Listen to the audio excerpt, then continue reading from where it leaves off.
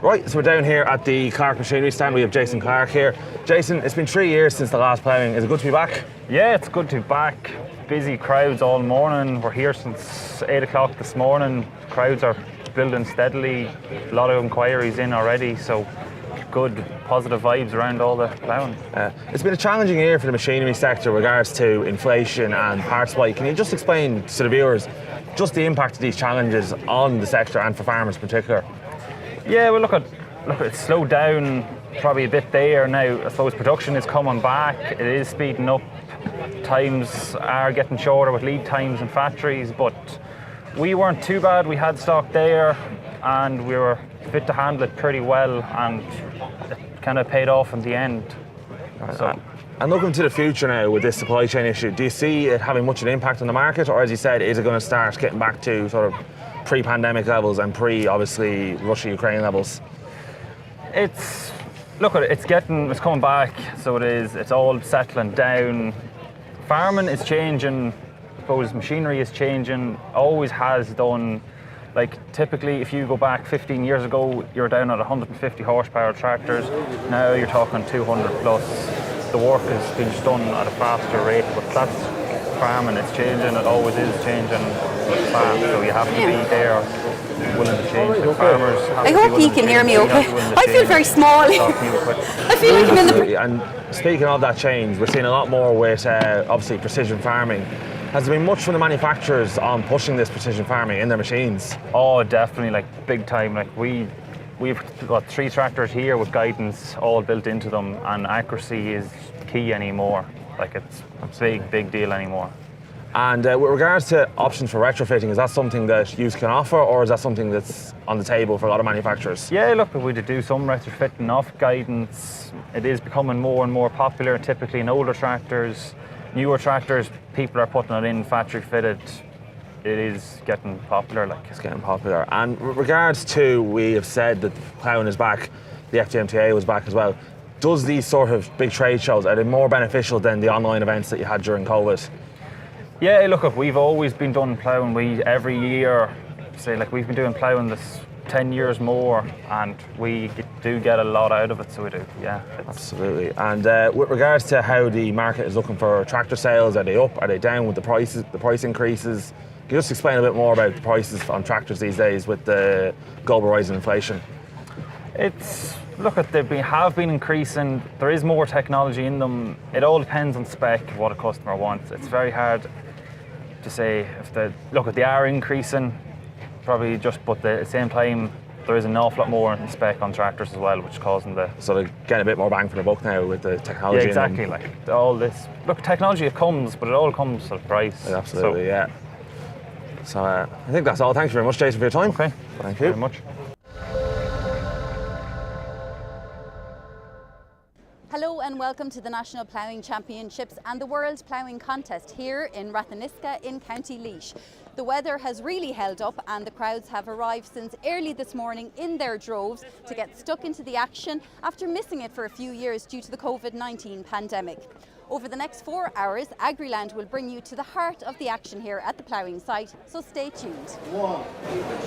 You're welcome here to the ploughing site in Ratheniska in County Laois, where I'm joined on our live Agriland pavilion stage by the presidents of the farm organisations IFA, ICSA and ICMSA. So I'm joined by ICSA President Dermot Kelleher, ICMSA President Pat McCormack and of course IFA President Tim Cullinan. Thank you for joining us on the stage today, gentlemen.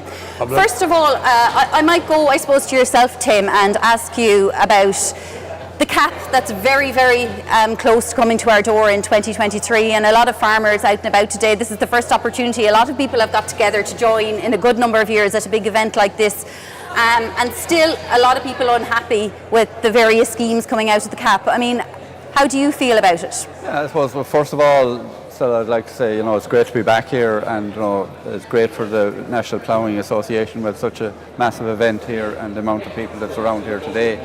And you're right, there's always a lot of issues in agriculture, and going back to the CAP, recently the Commission has agreed our CAP strategic plan, Now, we didn't see the final details of that yet, but I'm led to believe that it is similar to the proposals that went back out. I suppose, look, this was a very challenging cap, and absolutely you're right, a lot of farmers were very concerned, in particular with the moving of funding or money from the productive sector to the less productive sector. And what I mean by that, obviously, is we're dealing with convergence now, going from 66% to 85% for the first time ever. We have CRIS or front loading, and we have eco schemes.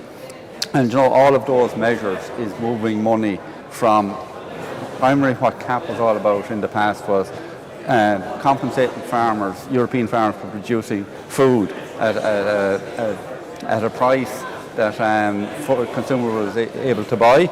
And obviously now that is changing to more environmental measures. So look, there is concerns around that. As I say, it's the shift in the funding. But I think the Minister has a key role to play here now as well, because we're coming up to the national budget next week, and obviously the co-funding side of the CAP is going to be very, very important.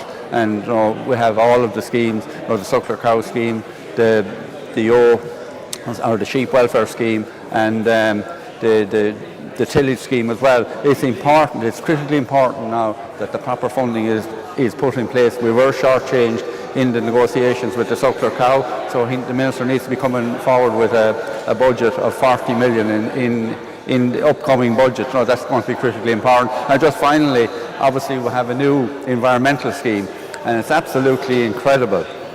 I say it's absolutely incredible.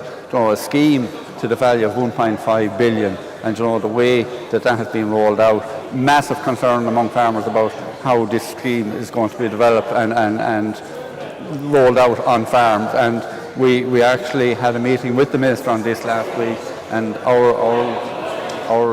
our team is at the moment working with the Minister's officials in trying to get amendments to that scheme, because it's a costly scheme, because farmers have to take on quite a number of measures, and all of those measures have to be completed in the first year. It's a 5-year scheme, and that's a massive challenge. So you could say there's going to be a lot of leakage here from the work the farmer has to do to be able to draw down the funding, but also he's going to have to employ a consultant or an advisor, and that's going to be very costly for the participant in that scheme. I will come back to the other schemes in just a moment, but I might go to you, Dermot, in particular the suckler element, I suppose, of the scheme. Now, I know that there has a potential suckler exit scheme being mooted by certain officials, or a proposal in the department.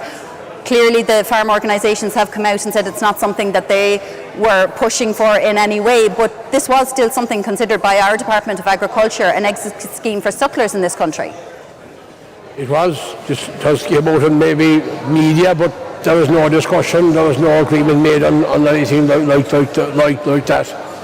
And there's a big parts of rural Ireland they're not fit for maybe dairying, and the big parts of rural Ireland depending on sucklers, sheep, and the dry stock sector. And our concern is beef at 470, 480, sheep around 6 euros. It's going to cost 6 euros to feed beef for the winter, without nothing for your investment, nothing for yourself, and nothing for your farm. And we're very concerned that dry stock farmers can't be asked to produce top-class nutritious food for nothing. And this is what's happening all the time. And without suckler farmers and without the dry stock sector, I mean, without food, you have no food, you have no future, you have no farming.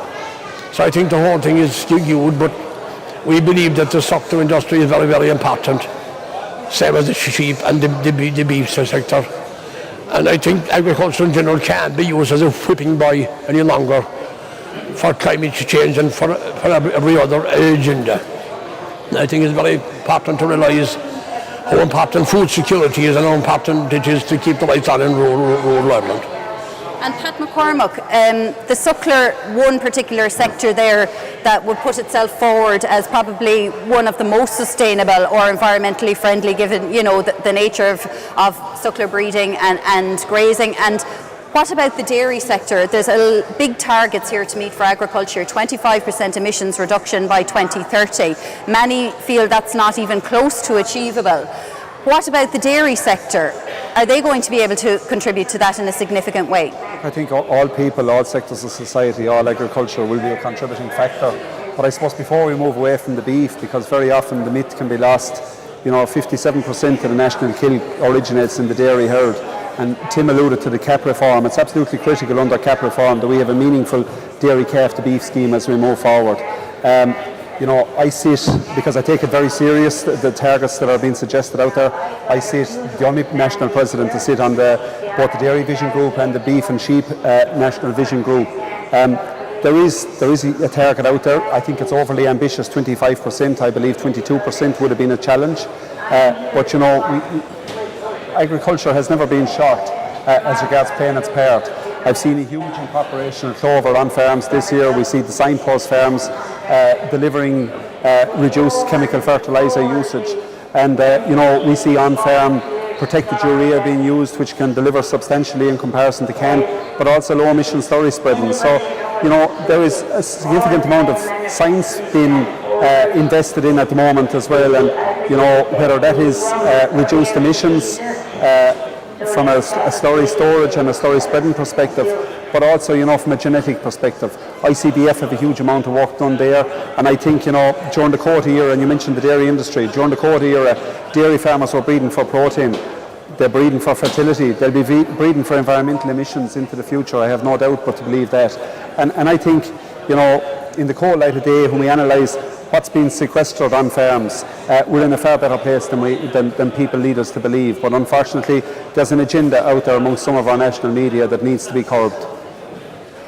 Well, I suppose people will say there's an agenda the whole time that farming is being vilified, Tim, that, no more than what Dermot said, it's being used as the whipping boy for the climate struggle and the climate change elements that we have to bring into the CAP, and the way that farming practices and methods have to change over the next 7 years, 20 years, 25 and 30 years.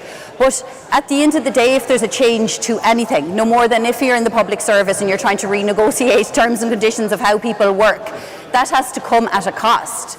And in a year that farmers are already facing increased inputs from feed, fuel and fertiliser, how are they going to afford? Granted, technologies may be coming on board, but a lot of the time this involves investment of some sort by the farmer. Absolutely. Look, I think the important thing now is the ceiling is set. So we had the debate earlier on in the year. We had a range from 22 to 30%. We know now we have to deal with 25%. Absolutely, it's a massive challenge. You're right, and it's important to remember now that farmers are on this journey already, and farmers have adopted a lot of measures already. Following the Chagisk MAC curve with the low emission slurry spreading, the protected urea and multi-species grasses, and in particular clover, and fixing clover. I think that's all very, very important to farmers. It's important that message is out there as well. It's not that farmers have been sitting back for the last few years. Farmers have been engaging in this, and they want to protect their industry into the future. But you're right, there's going to be massive cost here as well. And it was amazing at the time of the more recent debate on settling the ceilings. Minister Ryan was advocating that farmers would adopt further measures, so as in solar, rooftop solar and anaerobic digestion, and that's all fine and great, but you're right, there's an absolute cost involved in this. So when farmers want to be part of developing new industry on their farms and generate a new income from that as well, but there's a massive cost in doing this, and we need a specific budget for both the solar, rooftop solar and anaerobic coming from Minister Ryan's department, the Department of Environment, because we have a TAM scheme, and only funding available for rooftop solar at the moment is coming from the TAM funding. And that funding was always put in place originally, for development on farm, in particular slurry storage, low emission slurry spreading, all that kind of equipment. And it's important that the two are separated out. So look, there's a huge challenge here. Farmers are adopting and will adopt further, but we need funding here as well. And absolutely, the science is evolving as well. And what's very, very important, as that science evolves, and after numbers of trials, that it is peer reviewed. But what's critically important then is that the EPA is going to acknowledge this, and the farmers will get credits for all of the new advances in science as well. Well, currently, for example, a lot of solar renewable energy and the investments that farmers will make into agriculture say they have carbon sequestration or they have carbon credits, that won't be considered within the agricultural emissions reduction target, which seems very unfair. So you can't blame a farmer to say, okay, everyone wants to do their bit for the climate and for the world and for the planet, but at the end of the day, if it's costing the farmer and he's not getting anything out of it, how can you incentivise him? We're hearing from people that people are not going to sign up to acres because they're not going to get anything out of it this year. The way that it's, I suppose, outlined this year means it might have a big bulk of money, but it's less into the farmer's pocket. So I don't know if the uptake for the likes of acres will even be what it was intended to be originally. Go ahead, Pat. Yeah, you see, the difficulty there is, I suppose, the environmental scheme, and obviously when this government was formulated, they gave a commitment to have a REPS type scheme. And in the 90s, farmers benefited from REPS type schemes, the tradesmen in the rural economy benefited from it. But the acre scheme, it's very hard to quantify any benefit for either the farmer or indeed the local economy. But you articulated it very well there. Tim mentioned the solar energy, and there's huge opportunity out there on farms with the infrastructure that's there to put solar panels on every roof that's out there. But the frustration from an agricultural perspective, and as somebody representing farmers, is that won't be accounted for in the agricultural inventory, and that's usually frustrating. Equally, if every farmer that's here today planted 1,000 trees to go to land usage, and that's frustrating. So we're condemned for what we do, and if we make changes, there's no benefit in it for us. And that inventory has to be altered. We need to get EPA recognition fast for the work that's been done by Chagisk as regards research and the science they can deliver into the future. But overall, I'd be optimistic that we're a resilient sector. We've delivered with the abolition of quotas, and we've delivered with the challenges of fodder crises. There was huge cooperations between farm organisations and between the department. But this day week, the government need to step up to the plate, and they need to step up in a meaningful manner on budget day, because they have set us an ambition, they've set us a target, and they have to help us to achieve it, because we can't do it on our own. I mean, you go around here today and there's fantastic new technologies, low emission storage spreaders, but the cost of them is not in realisation with the ability of the farm family to make a purchase of that nature. And they need significant supports to embrace the technologies of today and indeed the technologies of the future. Equally, we need incentives, and we need a reduction in regulations, whether that's the connection to the grid or planning permission for solar panels, so we can fast track this. Because the reality of it is, if we get a dull, dreary day in the month of December, our national grid may not be able to supply for the demand. And there is an opportunity out there, and we are a sector that uses energy to deliver that homegrown energy, shall we say, in an environmentally compatible way. But it needs to be done with incentives on budget day. In terms of beef, Dermot, one of the ways that they're trying to change, I suppose, the way of rearing beef is to reduce the slaughter age, and hopefully that in turn will contribute to climate action and so on. Your own members in ICSA, I mean, what would incentivise them to try and change what they've done probably for maybe 30 odd years, 40 odd years of a particular way, to get them to move towards this move of an earlier slaughter age? To move towards earlier slaughter age is the new buzzword, and it's better for the environment, but it's going to cost money. And at the moment, beef farmers are not making a bob. And if they want them to spend more money and finish cattle earlier, it'll have to pay. And in fairness, the processors can't be dropping the price of the beef while costs and inflation are going the other way. It doesn't make any logical sense to be pulling the price of beef while inflation and costs are going the other way. I know they want us to finish cattle earlier. It'll cost money, and there'll have to be a better price for beef, because beef farmers can't be expected to be working for nothing. At €6 a kilo, we reckon at ICSA to feed cattle for the winter, and that's without nothing for your investment and nothing for your hours or your time, and that's not sustainable. Farmers can't keep working for nothing. And if they want to finish cattle earlier, there's no problem, but we need to be paid to do it. We need to get help to do it. There's a lot of money out there to be invested to get our targets in order. And if agriculture is a big emitter, we need a big part of that money to help us. And in terms of what I might say to the three briefly then is, you're involved in farming every day, you know what it entails. We're here at the Ploughing, which brings in a much wider audience than agriculture. And people think that farmers poor mouth, and that they're looking at commodity prices and they're seeing milk is good, beef, well, okay, it's back a bit at the minute, but it wasn't terrible this year. The weather played ball this year. Things aren't the worst for farming.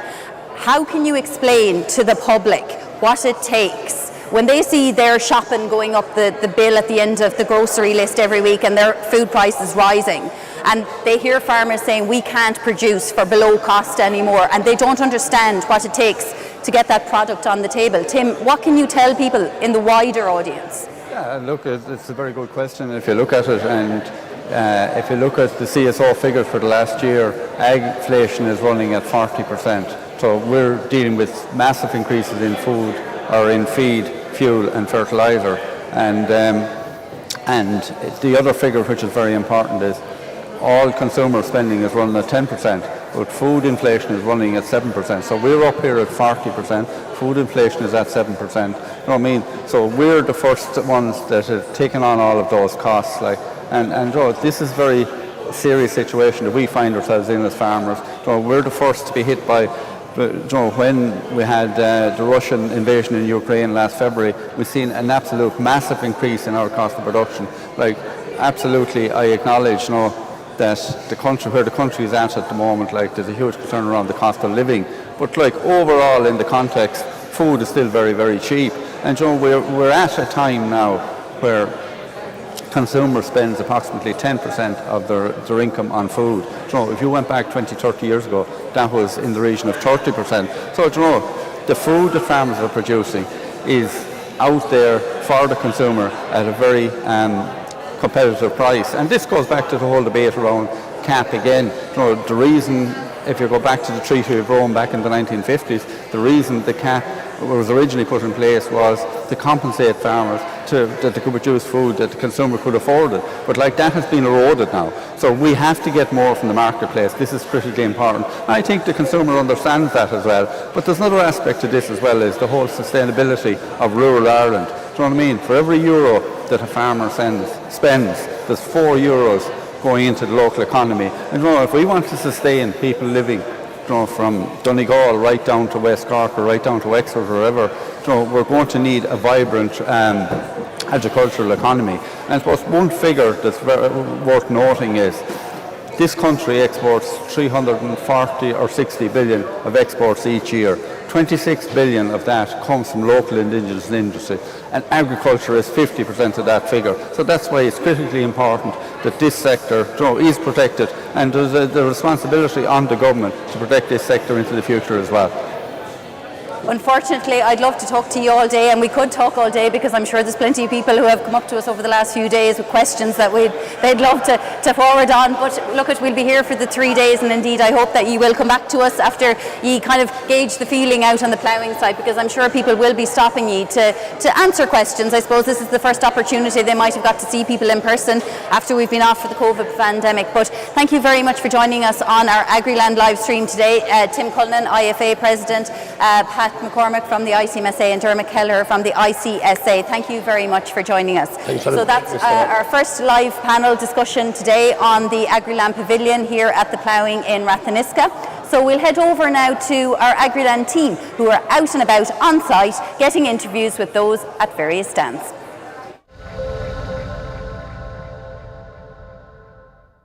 A stand with quite a lot of variety here at the National Ploughing Championships is the Farmhand stand. I'm joined here by Declan Smith, the machinery demonstrator at Farmhand. Declan, there's quite a staggering amount of machinery on display here.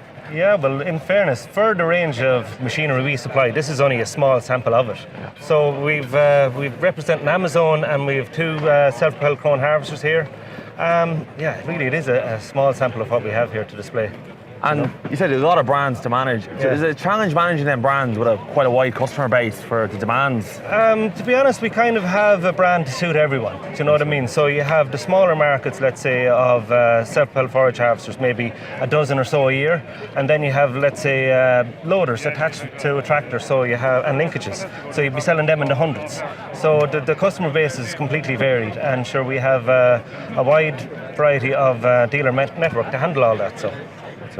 And it's been quite a challenging year for the sector. How have you had to cope with that with regards to managing these brands? There's quite a wide amount of brands and different issues across the board. I'd say we've been faced with challenges similar to the rest of the sector. It's been delivery dates have been moving all the time, and that's really fallen back down the chain of, let's say, the supply chain to the manufacturer.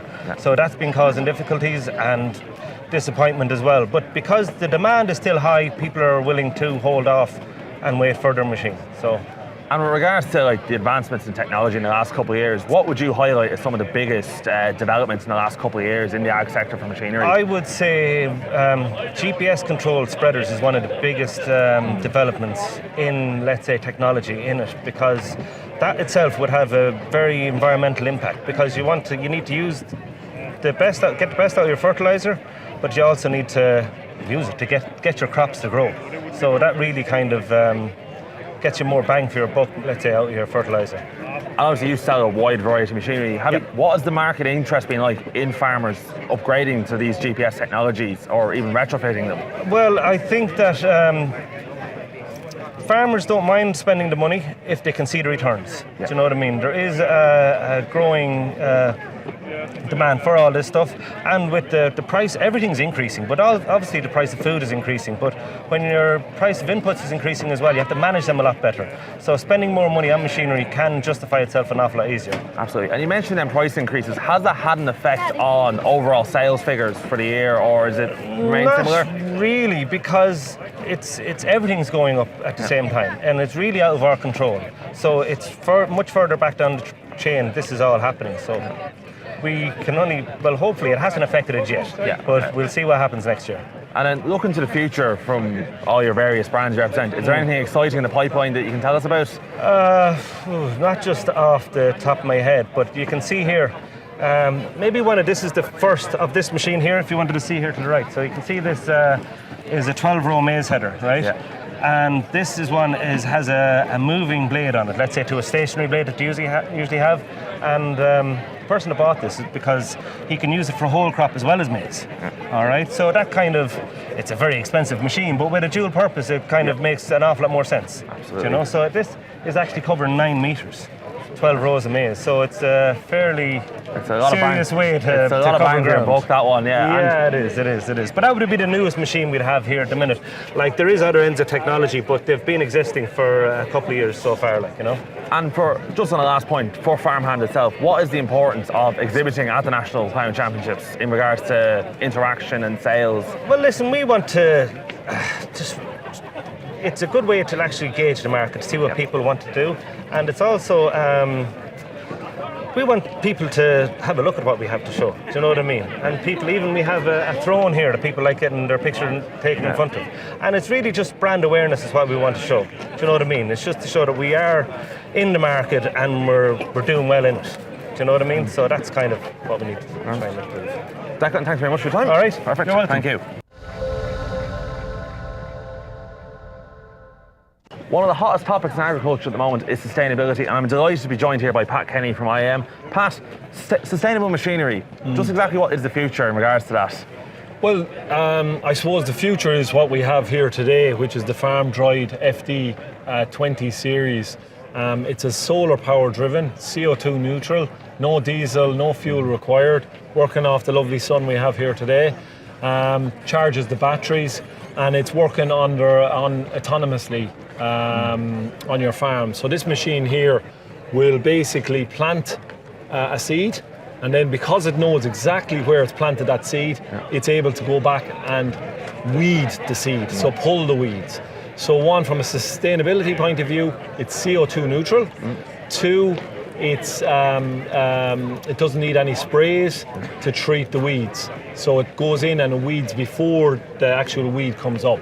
So, and then it can work 24/7 because the solar power charging a battery pack allows it to work 24 hours a day. Right. So this is the future, I suppose. The future. And just how long have you been developing this machine? So this machine has been developed since 2014 by two brothers in Denmark. And basically it's been launched by us now. It's fully commercial. There's a lot of noise around this space, but there's no one commercialising it. No. So the future for sustainability or autonomous agricultural machinery really is in types of smaller machines. Like we have this machine here. It runs at 0.8 of a kilometre, 800 metres an hour, so it can work autonomously without any supervision. And what has the market interest been like with farmers in Ireland? Well, the market interest, well, we spoke to a number of farmers before we took on this agency. We have the distribution rights for the whole of Ireland, and we work through an extensive dealer network. Speaking to a number of farmers, biggest problem is getting labour. Second biggest problem is the increase in cost of fuels, and increased cost of sprays.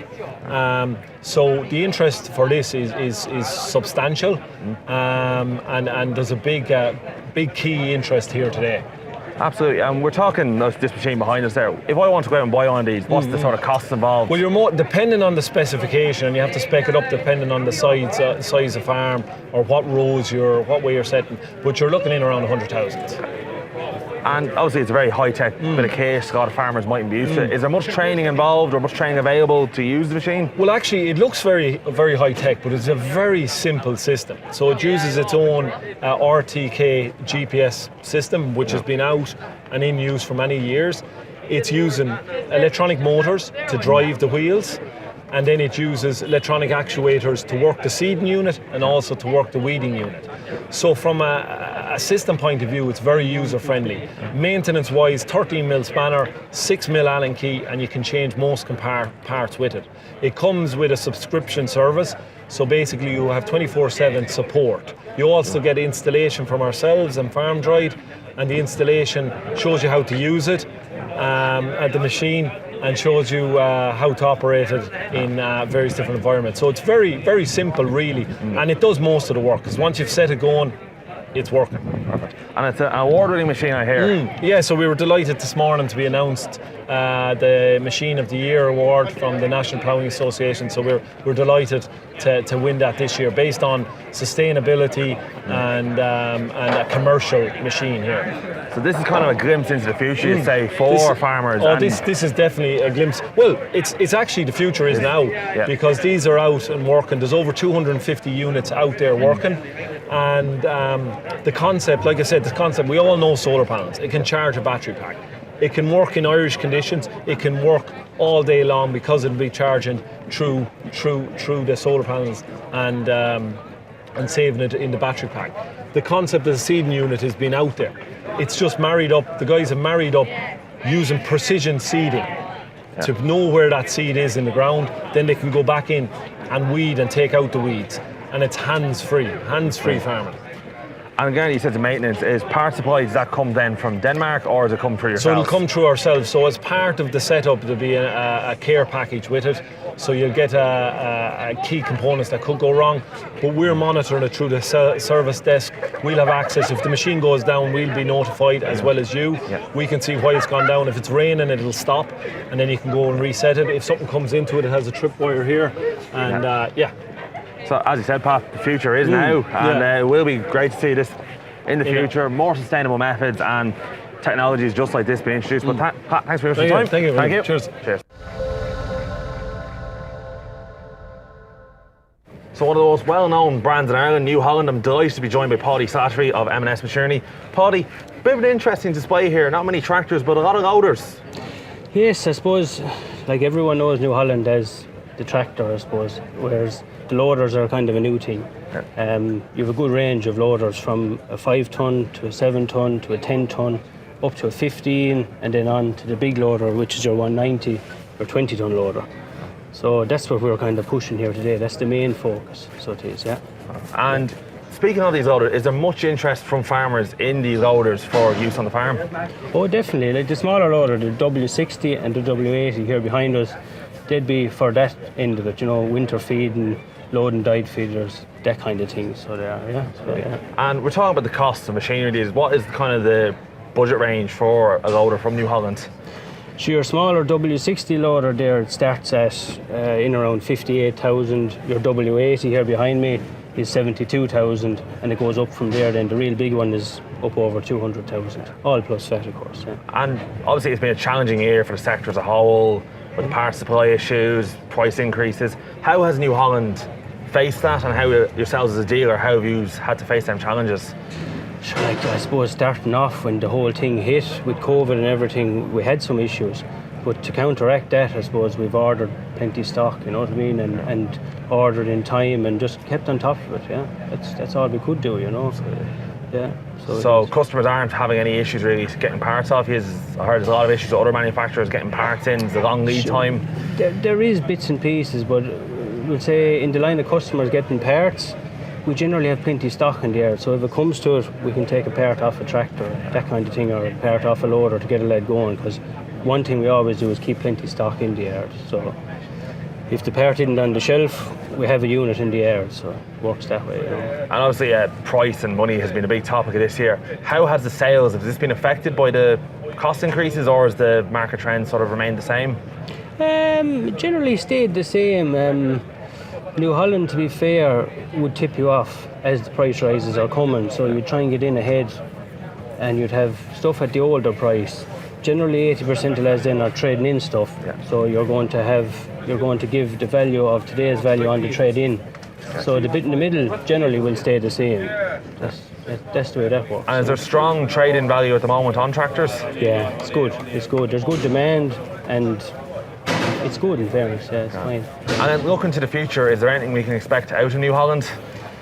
In the tractor lineup, there's a new T5 entry level coming out. There's also talks of a long wheelbase refresh T7 on in the plans. That's really it on them two fronts, yeah. And obviously it's been a while since we've had these in-person events. There's been a lot of online launches. What is the benefit of being down here interacting with the customers? Sure, like in fairness, there's a good buzz around here today. We're only here with a couple of hours and there's great interest in fairness. Sure, like it has been a while since there has been one of these big events, you know. So it's all good, yeah. And then obviously looking to the future, then your combine harvester range, how's that faring? It's good. Some I suppose supply issues again, but again order your stock in time and try and lock in the price, that kind of thing, yeah. So what sort of, we're talking about lead times and stocks and all this, what's the sort of lead time if I went to buy myself a New Holland from a dealer? What's the sort of lead time you can roughly expect? What you can roughly expect on tractors alone there, you're talking, I suppose, 12 to 15 months. But like we'd have 2 or 3 of everything. We keep between 25 and 30 new tractors in stock all the time, so that helps that, you know. So the key message would be farmers to get their orders in and be well prepared. Yeah, have yourself organised. Like even as it is, farmers have to go out and buy their fertiliser now and pay for it straight away. I suppose it's not ideal, but at the same time, that's the way our business has been for a long, long time, you know. Yeah. Well, Paddy, thank you very much. Lovely. Thanks for your time. Thank you. Cheers. Welcome back to the Agriland Pavilion here at the ploughing site in Ratheniska in County Laois, where our theme today is all about machinery. And no better men on the stage here to talk machinery with me than Michael Farrelly, the Executive Director of the FTMTA, Frank Flynn from Red Rock Engineering, and of course our own Agriland specialist in machinery, Justin Roberts. Thanks for joining us today, gentlemen. First of all, Michael, I'll go to you and let's look at an overall look of the machinery trade at the moment. Obviously, we went through a period of no trade events, probably very little investment in machinery due to everything being more or less shut down because of the COVID-19 pandemic. We've had issues with Brexit. We've now had war between Russia and Ukraine. I mean, I don't know what else you can ask for to impact, I suppose, world trade, but what is the general feeling among FTMTA members with regard to machinery and the outlook for the machinery trade at the moment? Well, I think it's very positive, and it has been very positive. And you mentioned COVID and all of that, and you know the resilience of farmers and the agricultural sector was shown throughout all of that. And actually, the trade performed quite well all through that time. You know, and we came off a very strong year last year, and started this year. And this year, everybody has performed very well. Machinery sales are performing very, very well this year as well. And what I'm hearing is that orders for next year are very strong with the manufacturers, and there's a lot of confidence. You know, like as we know, all the sectors are having a good year this year. Dairy is having a great year. tillage had a good year, beef is having a good year. So I think the outlook is quite positive at the moment. And are there any specific challenges now at the moment that you would see your members experiencing? Energy. It's all about that. It's about the cost of diesel, in the manufacturing sector. Like, it's such an energy intensive sector, and the volatility and the uncertainty there, that's the biggest thing at the moment. There is talk of recession as well, but I don't think that's affecting the industry as much as the uncertainty around energy. Frank Flynn from Red Rock, obviously right at the coalface in terms of machinery and the machinery trade. From your own perspective, what are the challenges you're experiencing? Because I suppose from a buyer's perspective, what they're hearing a lot is delays in ordering, delays in components that are needed. What are your challenges? The biggest challenge that the industry faces at the moment is the lack of labour and skilled labour to work in factories manufacturing these machines. The industry has faced the past 12 months of huge rises in material costs, lack of availability of technical components, and late deliveries, and in a market that has been very buoyant and a huge demand for the machines when these parts and components that are mostly required. Going forward, we see the lack of skilled labour, and that is probably the biggest problem going forward. I think that the demand for machines is very strong, and with an increase in food prices, the methods by which the farming is done will change slightly, and the demand will continue. And Frank, how could you, I suppose, advise a farm family in the most efficient way to invest in machinery, given everything that you've mentioned there? Energy costs have gone up, food prices have gone up for that farm family, their input costs have gone up, and they come into you in Red Rock and they're unsure. It is a big investment, obviously. Machinery is always a big asset on a farm. How can you advise them to efficiently invest well? Well, I think that in two areas in the farming, in the input side, it's important to use as many locally grown straights, etc., and mix the blend to feed animals efficiency. I think that on the slurry side, the slurry on a farm must be well managed, even better managed than it is, to reduce the fertiliser costs and that, especially in a grassland and livestock situation. That's interesting. And Justin, would you say, from what you've heard, and you have been to many shows since they came back to in-person events, what's your feeling on the ground? Are you feeling that, dealers are still experiencing shortages and delays from manufacturers? Are you feeling that potential buyers are getting a little bit dismayed at the pricing, which is obviously going up along with everything else? I think it's a mixture of the factors that you mentioned there. Yes, there have been shortages, and steel prices certainly have risen to a great extent, and also there are problems with running those steel mills out there, and steel will become short because there isn't the energy to produce it, so to speak, and this has been talked about a lot. But I think the component supply, because a lot of dealers and manufacturers were talking about the components, and I think that situation is easing. But having said that, I hear that containers are now stacking up, container ships are now stacking up outside of America. Now, I know this isn't a direct effect on Irish industry and Irish or agricultural machinery, but it is an indicator that in fact that containers are becoming short, containers are getting expensive, transport around the world is getting expensive, and I cannot see a price reduction. And coming to your second point there, where you ask, are people being put off by prices? And I think that, yes, I think there is a degree of that. Now, I know Michael and the FTM and LTA's position is the recent decrease in tractor sales has been is a factor, is a reflection of a lack of stock, and I think that certainly is a big part of it. But I also get the feeling that prices are now getting a little dearer, and that farmers are going to need to think about it. They still got to think of a tractor as an investment and not a cost.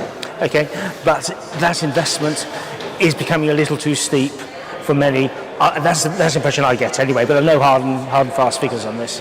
Michael Farrelly, will the price of machinery come down?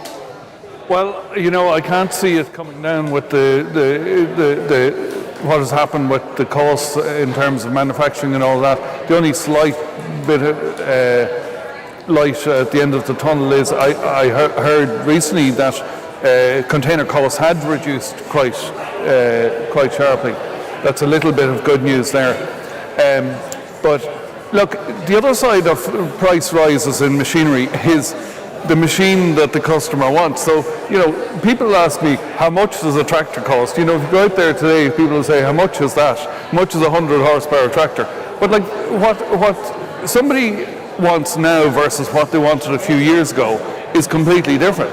They want user comfort, so they want suspension on the tractor, they want an air seat on the tractor, they want air conditioning in the tractor, they want hands-free phone in the tractor, because the tractor becomes an office for them. There are seats now where for tillage farmers where the seat it massages you as you work. So, and that's been driven by what the customer wants at the end of the day, and that also adds to the cost of it. But I think about the investment and all of that, and you'll have farmers making a decision today, right, slurry now is a valuable commodity, and we need to move to a low emission slurry spreading method. So, and we also need efficiency. Like if you see the sector that's performing strongest here and that has been expanding is the dairy sector.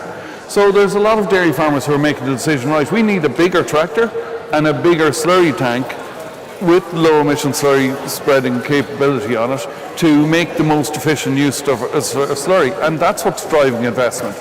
On the tillage side, you'll have things like tillage farmers are changing their methods of farming, so they're going more for no-till or min-till and methods like this. So that's what's driving the change in machinery and the purchase of new machinery. And as Frank said, the big shortage right across the whole industry, whether it's at farm level or at manufacturer level or at dealer level, is labour shortage and skills shortage. And so everywhere people are looking for efficiency, and efficiency usually comes from better, more efficient machinery. That's one easy way to address that problem. Frank, you did mention, I suppose, the shortage of labour and the skill sets there, be it, engineering, mechanicking and so on. You're right there in the heart of the trade. Can you see a way that could be resolved? Is there anything that could encourage more into the sector, more into that line of work? Well, I think that the education system and career guidance for young people probably need to put more emphasis on manufacturing and engineering in general. I think that the companies who need these people also have to invest heavily in more automation and less draconian and old methods of doing the job. And I think that in the future there is going to have to be a huge investment in the factories and that. And Justin, I suppose, Michael Farrelly mentioned there that machinery is getting bigger. It has the bells and whistles. It can practically nearly drive itself now. We're heading towards autonomy here. But when contractors or farmers, or large farmers, small farmers, are investing in new machinery, they might like having a seat that massages them. Yeah. But at the end of the day, they're going to want to see what size the diesel tank is and how much fuel they're going to have to put in it on a weekly or monthly basis. So what are they going to do with the cost of fuel? I feel that maybe a lot of farmers or contractors are holding back on in machinery investment at the moment because the cost of fuel is so high. Some of them are absorbing it, others are passing it on because they have no choice onto the farmer clients. Are they going to have to look at alternatives? Well, this is an interesting question, and the alternative fuel field is huge and vast, and there's a lot of, well, I say nonsense spoken out there. But certainly, just coming back to the point about costs of fuel, a lot of contractors I have spoken to actually have said, yes, look, the farmers understand that it is costing us extra, and they are paying the extra. And I have had contractors say to me, says, look, if I put the price up, if they're not going to pay it, then they don't get the work done. And as simple as that, and farmers have accepted that. As opposed to alternatives, I mean, electricity was obviously the big white hope. Of course, at the FGMTA trade show was the first electric powered, was it the New Holland? Yes, or the methane powered. That was the methane, yeah. And I think a lot the recognition in the trade is that, well, certainly amongst manufacturers, electricity is okay if you're running a tractor around a greenhouse and so forth, but anything bigger than that, then you're going to need a carbon-based fuel at the moment, and methane is a carbon-based fuel. Now, the trouble is with methane is actually collecting it. I know New Holland will say, oh, well, you can cover your slurry tank and 100 cow herd will run a tractor for a year, but covering that dairy tank, extracting the gas, cleaning the gas, taking all the admixture out and all the bits you don't want, the moisture, is a very expensive operation. So it's not going to work out any cheaper than diesel. I mean, at the moment, diesel and I should bring Finland in here, which actually uses 20% of its diesel is actually recycled diesel. It's actually organic diesel, or whatever you want to call it. It's not a fossil fuel. So there are alternative carbon-based fuels other than digging it out of the ground. And my personal opinion is we should be seeking to use those alternatives, develop those alternatives. If the money that has gone into looking for a better battery, went into finding a better way of using carbon, because carbon is it's what nature uses for 3 billion years, we wouldn't be talking about this now. We would have a method of recycling the carbon, extracting it out of the air, which has been done, and putting it back in the tank. And it may cost as much as diesel is at the moment, but we would have a reliable energy supply, and reliability of energy supply is what is important at the moment. That's what's been talked about. Yeah. Frank, what are the most area of machinery that's desired at the moment, that's in demand at the moment, from your perspective? In Ireland? In Ireland, yeah, for our climate, our kind of soils.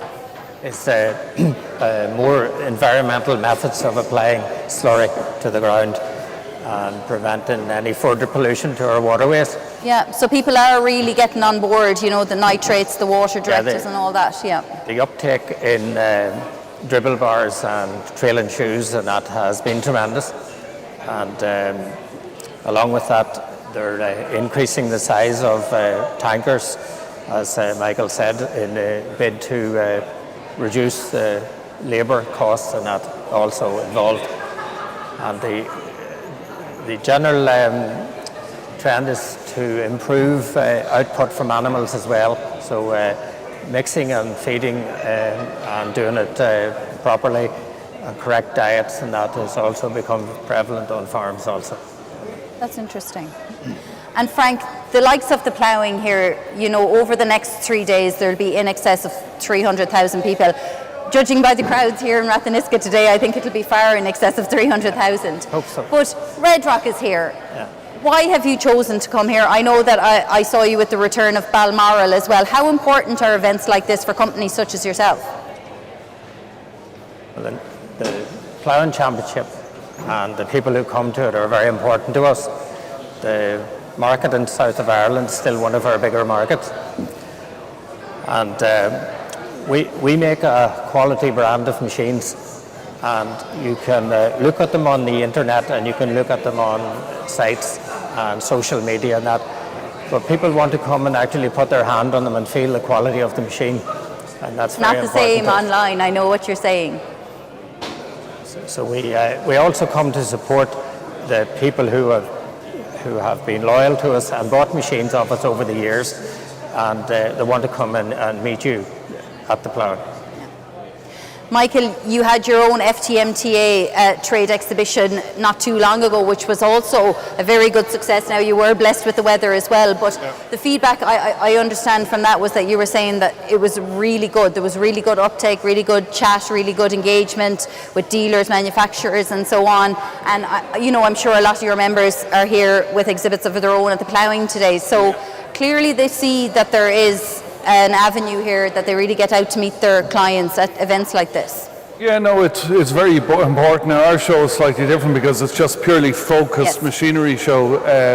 Like obviously the ploughing is a much wider event. But look, the feedback we got from it was, as Frank said, the opportunity for the manufacturers and the distributors to get out and to meet their customers. And they hadn't been able to do that. Our show was actually the first main show in several years, so it was great to do that. And the level of business done at the show showed that our exhibitors were very happy with the business that was done there. So it's a great opportunity to meet the customers, to meet the manufacturers, etc. And finally, I'll just say, in terms of anyone who's around here today, they're going to the machinery sites, they're looking at new machines, new engineering, new developments coming down the line. What's the advice to them? I mean, it's a big buy in a tough year. What's the advice? Well, look, it depends really on what they want about it, but to look at the machine, make sure it's a quality manufactured machine. We're blessed in Ireland that we've some of the best manufacturers in the world.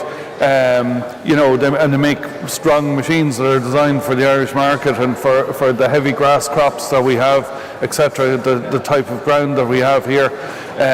Go out, meet the machinery dealers or the manufacturers, have a talk with them, as Frank said, have a look at the machine, and make the decision from there. See what efficiency or what extra it brings to your business. Farms at the end of the day are a business. And what it can add to your business, Great advice there. Thanks very much for joining us. So that's Justin Roberts, Agriland machinery specialist, Frank Flynn from Red Rock, and Michael Farrelly from the FTMTA. So that is our latest panel here from the Agriland Pavilion, just across from the NPA headquarters here at the Ploughing site in Ratheniska. You can't miss us. Just look out for the big NPA blimp and we're right across the street from there. So thanks a million for joining us on this panel discussion. Now it's out to the Ploughing site for more Out and About with the Agriland team.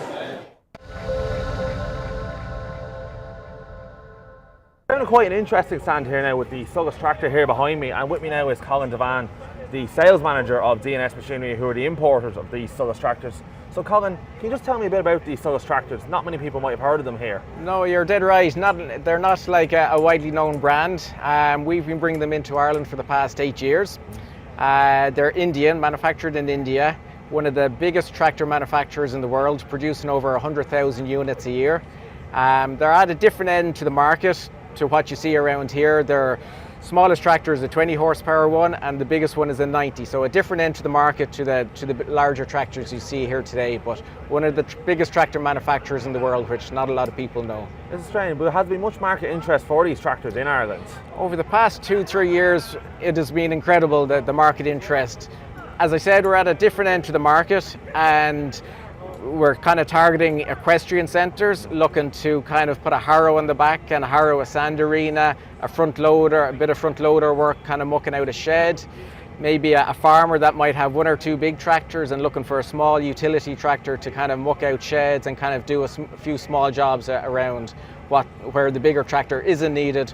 A small tractor, 26 horsepower, is ideal for it. So obviously these tractors, obviously being on the smaller end of the scale, be on the smaller end of the budget. Can you just give us a price range of sort of from the top end to the bottom end of what we can expect for a Solace tractor? The top end, Solace 90 horsepower tractor, 4-wheel drive with a shuttle, you're looking at 40,000 including the VAT. Yeah. And then the more popular Solace 26, you're looking at 12,500 including the VAT for a Solace 26. So you're going from 12,500 up to roughly 40,000. That's quite a reasonable price now in this. Obviously the cost of everything going up, and to be quite, I suppose, a more basic tractor, which they wouldn't have all the expensive GPS stuff on. So they are kind of a budget friendly tractor, you'd say. Absolutely, yeah. No, they are budget friendly, and that's what's selling them for us, is they are value for money.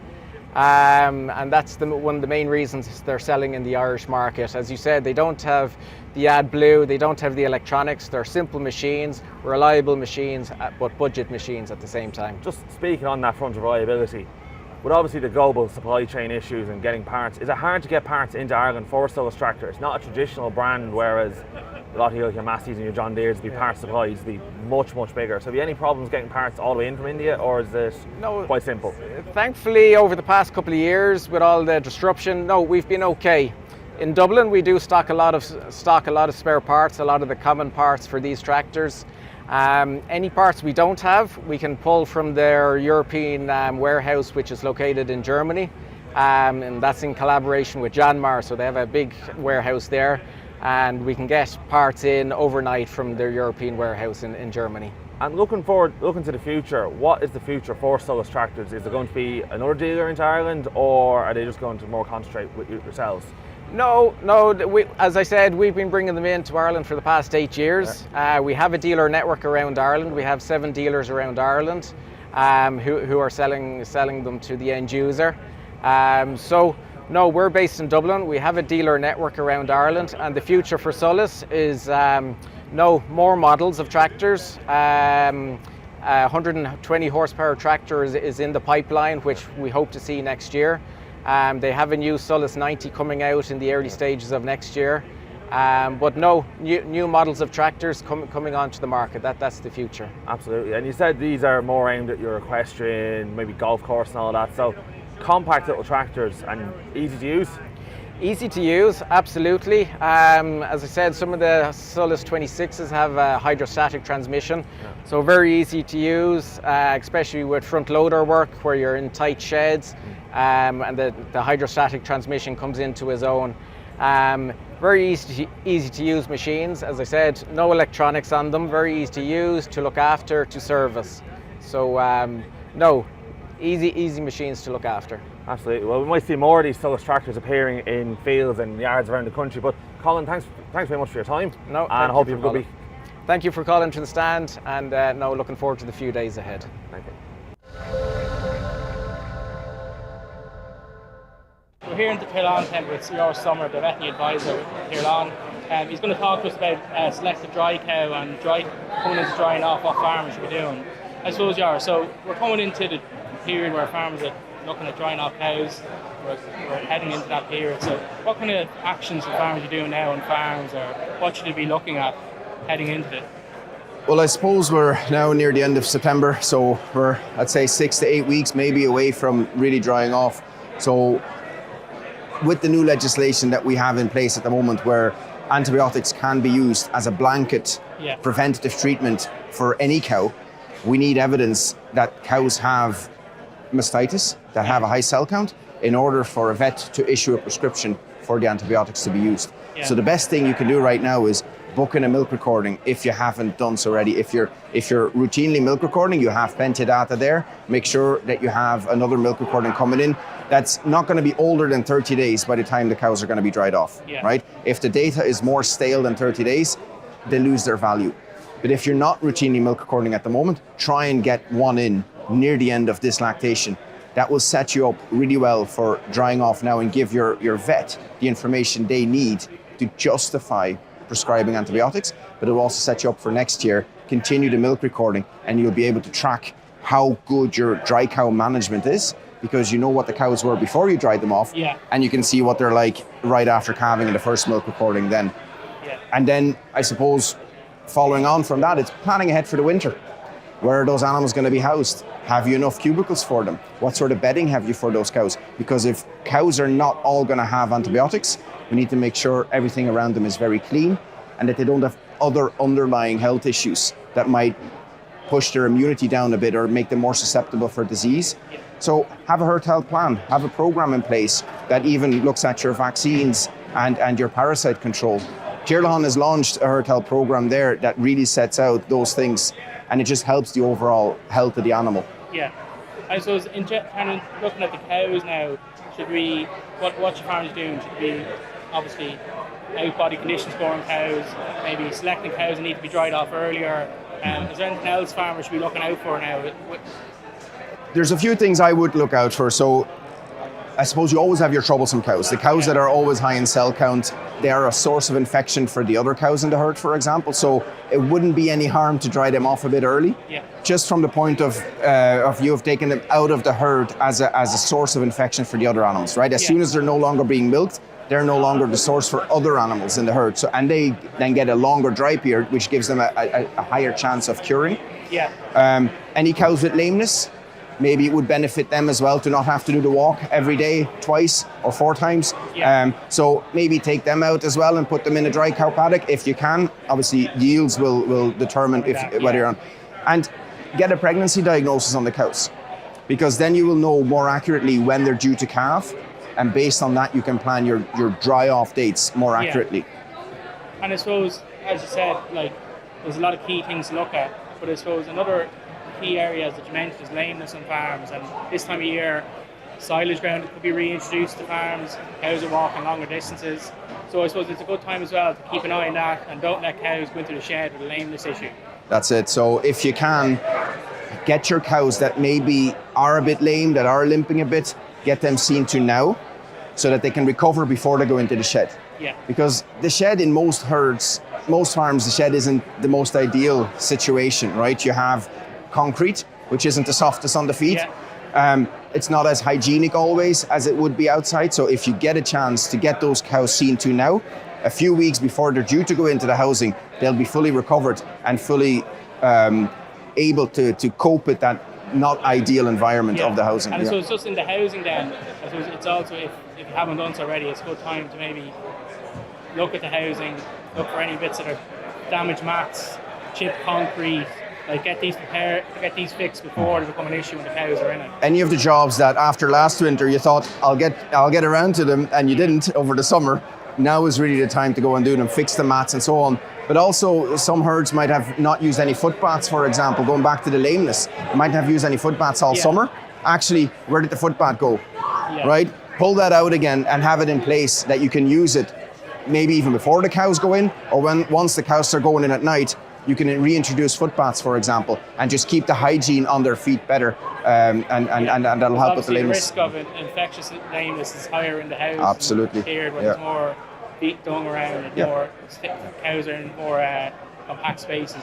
So just one last question for you is then, farmers who are now dabbling in selected dry cow this year, what's kind of their ideal cow they should be looking for when they're saying this is the cow to test or select a dry cow on, or to do select a dry cow on? Well, first of all, I would say it's a very herd-specific decision, right? And that's why there is the whole TESA dry cow consult, a free consult with your vet who's done additional training. And I would say if you're interested in it, if you're eligible for it, please go down that route. And what I'll say is quite generic. Yeah. But if you are an eligible herd for this selected dry cow consult, you will have been notified by ICBF actually, because it applies to herds that are under 200,000 under bulk tanks. And then within those herds, vets will go through the records of the milk recording to see which cows would be suitable for this herd.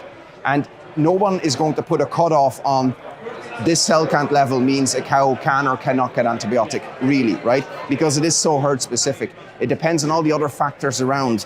What other diseases are affecting the animals? What's the housing like? What's the overall dry cow management of these cows like? And that will determine where the level of cell count is placed. Yeah. And below that level, cows will not get an antibiotic. Yeah. So the key message there is it's not a one-stop shop or a one solution for every herd. Everyone. No, it's a herd specific. Herd specific. Talk with your vet, talk with whoever you can about these. Absolutely. Talk to farmers who have tried selective. What That's worked it. for them, what didn't work for them.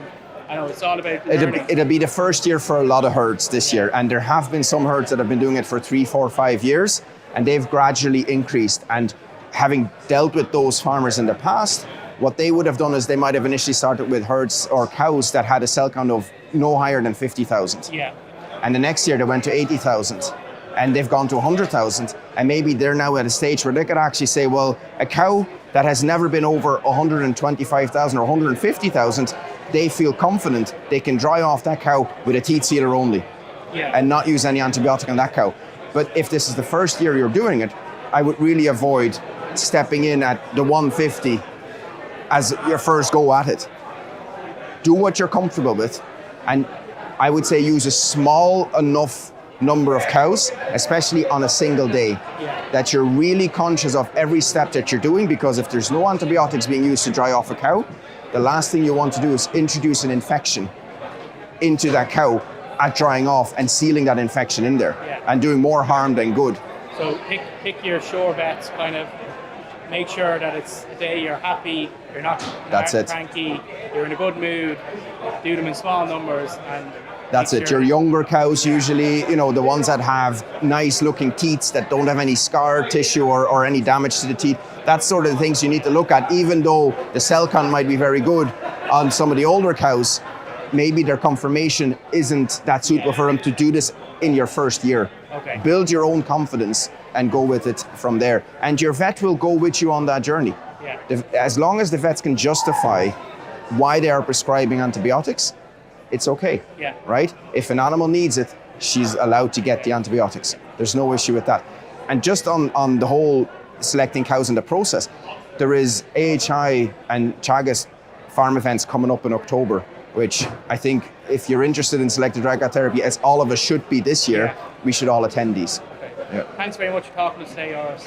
No problem, Chris. Thanks. A company that's celebrating a 50-year anniversary here at the National Ploughing Championships in Rathneska is Manitou. I'm joined here by Richard Felton. Richard, what brings you over to the ploughing? Oh, well, the people, the dealers, customers over here, we're very lucky. We've got strong distribution from the Northern Ireland right down to Cork and Wexford. So yeah, it's great to be back. Obviously a bit of a break with COVID. But yeah, really well supported by the dealers and customers over here.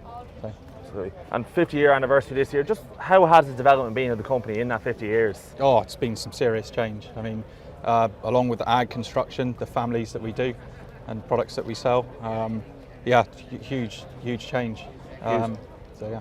And the technology, obviously the technology boom in the last couple of years, how has that been implemented into the range at Manitou? Yeah, we followed customer and business demand. So you've seen a lot of mechanical technology go from mechanical to electric and CAN bus, etc. And then customer demands, comfort of the machines, creature comforts, cabs, operator development, safety is a big one. So yeah. And you said you have 4 new models on display here now, so can you tell us a bit about each of them? Yeah, I mean, notably the ULM ultralight machine, we've introduced a towable telehandler into the range, 2 models in that range, a 4 metre, 1.2 tonne and 1.5 tonne. So yeah, that's on display at the bottom end of the stand. And then in this range, so 841 and 1041, we've got the 841 here today with the gold bonnet. So that's derived from an 840 chassis and revamped with a new cab. And then flagship really is the new MRT range over there at the back of the stand. So went through big developments last year, a long time coming. So again, similar concept. It's operator and safety. It's got a brand new cab, more models in the range than ever. And then in the mix to that, the 961. So again, sharing this cab in a 9 metre 6 tonne machine, which has been popular in ag and waste, really. And what has the market interest been like in Ireland for Manitou, being obviously coming from the UK? Yeah, superb, both in ag and construction. Again, going back to what I said at the start, our distribution and our dealers are really strong. But yeah, the ag market, or ag in Ireland, as you know, is so big, and the dairy and beef industry, and we've always done very well. Got, again, good spread of dealers, and our product seems to suit the marketplace. So. Absolutely. And then looking towards the future, what exactly can we expect from Manitou? Is there any developments in the pipeline that you can tell us about? Some yes, some no. I think, yeah, there's been a big drive already this morning. Surprised how many people are here so early, but a lot of questions about, are we going electric? Are we going hydrogen? What are you going to do? I mean, yeah, we're looking at both options. I mean, there's already some electric. There's a fully electric mute AWP access platform at the back of the stand.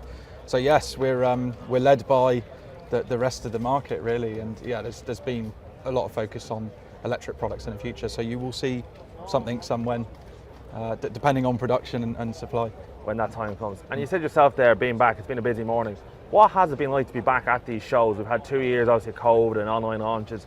Just what is the benefits for Manitou to be at a show such as the National Ploughing Championships? You need to be. I mean, this is a hugely important show and niche. The investment and setup that goes into it here. This is my first time. I was supposed to come in the first year of COVID, and where most big shows got canned and cancelled.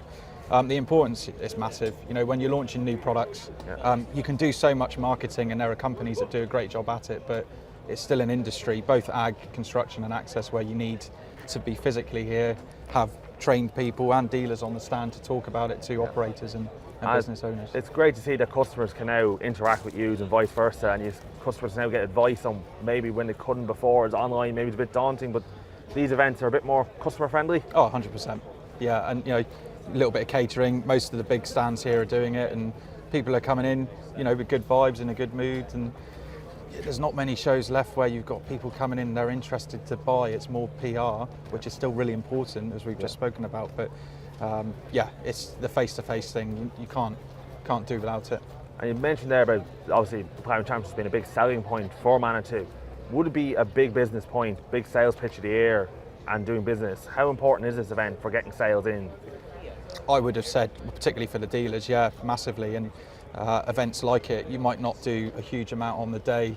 You know, the days of, it's quite a lot of money, you know, the days of doing handshake deals are gone, but maybe in 3 months' time, a local dealer said, well, I saw the machine at the plough match and this is what we want to do, and the seed was sown here. So these big shows are important for that. Absolutely, the importance of seeing the machine in person, speaking to someone who knows about the machine cannot be stressed. Yeah. But thank you very much. That was a great talk, and have a good day. Yeah, good to see you. Thank you.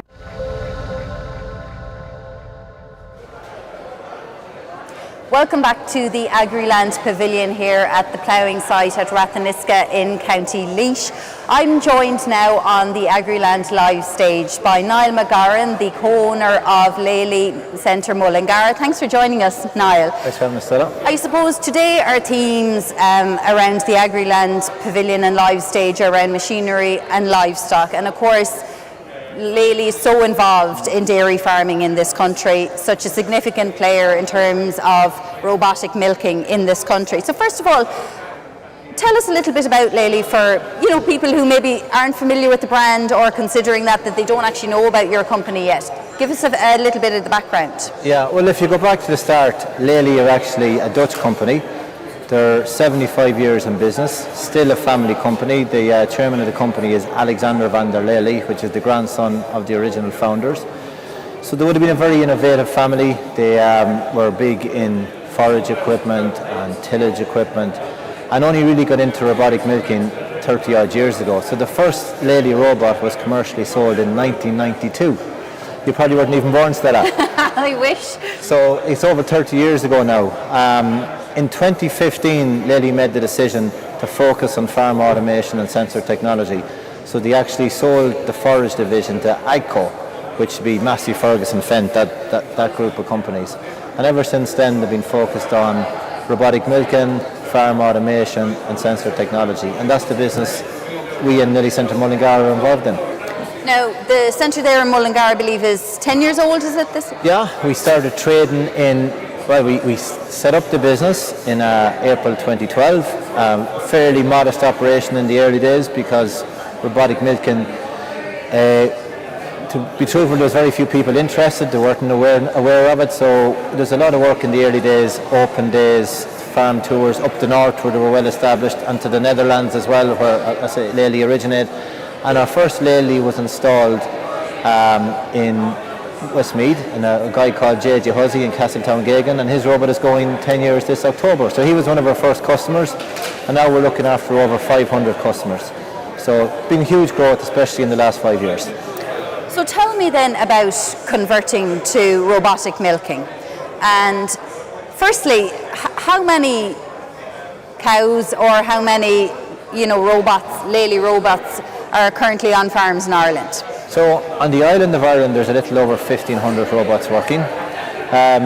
It's different depending on what side of the border you're on. So in the north of Ireland it's predominantly indoor systems, Holstein cows, high yielding, whereas the majority of our customers, over 95% of our customers, are spring calving, grass-based systems.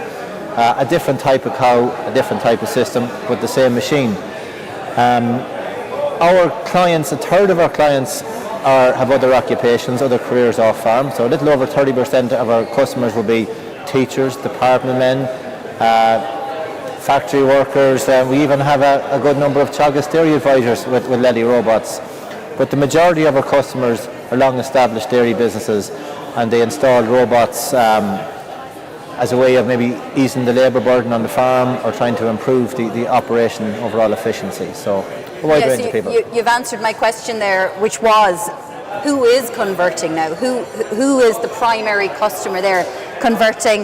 Is it small dairy farm, mid-size, large dairy farm? You're saying probably the large because of the labour shortage. Well, our average installation at the moment is 2 robots. So the average client is between 120 and 140 cows.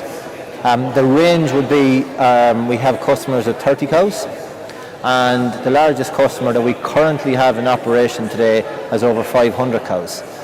There is a mix. We would, up until last year, we would have had a good proportion of new entrants putting in robots. They like the fact that there's huge labour savings. They like the fact that the robots were given a lot of information on cows, so they could tell them when a cow is sick, give them early notification of a cow getting mastitis, that full milk recording, that feed-to-yield feeding systems. So the new entrants were an important part of our business, but the main group that we deal with are long-established dairy farms. Sometimes there's farmers maybe who have a good number of years under their belt and are trying to maybe relieve a bit of the pressure. Sometimes it's clients who maybe have lost a labour unit on the farm and maybe would prefer to automate than replace. So there is a good mix, but the average profile is 120 to 140 cows, spring calving, grass-based system. That'd be, the mass market for us. And Niall, I was speaking on the last panel, I suppose, to the machinery specialists and those involved in the machinery trade, and telling them and asking them how they could convince a farmer to invest in a big asset like a piece of machinery on farm nowadays. Yeah. Now, you mentioned there that some of your clients are farmers that have been long-time dairy farmers. Yeah. What convinces them at a certain stage of their life, when they've done something maybe 20 or 30 odd years a certain way, to change to something that is a relatively new concept? I know, granted, in the last probably 5 years really has taken off, but still quite alien to a lot of farmers. Yeah, look, that's a good question. There's no short answer. The early adopters, the first people that we dealt with, were probably a little bit different than the mass market that we're dealing with now. They maybe liked the technology. They liked maybe doing something a bit different. They maybe had a big need on the farm. Maybe they needed to do something, and they looked at the robot and had the confidence that they could make it work. A real big change was here at the Ploughing, actually, when we started doing live milking. So we had, for almost 5 years, we had 40 cows on our stand. Actually, Agriland were our first media partner. We're grateful to Cormac back in the day for backing it. So what it was, we had 40 cows on the stand, and we had dairy farmers walk in, no interest in robotic milking. Then they see a cow walk from the end of the shed, up through the straw, into the robot, get milked, get fed, walk out again, and a lot of them are seriously impressed, and they planted a lot of seeds. And then maybe after that, what they might have done was go to an open day. We'll be very active as regards having farm open days, and people go on a farm and say, crikey, this farmer, his cows are walking up to 2 kilometres of their own accord into the yard and they're getting milked. The cows look good, the grass has been managed well, the farmer seems happy, and all these little things gave people confidence. So I will admit the first 3 or 4 years growth was relatively slow, which wasn't a bad thing because it was manageable. But really since 2016 there's been huge growth, and our business has doubled and doubled and doubled in the last 3 years. So what's happening is people have friends or acquaintances who have robots in a number of years. They're getting on well. It gives them confidence then that it's a viable option. And I suppose every cloud has a silver lining. The increase in building costs in the last 12 months in particular, when a lot of farmers have priced up their next project, be it a new milking parlour or a rotary or a new milking system, it's coming into a lot bigger investment than what they expected. They're also probably looking at the robots. I would say most farmers now will look at it, maybe sometimes to rule it out, and then when they study it they say, well, this is something I need to consider.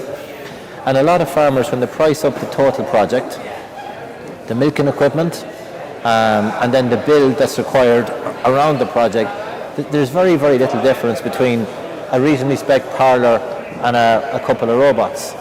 And there's so many robots now installed, most people can visit farms without even speaking to us and get confidence that it'll work for them. And the banks also have been helpful. Back in the day, it was hard to get finance for robots, whereas now you can put a robot on a 10-year hire purchase. All the banks will do at least a 10-year loan, and there's decent TAMS grants. So at the moment, a young farmer will get up to 60% on a certain figure. If we're in a partnership between two, you can double the grants. So that's been a big help. So it's probably come more mainstream. It's interesting to understand the people coming in that we're talking to today. You don't need to persuade them or convince them that the robot will milk the cows. Their question is, will it work for me? Is my farm suitable? That's the big question, and that's when we end up going on farm and having a proper discussion.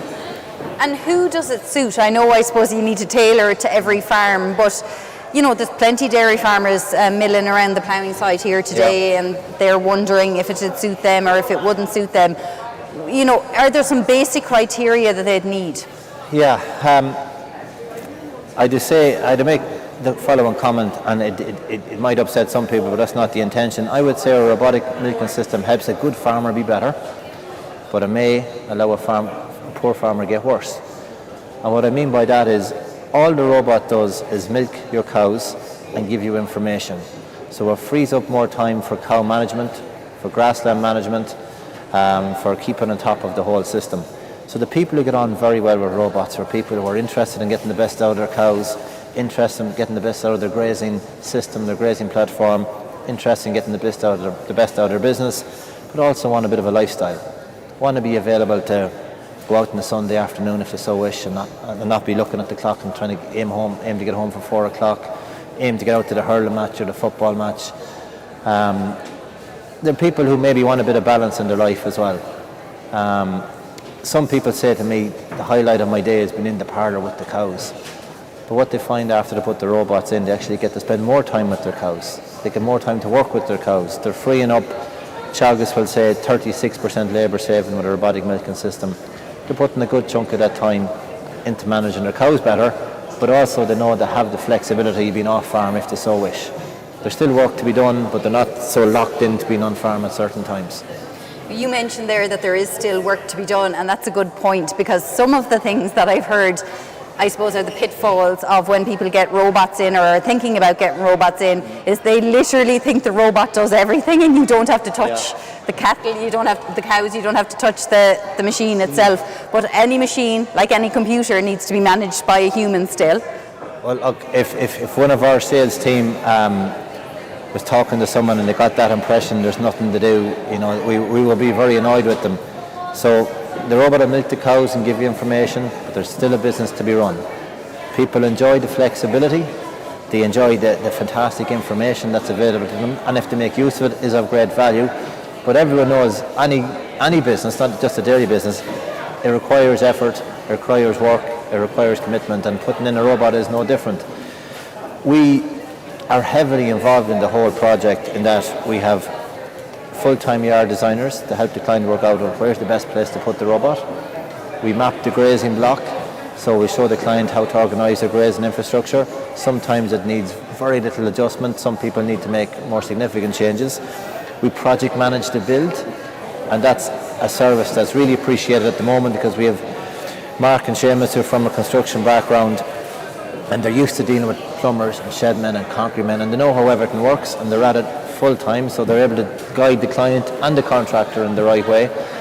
And we've exceptionally good farm management support advisors. So these are the people, Jordan and Sean, and their role is to work with the client for the first year or two, teach them the ropes, to help them learn from everybody else's mistakes, and to help them, get the best out of the system. And in recent years, we've set up 8 separate regional discussion groups.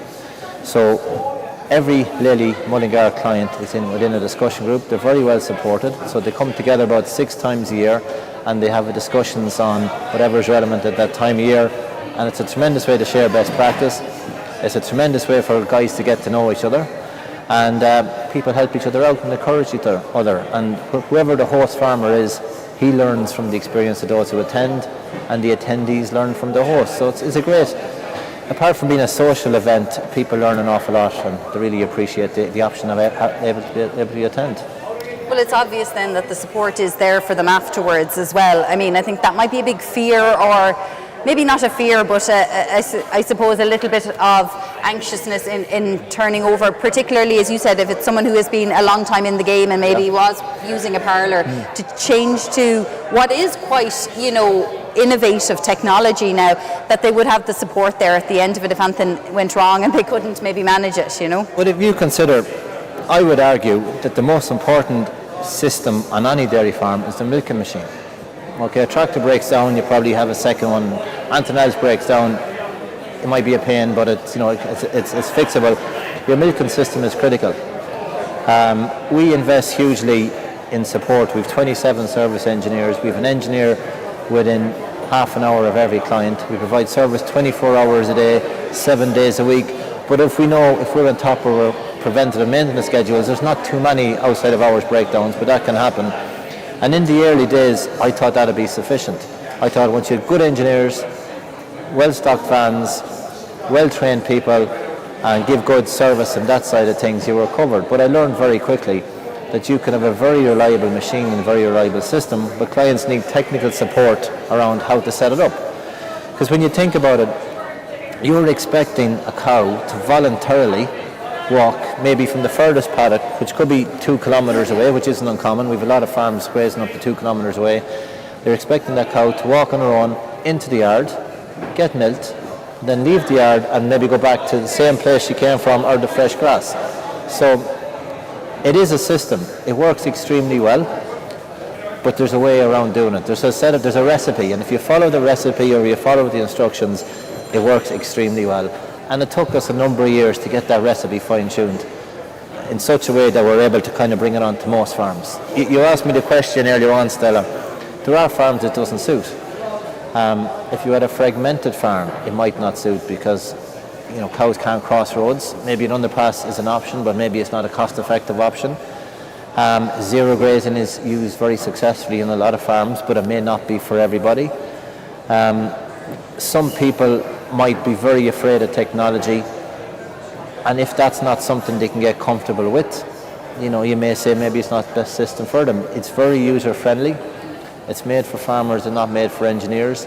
But you'll never persuade someone to put in a robotic milking system that doesn't persuade themselves. So I'm always very keen to get the prospect to visit 5 or 6 farms and then get comfortable with themselves. And they generally know what's the best decision for them. If they think it'll work, they're probably right. If they don't think it'll work, they're probably right too. Well, Niall McGarren, thank you very much for joining us on the Agriland live stream today. We'll actually be staying with the theme of robotic milking throughout the 3 days of the ploughing, because it is such an innovative world and an innovative sector now to move to this, and I think a lot of people are moving towards it, and there's a lot of questions still to be answered, so we just got a little portion of it today, but we will continue this discussion throughout the week with various Lely representatives. Niall McGarren, though, the co-owner of Lely Centre Mullingar, thank you very much for joining us on the live stream today. So we'll head back now out to the ploughing site where the Agriland team are out and about chatting to those at the exhibits.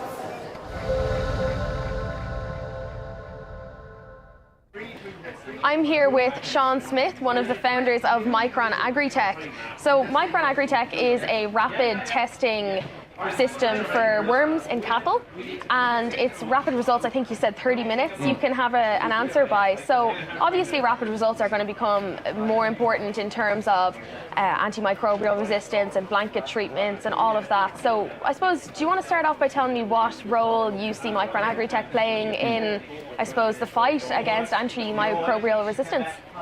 Sure, so I suppose what we have here is Micron Kit, which is a rapid worm test. So it enables farmers or vets to test animals for worms, 5-minute sample prep, and then result in under 30 minutes. Okay. So essentially that means rather than just sending the sample off to the lab and waiting 5 days, or else just blind dosing and sort of just going in a couple of times a year with a dose and not knowing whether you need it or not.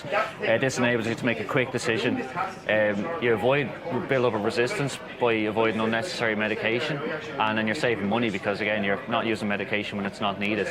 Okay. That was my next question, actually. Is this beneficial for the pocket as well? Exactly. If you're not treating every animal. Yeah, that's the main thing we want to get across. Like, it's literally literally, if you test then treat, hashtag test then treat, you know, you're deciding whether or not you need and actually do a dose, and up to 40% of antibiotic use, anti-parasitic medication is unnecessary.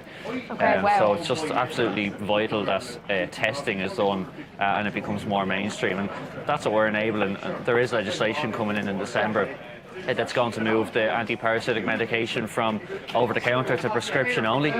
So medication or testing is going to be a lot more in demand, but the labs won't really be able to keep up with that demand because they don't have the capability, and again that's where we come in with the kit. Okay, and speaking of the kit, do you want to show me what we have? We have some sample pots here, and I think this system here is the main proponent in it. So do you want to give me an idea of what's in a kit and how it works? Quick rundown. Of course. So everything that you need to collect and prepare samples is in the kit here. It's a carry case, so it's completely portable. And essentially, you would start off with your sample just in one of these pots. You run through a couple of quick sample preparation steps that everything in the kit is in the kit. You need to do that. It just takes a couple of minutes, and what you end up with is your sample in a slide, and then the slide goes into this reader here. So this is the Micron reader. It feeds the slide in, and then what we actually do is we have adapted this so like any phone can connect to the reader. It just sits on top there like that, and then collects the video of the sample going through. And then that goes up to the cloud where we have AI that's automatically detecting the worms in the sample, and then get your result back in under 30 minutes. So it's just all the tedious part, which is the looking through the microscope and trying to do the manual count, that's all taken out of it. It's all through AI.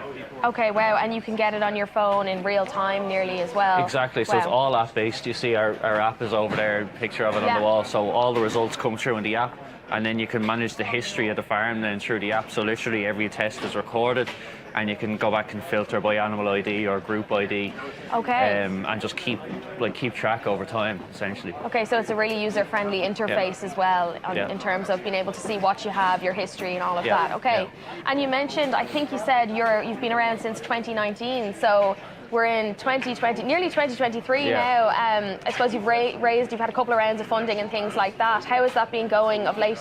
So we started as a project in TU Dublin. So the 4 founders were studying product design there, and we spun out the technology in summer 2020. We started full time on the business. Raised a couple of rounds of funding. Now we've hired out, the team is 15 now in total. Wow. And we've sort of gone through the whole R&D process for Micron kit. So now it's ready for market, and we're launching just literally this week. We're putting product out there into more and more vet practice. We've been doing a number of trials up to now, and they've been going really well. And onwards and upwards, Onwards and upwards, okay. And you're at the Ploughing. Yeah. The Ploughing is back just in time for your launch, which I'm sure is great. You're giving away, I think, free sample pots? Indeed. Okay, so you're hoping to get the most out of the event. You're here for the 3 days, are you? We're here for the full 3 days, so we're here and we're in the Enterprise Ireland Innovation Arena, where we actually won an award for the best overall startup in the Innovation Arena as well, which is really great. So kind of the cherry on top. But essentially we're here promoting testing to farmers. So that's the whole thing, is hashtag test and treat. So we're giving away sample pots and flyers with information on them, and we've got plenty of other freebies, hats and bags and different things, and just explain the benefits of testing for worms and how farmers can save money. Okay, that's great. Sean, thank you very much, and best of luck. Thanks very much. Thanks.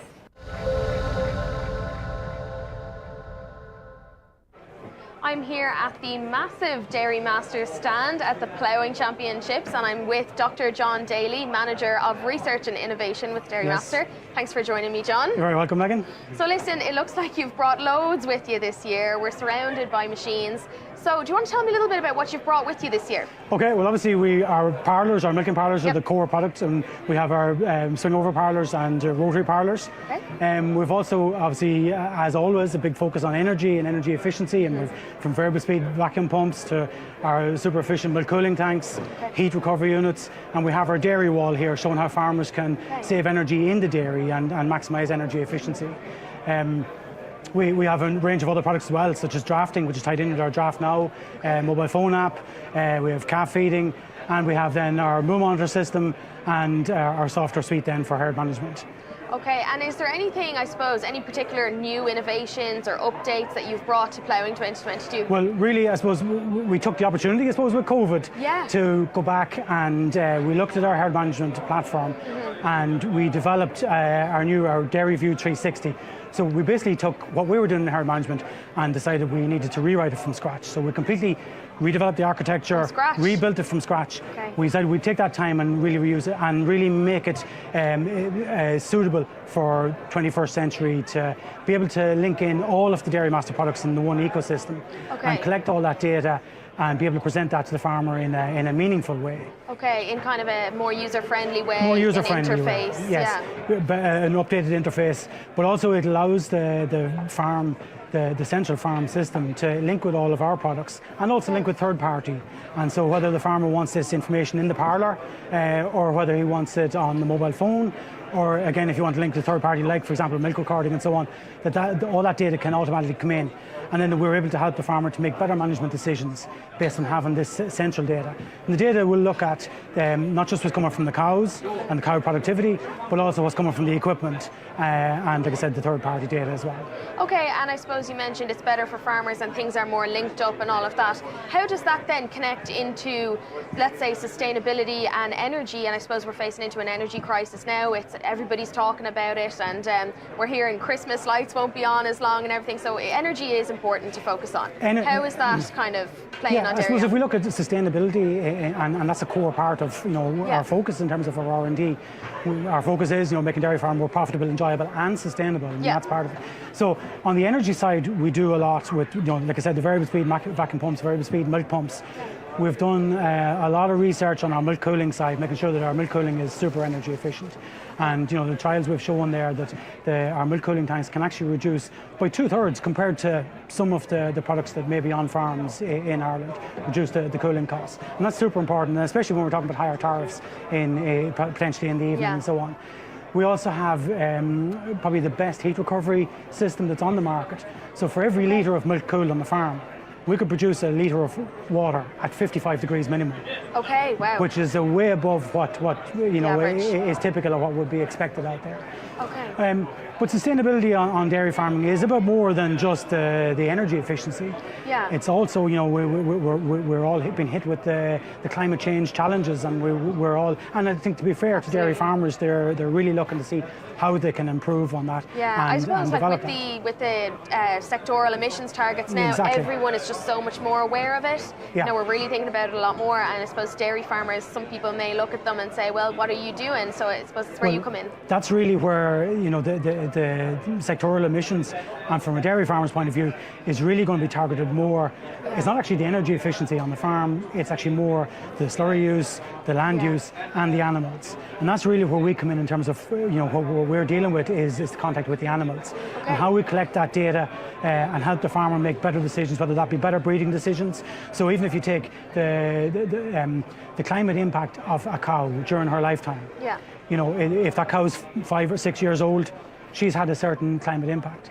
Now, if you've only got 3 lactations from that cow because of suboptimal breeding strategy, then you've got less production for the same climate impact. Yeah, okay. So really when we take the Moo Monitor system and tie that in with the data from the parlour and really optimise how we can help the farmer to do the breeding, that's just one example of where Dairy Master's products can really help with the farmer to improve the climate impact and reduce essentially the carbon footprint per litre of milk produced or per kilogram of milk solids. Okay, and you said Moo monitoring system there. So our Moo Monitor, how exactly does that work? Tell me a little bit about that. So our Moo Monitor Plus system, it's a health and fertility management system. Okay. So basically it's like it's a collar, it's a wearable for the cow. So we're tracking the cow's movement, her behaviour, her activity, and her estrus cycle. Okay. So we can identify, say, when the cow is in heat, when's the optimum time to breed the cow, even down to the hours from when that heat started. Okay. We can also track things like how much time the cow is spending feeding, how much time spending ruminating, if there's health issues. Yeah. And by linking all of that, again with the productivity data, and helping the farmer to make better decisions. Yeah. So I mentioned the breeding and making sure that the cow is in calf at the right time, especially in the grazing scenario here in Ireland, that you really want the cow calving at the right time so that we can maximise the farmer can maximise the grass utilisation. Okay. But it's also making sure that, if the cow is sick, if there's anything wrong with the cow, that we can help identify that sooner. And if there's an intervention needed, that can be done sooner so that, you prevent any longer term or a bigger problem occurring with the cow that may result in the cow having to be culled, for example. Okay, that's brilliant. And look, it's very busy here, and I'm sure you're hoping to get loads out of the ploughing. Are you here for the full 3 days? Here for the full 3 days, Great. absolutely. Look, well, best of luck, and thanks very much, John. Okay, thank you very much, Megan. Okay. So we're here in the Irish Holstein Friesian Association tent with the breed's Chief Executive Officer, Lawrence Feeney. So Lawrence, tell us a bit about the Breed Society. Yeah, thanks for coming down, Brian. It's great to have you here today. So we're the pedigree herd book for the black and white animals for the Holstein Friesians, and it's everything from pure Holstein to pure Friesian, and obviously there's a huge mix in between the two. So we do pedigree registrations and classifications, but most of what we do is around breed promotion and showing people what sort of cows the breed has for different farming systems, because you've genetics there for high input systems and for low input systems, and kind of a full spectrum in between. And really what we're about is trying to breed better herds of cows, put more money in our members' pockets because of that, make cows better for the future and for everybody as well. So I suppose, tell us a bit about how the breed has kind of changed over the years. Obviously, we're a grass-based system here, so your Holstein Friesian from North America mightn't fit into the Irish-based systems. Yeah, so look, I suppose, we've a predominantly grass-based system now. There are high input herds, as you know, and there's a big spectrum of farms. So, as a breed, we kind of need different types of animals for different systems. I think one of the most fundamental things that's happened in the last 10 or 15 years in cattle breeding in Ireland is Irish breeders have started to breed for Irish farming systems. And it's through the EBI and through kind of like the national breeding programs, there's been this real focus on fertility and on solids. And, the progress we've made in those two things has been phenomenal, really. And, essentially as a breed, 10 or 15 years ago, people would have looked on it and say, plenty of production, plenty of milk, but lacking a little bit in fertility and maybe lacking a little bit in solids. But today, that's turned right around. There's really strong genetics for those two things. And what we're starting to see now is cows lasting longer, and that's giving us new challenges. So as cows last longer, we need to breed for different things that's going to make them last even longer again. And also, I suppose, have the right type of cow that's going to have a good quality calf, a good quality beef animal that's for the surplus animals from the dairy herd.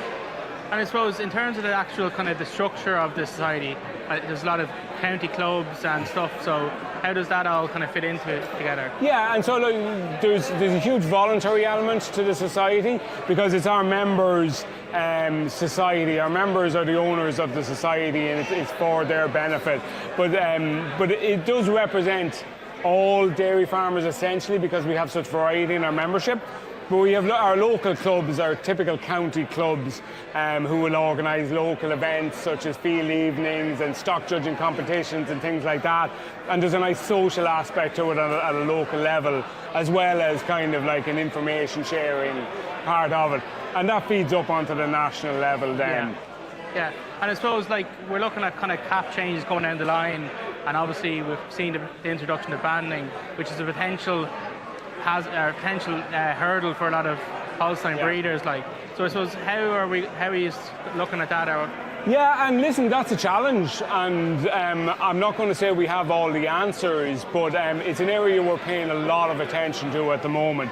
And our data analyst Patrick Kelly is doing a lot of work in that area at the moment. So for instance, if we have a display of cows here today, so one of the things we've looked at on the herds that those cows have come from is what's the true nitrogen usage efficiency on those farms. And it's a part of the carbon footprint of those farms. And what we're finding is, because these are well-bred herds, they're very efficient producers, they're lasting longer with good fertility and stuff like that, that they actually have nitrogen usage efficiencies and carbon footprints that are much better than the average farm in the country. So there's a lot of work to be done to tease out how that can be expanded and what we can do with that information, but there's definitely some good news there for dairy farmers. Yeah, And I suppose then, in terms of kind of the future of this society, where what's next for the society are, is there good interest from people outside looking to join, or? Yeah, so we've gotten a great response so far today to the ploughing display, and people have seen the good cows. You know what I mean? And I think it's sometimes a little bit hard to put your finger on what being a pedigree herd means. But when you see a bunch of good cows as a result of a couple of years of herd improvement, it becomes pretty obvious what it actually means, you know? And I think people are appreciative of that, and I think as expansion kind of tapers off, people have a more focus on the quality of their animals and improving from within their herd rather than just expanding cow numbers, and a greater appreciation of that, you know, what it means to breed for better animals and herd improvement. And as well as that then too, there's a lot of people looking at our member herds as sources for the dairy calf to beef systems, because they get a good quality black and white cow. Generally, our members want to do a good job as regards calf rearing, looking after their animals, nutrition, those sort of things. Yeah. So we're seeing good levels of interest because of those things, and new members coming in because of that. And it's good. I think it's positive because we need that new blood coming through and young people coming through all the time. And so it's just obviously a few cows here on display, and you mentioned already about them. But like, what was there other factors in why you picked these cows? So there's a couple of things we wanted to do there. I think we wanted to show what the Holstein breed could deliver as regards solids, fertility, longevity, and also a good looking cow, and a cow that's, you know, has a physical makeup to last a long time. Yeah. And that's including a pure Friesian cow over here, and an array of Holstein cows. The cow on the end is actually the dam of two AI bulls, two high EBI AI bulls, and she's on her 5th lactation, and a very fresh, youthful cow with high solids, really good fertility. So it's showing what the breed can deliver, and I suppose what the breed can deliver back for all dairy farmers as well. You know. Thanks a lot for chatting to us today, Lawrence. Thanks a lot. It's a pleasure, Brian. Thank you.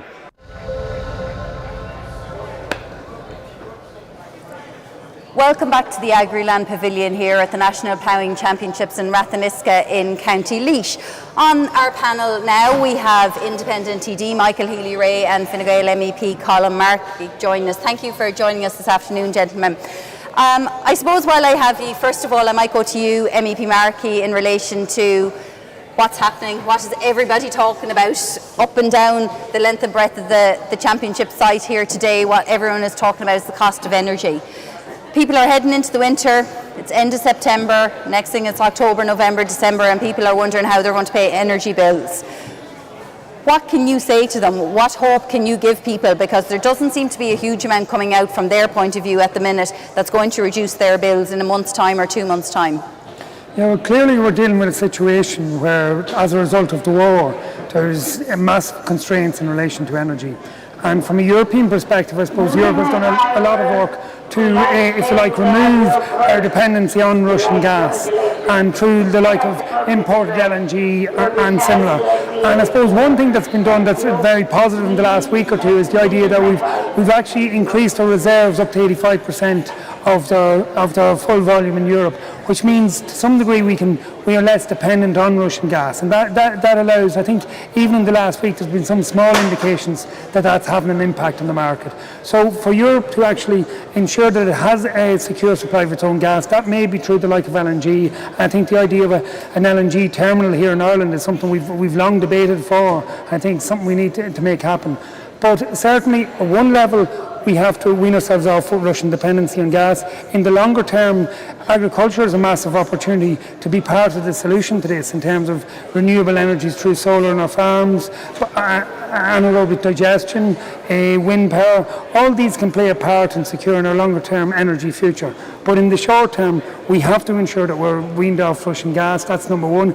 At a national level, in terms of, let's say, the windfall profits that clearly we've heard about this week from the like of ESB, they have to be taxed in order to recycle that money back into the consumer. I think one of the things that's there, only 20% of our energy production across Europe is dependent on Russian gas, of electricity. And the other 80%, the likes of wind energy or renewables or even nuclear, its cost base hasn't changed. So at European level, we have to look at that in terms of how we can ensure that the wholesale price of gas is more reflective of, let's say, that 80% rather than the 20%. And we also have to look in terms of that windfall tax scenario whereby some companies have made supernormal profits in terms of ESB being an example. And that money we need to cushion people's bills at both a consumer level but equally at business level. Like that has to happen. But more fundamentally, if we don't tackle the underlying cause, the wholesale price of gas, it's hard to redistribute to the businesses. You talk about those who are poverty or energy poor, and there's an issue there. But more importantly, businesses that sustain their cost base has gone up. We have to make sure that comes down. And by tackling the wholesale price of gas, by making sure we're less dependent on Russian gas, so diverting gas from the likes of Norway to Ireland, but LNG in particular, and making more use of renewables in the long term is a lot of our solution. And we're working towards that. The fact that 85% of our reserves are filled across Europe has to be a positive. That's having a knock-on effect here in Ireland. But we need, in the short term, to have more tax measures in the budget, which I think will come. I'm obviously not privy to that, but I think the government is working on that in the short term, and in the medium term we have to get delivery of those. I understand that in the long term there are solutions there. Ursula von der Leyen has come out with numerous measures that she thinks long term will really help bring down the cost of energy. But Michael Healy-Rae, at the end of the day, the people who have to pay their power bill next month, they have to pay the power bill in November and the power bill in December. Whether or not Ursula von der Leyen said last week that certain measures are going to come in, or whether Ireland will consider LNG, be it in Shannon or wherever down the road, that's not going to help anyone this winter. No, it's not. The funny thing, and I don't ever like when I'm in a debate like this, take issue with what a person says, but I have to take issue with a lot of what you said, and I'll tell you why. You speak about an LNG facility. You must remember that in 2016, it was in the programme for government that we would support an LNG facility in North Kerry. You must remember that the party that you belong to came along in 2020 and gave in to the Greens in what they wanted. And because the Greens said, we do not want an LNG facility in North Kerry, your party agreed to it, so did Fianna Fáil, and they all just rode in like the merry ploughboy behind the Greens and said yes, no problem. Now everybody knows that was a stupid, wrong decision. And when I hear people like the present Taoiseach coming along and saying, well, we have to look at it. I mean, look at it. Why did they throw it out with the kitchen sink? It was totally crazy. And I mean, they've landed us now in the situation that we've an over-reliance on imported gas, and that we could have been taking care of our own needs. And one thing about today, and you asked a question earlier, you said, what are people up and down saying today? I'll tell you what they're all saying. It's unique to think, and the listeners of Agriland would be interested in this, that today there is a proposal being looked at by Fianna Fáil, by Fine Gael, by the Greens, whereby they're looking at banning ploughing on thousands and thousands of acres of land in Ireland. And it's ironic to think that we'll have politicians here today inside in tents promoting their parties, but their parties are promoting the banning of ploughing in Ireland. How against the grain could you possibly go? And people will have to start calling this type of nonsense out for what it is, nonsense. And I've read in great detail the reasons why they're thinking of putting in a ban on thousands of acres of land in Ireland being ploughed, and it does not make sense. No more than it made sense to stop us of producing peat briquettes in Ireland, dismantling the facility that we had, sending it over to Poland, constructing it there. They're making briquettes there, and we're importing them here. I mean, politicians are losing the run of themselves, but they will all have to face somebody who's very important, and that is the electorate. And the electorate, the people that are walking up and down here today, that came here in motor cars and vans and jeeps, which if you were to take our parties to their logical conclusion, they wouldn't want him to be here at all today. because they'd say they were wasting, they were bad for the environment. By coming here today, like, we have to call out a lot of the nonsense that's going on and deal with the realities of today, and But that the people want realities, to Michael live Healy today. Ray, are that hindsight is 2020. We can always criticise people for what the decisions that were made at a certain time based on information that was available at a certain time. There's also science, whether you have read through it and disagree with it or not, that say that we do have to protect our environment. That if we basically go overboard, we won't have an environment left for any electorate. I'm not saying anything with regard to, I'm as worried about the environment as any farmer is, because remember, the custodians of the land are the real Green Party. They're the real green people, the people who own land. They're the real people, and they're the people who understand the land. They've worked so hard, they're not going to take it with them. All they want to do is pass it on to future generations. They don't need people in suits telling them how to run their farms. They do not, absolutely. But when you speak about hindsight is great, well, in 2016, if the people that were there that time, for instance, on the LNG issue, if they thought that was a good idea and to put it in the programme for government, that it was an aim and an ambition, why did they decide to throw it out in 2020? The reason was because the policy is being promoted by the Green Party, and you see, people here today have said to me, well, what about Eamon Ryan? Is he coming to the ploughing? And I said, don't mind talking about Eamon Ryan. You must talk about the people who are keeping him there and who are promoting his policies, and they are Fianna Fáil and Fine Gael. And if Eamon Ryan comes up with some nonsensical suggestion, which he has come up with plenty of them, right? What's keeping him there? What's getting the listening for him? The fact that Fianna Fáil and Fine Gael are capitulating so much to him. And that's why politicians have to stand up and speak their own minds and say what's right for the people. And for instance, as we're talking about farming, people on small farms and medium-sized farms and large farms are struggling at present. The inflation that they're enduring is unbelievable, and to be honest with you, government are doing nothing, if anything, to help them. And I'll raise one other very important issue. It's also a proposal by government at present. The Taxation Commission has this suggestion of doing away with green diesel. So that, in other words, if you're a farmer and if you're spreading slurry or if you're cutting silage, that you'll have to put white diesel into a tractor, that we'll have to start using white diesel in all the quarries, the same as they're doing over in England and in the north. That's not helping rural Ireland. That's not helping the farming community. And again, it's going along with this whole thing of that nobody is willing to stand up and say stop. Nobody is willing to say we have to have common sense here. Well, what I will say is, I know people can say politicians don't know and they're not tuned in, but Colin Markey, in all fairness, you're a dairy farmer in Ireland. You know what it's like. Obviously, you're in Europe as well now at the same time, but you have first-hand knowledge of the input rises that farmers are experiencing, the energy rises that farmers are experiencing, people in rural life, because it's not just farmers. It's not farmers and tractors. It's farm families that are experiencing, food prices are going up, their weekly shop is going up, the other car that brings the kids to school or the kids going to college, bus prices are going up. So how is something going to help them in the short term?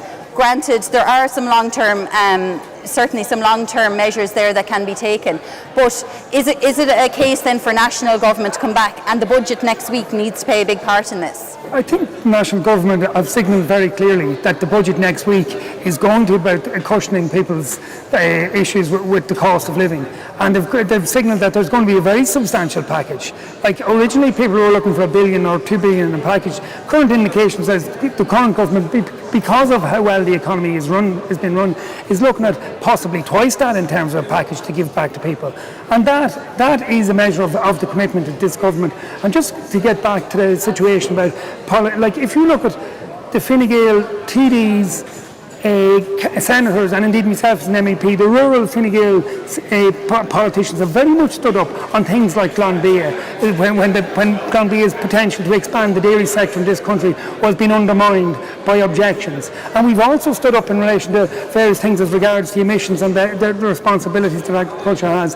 And we've been very clear that there is a very strong voice in government for rural Ireland. And secondly, as regards the mention of it being government policy in 2016, that was Fine Gael government policy. Fine Gael were committed to that policy. However, Fine Gael had to go into it because of the fact of having the compromise in the government. Fine Gael had to agree with Fianna Fáil and, if you like, the Green Party in relation to that. We would like to see facilities of that nature. Certainly, I personally would like to see facilities of that nature in place.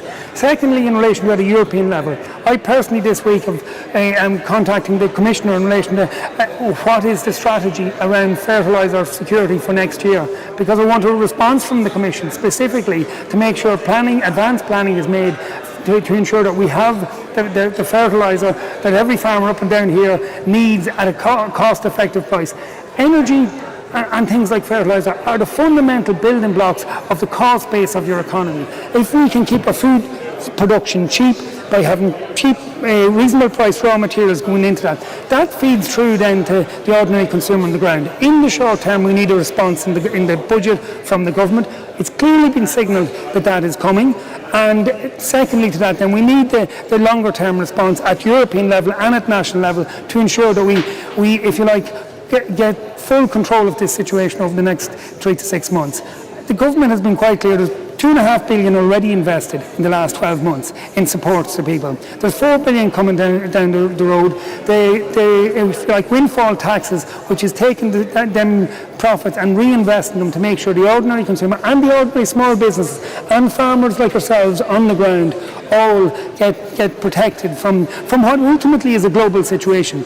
It's not a national situation, it's not of the government's making, it's a global situation, which in fairness to this government they're very aware of, and because the economy is in such a strong position, are in a place to put that 4 billion to cushion the effect of a global scenario for Irish consumers and Irish businesses. Michael Healy-Rae, the Minister for Agriculture, will be here, and he'll indeed be on the Agriland Pavilion later on today. But if you had the ear of the Minister for Agriculture at the moment, what are the farmers in Kerry saying to you at the moment? What are their biggest concerns? What they're saying to me is that the inflation they're enduring is unbelievable on them, and they certainly want a Minister for Agriculture that will stand with them and for them and not against them.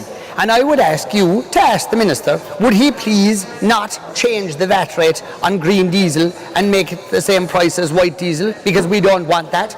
Would you please ask the Minister to ensure that the suggestion of banning ploughing in Ireland, that he will throw that out the window for the nonsensical rubbish that it is? Would you please ask the Minister for Agriculture to ensure that people that want to cut turf will not be banned from doing so? Will you please ask the Minister why it makes sense that small shops and fuel suppliers that sold bags of coal and timber are now going to be looking over their shoulder if they're going to continue to serve their customers in the future with coal, because he doesn't want them to do so and the parties that are in government don't want them to do so?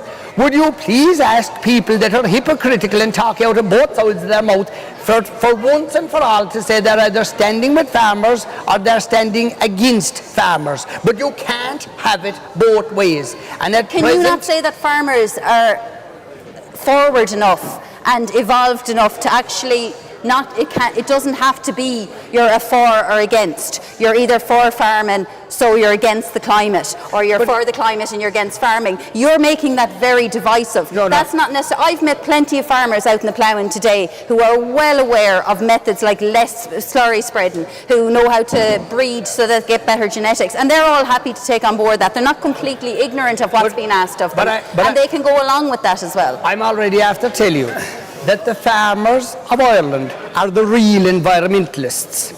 They are the real green people. They are the real people who are concerned about the environment because they own it. It's theirs. It's their land. And they want to pass it on to future generations better than the way they got it. But in the quest for some of the things that government are trying to achieve, they're doing stupid things then as well that aren't necessary. And a farm that's well run is one of the most carbon neutral things that we can have. There's nothing about the sequestering of the natural woodlands that we have.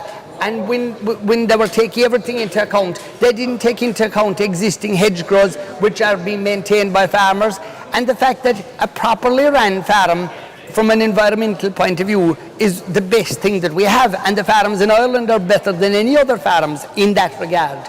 But what the farmers are getting is no thanks whatsoever for it, and I really mean that. And they do feel that people in government aren't for them, but that they are against them, and they really feel that, and they don't see or hear people from the government parties standing up for them.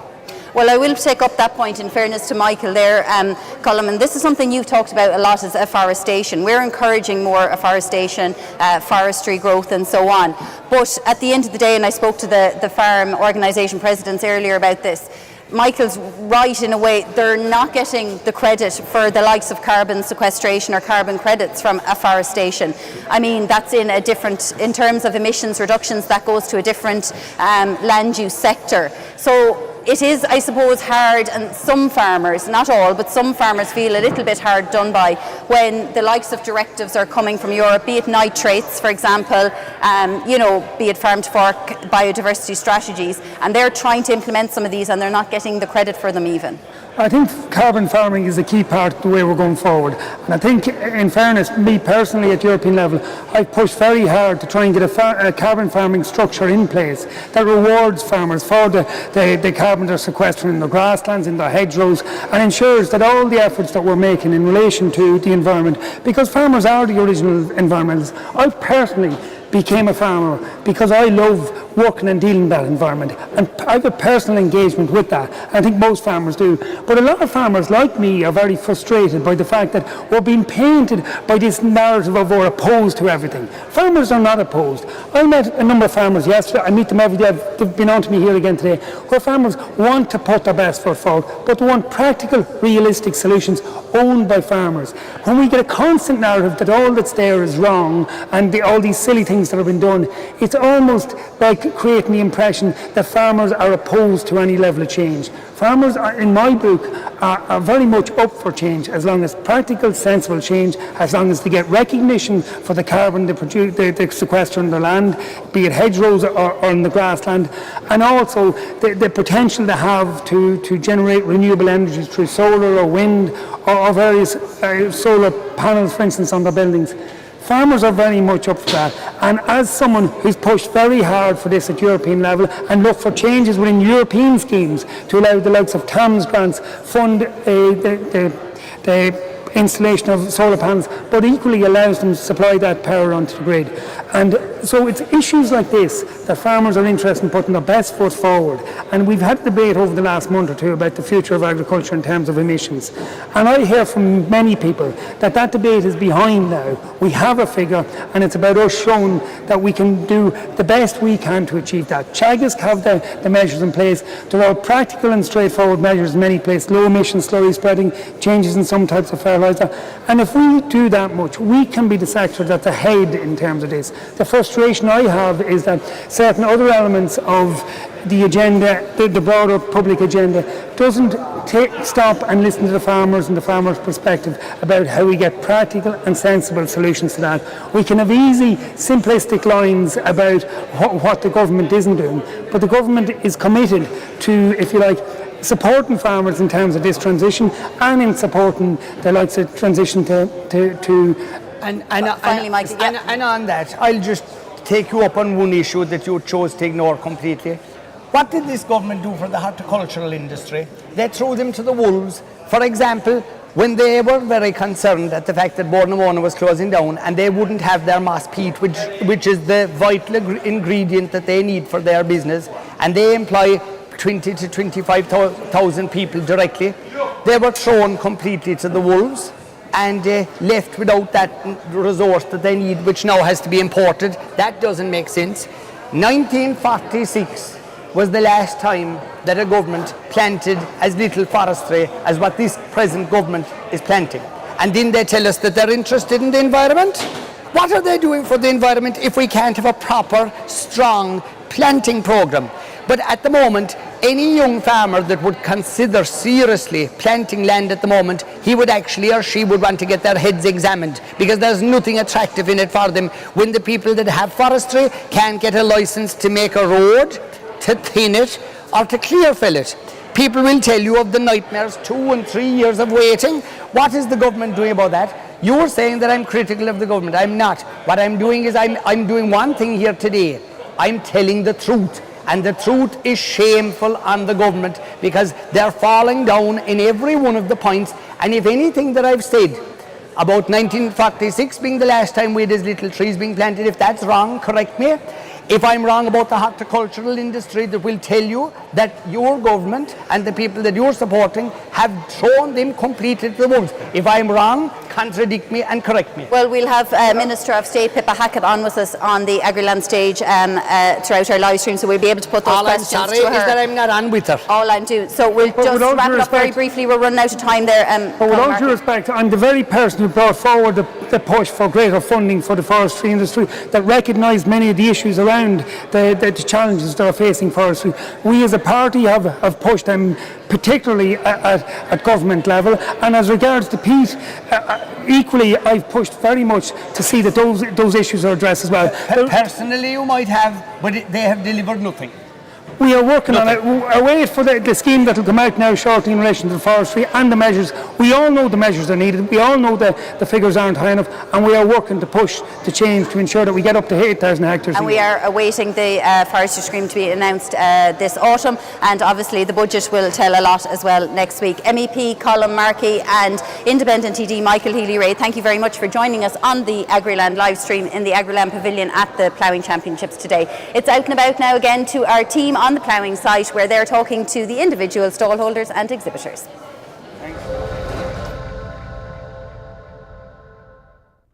So it's Richard Halloran here again from Agriland. I'm out, it's Monday afternoon, I'm out on the practice ground in the run-up to the World Ploughing Championships, which take place here at Ratheniska on Wednesday and Thursday of this week.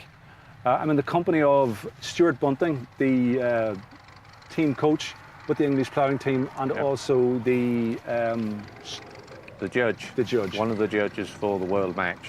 How many, Stuart, how many teams are here? I believe there's 25 different countries taking place. The majority of them are one reversible and one conventional, but there is a few that are just either reversible or conventional. Okay. But there's 25 teams in total. And how many competitors are representing England? Just the two, one in the conventional class and one in the reversible class. Okay. And do you come here with high hopes? Reasonable hopes, put it like that, yeah. Both of our competitors have ploughed in world matches before, 5 and 6 times a piece. So they're well experienced in ploughing, as high up the ladder as what they are. Stuart, speaking to me in your capacity as a judge, what are the factors that you are particularly looking out for when it comes to adjudicating on a particular competitor? When we're scoring for points, we're looking for several aspects. Straightness of the furrows is a major one, but also how they've actually been cut out of the ground, turned, compacted, and how the trash, we're only on a stubble here, but how that stubble is buried and how deep that's buried as well. We don't want any weeds growing a few weeks' time coming out of that stubble to mess the job up. And what is the size of an actual plot? The plots, the standard plot for a reversible is 100 metres long by 24 one end and 16 the other. There's 8 metres of scoots, or butts we would call it. So the ploughman, they start with a single opening furrow on the reversible on the right-hand boards. They then actually slip back in their judging time to make a mark 19, or where they want to run 19 furrows away from where they run their butts out. This is all judged within a certain time. They then have to start and plough 8 furrows into their start. And everybody do that. They'll then move up to their next highest number and drop in the next man's 8th furrow and plough back to that scratch mark, which is 8 metres out of square. And they'll run the butts out there, and they'll run them out. They take the 2 furrow plough, and when they get to a certain mark, they'll lift one body out and do the last little one with one, and they run them all out so that looks like a single furrow. They've then got to join that up. There's a lot of skill, knowing how the land lay for the adjustments they got to get that. And then that's judged. The reversibles then have to plough across to where they started, and literally where their disc finish has got to be absolutely spot on for 100 metres across the field where they started. A centimetre either way. If you miss a piece of land, that's a big sin, because you're going to get your rubbish growing there. If you cut through, that ain't quite such a bad sin, but that's a bad point and you'll get knocked down for it. Okay. I heard you mention earlier that the site here is very dry. I mean, yeah, are you apparently looking for rain between now and... We've been here a week now, and apparently the Sunday before we came, they had a decent rain on it. But the land was just so dry and it's just swallowed it up, and we had some nice sunny days, warm days, and that's just soaking the moisture back out of the land. We're getting very near the competition now. A nice rain at night would help, but that's going to not really get down to the ploughing depth. A good soaking maybe on the Wednesday night on grass. You'll always plough grass if that's wet, but you know, the time is now getting away for a good rain to do any real good. Okay. Listen, can I wish you every good fortune over the coming days, and thank you for speaking to me. Yeah. Much appreciated. Thanks very much indeed, and thanks, you know, for the committee and everything for putting this event on. It's a fantastic show for them. Thank you. And you're very welcome back to the Agriland Pavilion here at the National Ploughing Championships. I'm Aisling O'Brien, and I'm delighted to be joined by the interim Chief Executive of Board BIA, Michael Murphy. Michael, you're very welcome to the Agriland Pavilion. Are you enjoying being back at the ploughing? I'm loving being back at the ploughing. I've been coming to the ploughing for over 30 years, and it's really great to see people out meeting, networking and doing business. There's a lot of walking to be done on site here, but you're just back from a pretty extensive tour of Asia. There was 10 days over in Japan, Singapore and Vietnam as well. You were joined on that government-led trade mission by, of course, Minister for Agriculture, Food and the Marine Charlie McConlogue and Minister of State of the Department Martin Hayden as well. You were promoting beef and lamb. How was it? Was it a success? The trade mission was hugely successful because it was well prepared for, and we managed to launch Irish beef in Isetan in Tokyo, and Irish beef and lamb in Ryan's grocery store in Singapore. But more importantly, it's about raising the profile of Irish food and drink in one of the fastest growing markets in the world, and giving the story of why Irish food and drink can play a big role within Asia, really focusing on our grass-based production and our unique sustainability program here in Ireland. So great opportunity to build awareness and understanding of what we've got to offer. Is the sustainability message hitting home over there? I think the sustainability message is hitting home around the world, and it varies by market. I think it's not as strong as it's in Europe, but it is in Japan, Singapore particularly, and sustainability means different things in different parts of the world. In Japan, Singapore, it was around food safety, food assurance, far more than the environmental impact within that.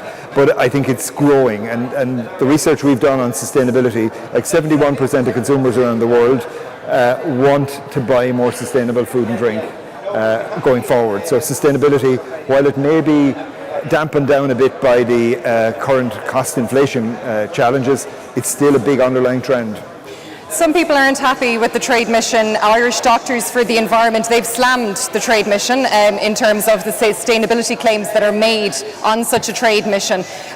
They're saying that it's misleading and grossly misaligned with the necessary actions to ensure food security, climate action and sustainable development. What do you say to that charge? I'd say that they're a little bit misinformed, or in it.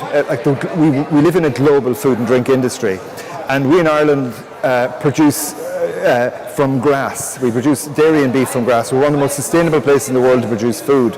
And if you look at the carbon footprint through life cycle analysis of beef or dairy, about 85% of that's on the farm. The transport element of it's quite small. And because we've got one of the most sustainable places in the world to produce food, I think it's an obvious choice that we export that food to places in the world who don't produce it as well. Is the grass-fed message as impactful as we think it is? Because having been on the trade mission and having gone to Food Hotel Asia in Singapore, we saw all of the different stands from around the world. We're not the only country touting grass-fed. No. If you go to any trade fair, there's lots of competition around green, around grass-fed. But what they don't have is proof. What our Origin Green programme and our farm sustainability programme, we have 55,000 farms being audited every 18 months. And while that's a little bit of a chore for farmers, what that does is gives us proof. And the big customers in the world want proof. They want data. We can supply with that data, and that helps us to build long-term sustainable relationships with the best customers. And that's how we deliver the best value back to farmers. Talking about new markets and trying to reopen markets, where are we with China and getting Irish beef back over on the shelves there? So Irish beef has been out of China now for some time. The Department of Agriculture has made huge efforts to get it back into China. We have now at this stage answered every query that the Chinese have put to us, and we look forward to an answer quite soon, where there's been various online meetings with the ministry responsible in China, and we've supplied very promptly all of the information they required back. So we're quite hopeful that they will make a decision and let Irish beef back in. Is there the danger that something like this can be treated like a political football? Various different countries have different reasons for not speeding these things up. I'm not sure in China what that is at the moment, but there are a lot of big things happening in China at the moment. We'll see the Communist Party Congress happening in October, and maybe there are some issues there. What emerging markets are you also targeting? I understand South Korea has big potential for Irish beef exports as well. South Korea imports a lot of beef from the United States and Australia. We have been working with South Korea for quite some time to build their understanding of the technical controls in place in South Korea, or in Ireland, for the South Korean consumer. We believe the department went through all the hurdles in this, and we're awaiting a decision through their parliamentary process. I just should mention that the department working on market access, but also the embassies around the world play a huge role in continuing that lobbying to get Irish access in those markets. We're hearing news as well closer to home that Board B's Sustainable Beef and Lamb Assurance Scheme is going to be part of the new Suckler Carbon Efficiency Programme. Now, farmers out there are probably wondering why their data needs to be used for this. Why do they need to be part of the scheme to sign up for this? And is there a risk that having that caveat there could turn farmers off joining this programme? I think firstly the quality issue, I'd like to reassure farmers about the protection of their personal data in our various schemes. We employ the services of a data protection commissioner around the use of personal data, and I could assure farmers there will be no abuse of their data within it. I think the fact that we have some really valuable data that we can anonymize and compile, we can actually demonstrate improvement within that. I think it's too early to say whether that data will play a role in the new scheme. Yeah, and I mean it's also going to be a factor with the dairy beef welfare scheme as well. Yeah, well, I think, again, there is no immediate plan on that at the moment in terms of using that for the dairy welfare scheme. Yeah, and can you see those schemes needing to be revamped as we look at a new CAP? I think not specifically. We need to continually evolve our quality assurance systems and our sustainability measures. Like the whole strategy is built around proving to our customers that we're doing the right thing and improving all the time. So we will be looking at improving those systems all of the time so that we can demonstrate real value to our customers and generate their loyalty. Yeah, absolutely. I suppose organic production is something that we saw a focus on for the Germany trade mission earlier this year. Yeah. It's obviously something that the government has targeted in the next CAP. There is a huge increase in the budget there as well. 256 million euros being earmarked to increase organic production in this country. But I suppose the question is there a market there domestically and internationally for that produce? So the trade mission to Biofac in Germany that I participated on with Minister Hackett, it was all about understanding the opportunity for it. And as part of that trade fair, we met with 3 of the largest German organic retailers. And from them, the message coming back very strongly was that there is a market for both organic beef and organic cheddar within that, and other products within that. So what we're welcome the increased rates of support for farmers for conversion to organic, and we're now preparing for that product hitting the market in 2 years' time. So working to establish those customer connections so that when that product is ready to market, we're ready to support it. And at the moment we're recruiting an organic, dedicated organic executive to champion organic within the wider Board B markets, our marketing team. What do you see Board B's role in terms of transparency in the food chain here in Ireland?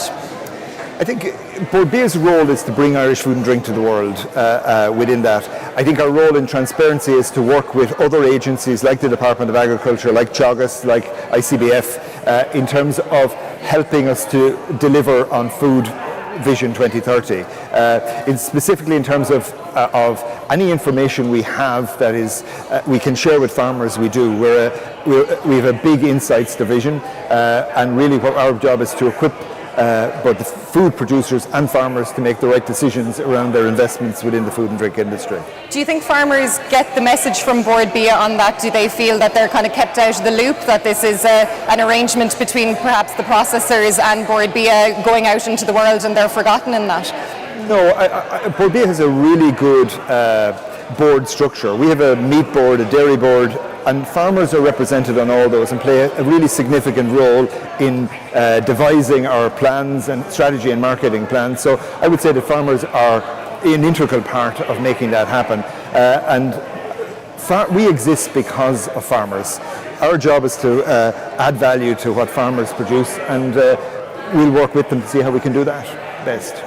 And speaking of farmers and farm inspections, something that obviously isn't maybe that popular with farmers, I suppose, how did COVID change that? We had a lot of remote work done on farms, and obviously with the pandemic we had to adjust. Has Board B brought any of those learnings forward into inspection regimes? I think we've learned a lot during COVID on how we can do that, and really what we would like to do is to minimise the disruption caused by a farm audit. The farm audit is critically important because that's what our key customers need, and that gives us the data to make statements around why Irish is the obvious option for key customers.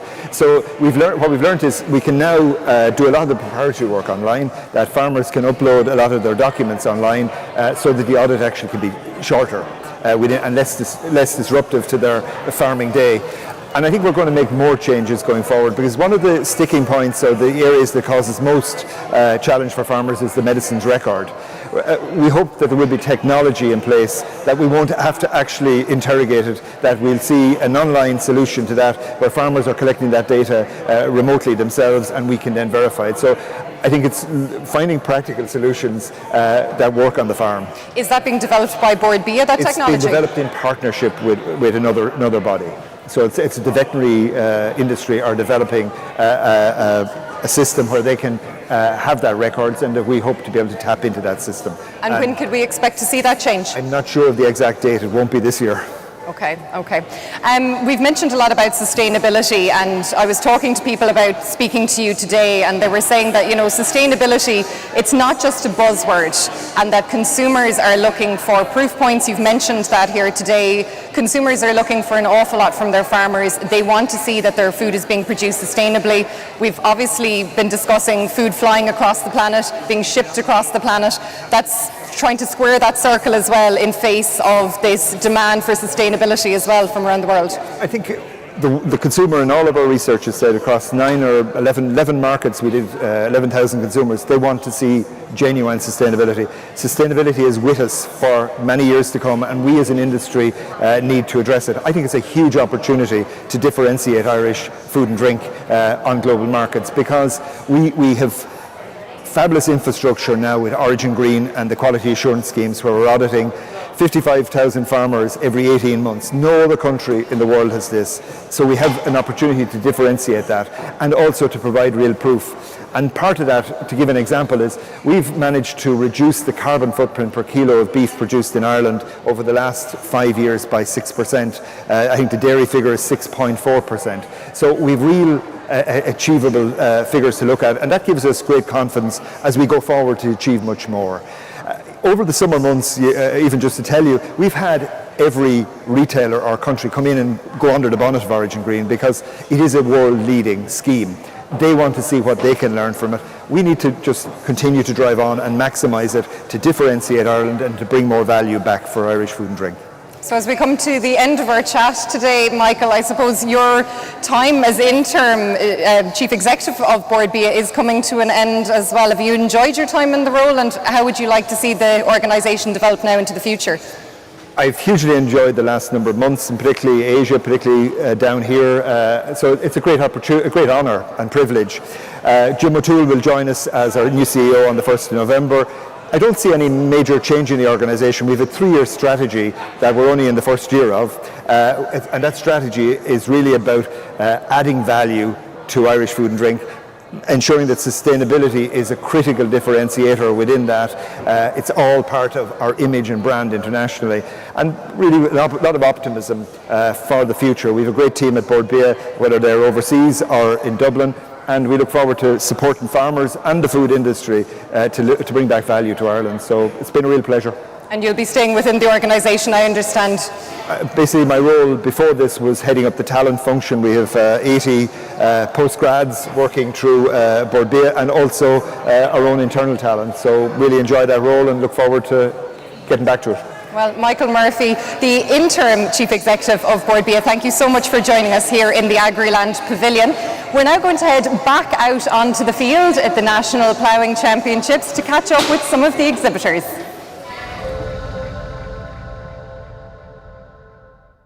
So I'm here now with Kieran Holloway, Sales Manager with Nesty Limited, and we're at the Ploughing Championships, and I'm standing in front of a gorgeous purple something that I believe is called a Bonyabot. So tell me all about it. Yeah, it's a milk vending machine. Basically is able for the farmer to sell the milk directly to the public rather than to the creamery. So they multiply the income that they're getting from their milk, same product. Okay. And this particular machine is a double machine, so 2 people can get their milk at the same time. It also has the option to get milk flavours added to the milk, which are really popular. That's very cool. Kids love it. Yeah. You get 40-50% of your sales actually with flavoured milks. Okay. You know, and so you can have 4 flavours in that machine, 4 flavours in this machine. Okay. Mix them up. You know, you have maybe flavour of the week and different flavours that will come and go. So it's very, very customer friendly, shall we say, machine. So someone will hypothetically come along, is it tap 150 or whatever it is, and put their bottle in? You can have these as fully cashless, or as this particular one, this one takes coins as well. Okay. So you can make the choice when you're buying the machine. And basically what people will do, if you come along and say, well, I want to get 4 or 5 litres of milk, and say, okay, well, I'll tap my card, put the credit on the machine, and then basically you can open the door here, and you just get your bottle in here, and your syrup or your milk, you press the button that you wish it to come out, and it'll dispense into your bottle. Okay, and wow. Then it'll be, just take it out, whatever credit is left on the machine, just, okay, now we go again, another bottle, and so on, and you can spread it over 10 bottles if you want to. Okay. And you know, a lot of the things people actually like, they can buy their own glass bottles. You get, like, the farmer will get their own logo and their business details printed on the bottle.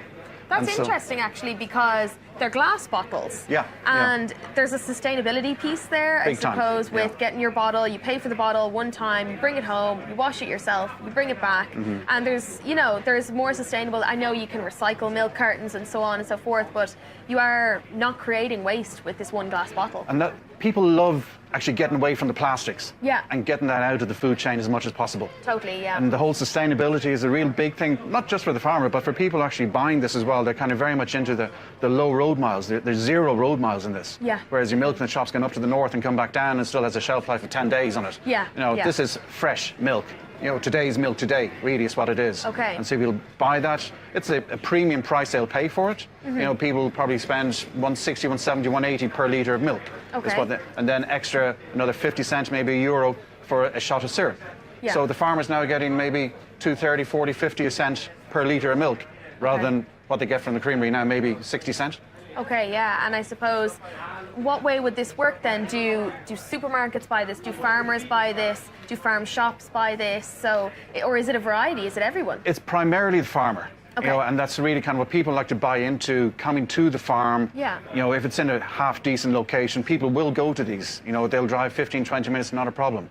And you can have your milk, but then you'll also maybe you'll evolve into other products. It could be vegetables, meat, your neighbour's produce. It could be little community mini farm shop. Okay. You know, so you kind of put it into these pods, which are kind of just landed down if people don't have the buildings to do it themselves. Yeah. So it's a very cost-effective way of doing it, and very quick, and your shop is up and running to go. And I suppose you mentioned there that kind of community piece. You know, I might sell my neighbour's vegetables and my milk and someone else's eggs and so on and so forth. And that kind of supporting local, community-driven enterprise, that's become really popular. And I think COVID played a role in that. Did you see kind of any consumer trends in COVID? And Oh yeah, I mean, people definitely wanted to support local jobs, local businesses. Yeah. And they didn't really want to be going out too far either. You know, so the people, I think, became more aware as to what businesses were near them. yeah. And they didn't have to be going away. And actually, well, you know, so-and-so down the road has this produce that actually tastes really good, because this is all pasteurized milk, Okay. but not homogenized. Okay. Okay, so farmers, we can sell them with pasteurizer as well. We can kind of give them the whole, everything they want to do. We are a one-stop shop Okay. for somebody who wants to go into the milk vending business. But the whole thing with the sustainability and buying local, supporting local jobs, that became really, really big in COVID. And people stuck with that. And they kind of appreciate, you know, their absolutely. friends, you know, with these people as well. Yeah, it's a sense of community and stuff. And I suppose, I'm not sure if these were available in COVID. Did you see many of them go out? It kind of started really that, because there is a lead in time with this. You have to kind of get maybe you have to get planning permission, you have to get department approval. Yeah. You know, and there's a lead time with these machines now. They have got popular. They used to be a 6-week lead time. Now it's 3.5 months. So you're seeing good demand. It's more and more demand because the economics. You know, you can sell your milk for $2.30 to $2.40 a litre rather than 60 cents. You know, it makes sense. I big mean, difference. It's a good way to diversify income and kind of boost your business right on site. And it's also a very good way for families if they're kind of, you know, maybe parents are getting a bit older. You kind of you can hive off the milk business into a limited company, and maybe the son or the daughter is taking over the farm, and so it helps with succession as well. It's always very clear. You know, everybody knows what they have, and you know. It's really the interesting. parents aren't getting in the way. Yeah, I know. You know, but they're still, you know, they don't want to be kind of just discarded. You know, this is a lovely business for people. It's very social. Yes, you know, and there's a nice kind of people that come to buy these type of foods and the quality products. So it all works very well for a family. Okay, so it's you're supporting local, it's good social interaction, and it's fresh and it's tasty. Yeah. So are you hoping to get a lot out of Ploughing 2022? You're here for the entire event? We certainly are, yeah. Okay, great. Like I say, we have the milk vending machines, we have other vending machines that will be part of a farm shop. We have our pods, we do the solar that we want to power everything by. Wow, okay, so everything. We have a whole lot of stuff here, so come on down, see us. Nesty, here we are. Great, okay, well thank you so much, Kieran. There's everything here and it was great to chat to you. Likewise, Thanks. thank you. Thank you. So folks, we're here at the Bord Bia stand in Ploughing 2022 and we're joined by Bord Bia's Meat and Livestock Director, Joe Burke. Joe, tell us a little bit about what you do at Bord Bia. Thanks, Breffney. Yeah, as you said, my title is I look after meat and livestock. I'm head of the meat and livestock team. So that involves, I suppose, mainly working with our overseas colleagues and coordinating our promotional activities on behalf of the sectors. And I suppose a lot of liaising with our client companies as well, our main meat companies, in order to establish their priorities and decide, well, which are the key customers that we want to try and promote with. And obviously it's all about trying to grow the preference and the awareness that is there for Irish meat, and obviously to try and get the highest possible returns from the markets. In other words, to, I suppose, generate that premium out there in those key export markets. We're mainly talking about export products really for most of our sectors because we're so reliant on exports. Yeah. And Joe, maybe tell us a little bit about what trends are you seeing in the market for Irish beef products currently? Yeah, so obviously it has been, albeit a challenging period with the higher costs, but thankfully it has also been a positive one in that the returns at farm level for cattle this year, Breffney, have been 20% higher than last year. On average for the year to date, cattle prices sit at about $4.90 a kilo, excluding VAT. So, as I said, a 20% improvement on last year's levels. And so, yeah, that obviously represents a strong performance. But out there in the markets, there are also some challenges.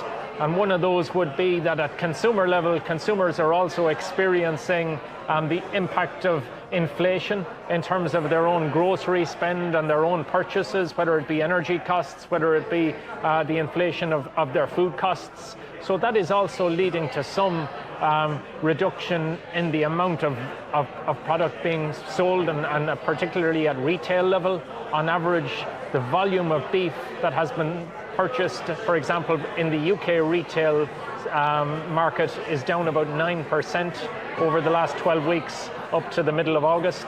And that has coincided with a price increase, an average increase in price of about 10% as well. So there is, while, you know, thankfully the prices are higher, there is that caution or that slight maybe word of caution, I suppose, in the back of our minds that you know, consumers are feeling the pinch and they are spending. I suppose it's impacted on their spending and on their purchasing habits. And Joe, is the dependency on the UK market for Irish beef still as big as ever, or are there new markets growing for Irish beef produce? Yeah, so as a result of, I suppose, the higher kill and the higher production, our overall volume of exports has increased so far this year. And in fact, the overall value of exports, even more significantly, is up by 29% as a result of the higher prices combined with more production. And in fact, we've actually sent our exports into the UK by value are actually running 36% higher. So actually our reliance or our exports to the UK are even higher than they have been for the last few years. However, our exports into continental Europe are also up by a similar 30% in value terms. And in particular, our exports, for example, into France, and that's mainly, I suppose, manufacturing meat, forequarter, product intended for mince and manufacture. That is actually up by over 50%. It's up really, really strongly. Other markets to have increased strongly would be our key priority markets of Italy, Netherlands and Germany. And you know, they have seen strong increases of between 20 and 30% each.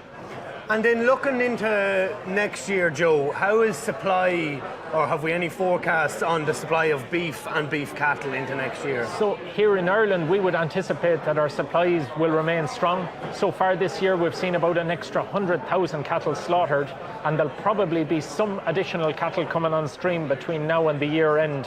Probably looking at another 20 to 30,000 between now and the year end. For next year, it's likely that we won't see the same big surge on, you know, that there may be a few less cattle around next year. We did, of course, see a very strong kill of cull cows this year.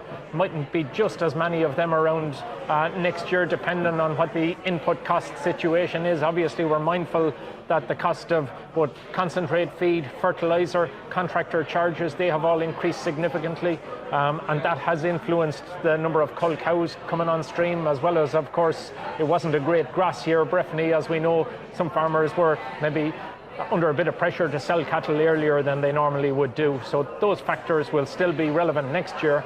But I suppose one thing with another, we have seen a recovery in the number of animals being exported live, particularly of calves. So that may mean that we'll have a few less cattle in terms of prime cattle available being finished for slaughter next year. We'll still, relatively speaking, year on year have a high kill. It won't be, you know, much below the 1.8 million that we're likely to have this year. In a European context, though, because of the very high production costs, it's likely that European beef production will fall. So thankfully, that means that we, I suppose, as grass-based beef producers, our production costs aren't under as much pressure. And I know that you know, farmers are feeling the pinch. They have seen their costs rise significantly. But if you were to compare that with a beef producer in, say, Italy or in France, who are reliant on feeding animals throughout the year indoors, we're thankfully in a better position than them in terms of being more competitive and having lower production costs. And finally, Joe, are we seeing much of an interest in organic beef produce from Ireland, from overseas markets? Yeah, there is a really strong interest, all right, Breffni, certainly. And I suppose heretofore the bottleneck has tended to be our production, that we only have a certain amount. In total, there is about 11,500 organic prime cattle slaughtered in Ireland currently per year. There is certainly a market for more than that. A lot of that production is actually going to some of the same customers that are buying conventional Irish beef, and that obviously the organic is sold as a premium product, and it's going into markets like Germany, some into the Netherlands, a small amount into the UK. It tends to be more focused on those premium continental markets, and definitely we would see strong scope there to increase that. I know that there are targets nationally for organic production to hopefully treble over the next few years. And given the level of supports that are there and incentives, hopefully that can grow gradually. Certainly in the next few years, we'd hope that we'll be able to see more organic cattle being produced and finished, and that there will be a strong return and a strong premium for that product. Joe, thank you very much for joining us on the live stream. Thanks, Breffney. Talk to you soon. And you're very welcome back to the Agriland Pavilion here at the National Ploughing Championships in Ratheniska in County Laois.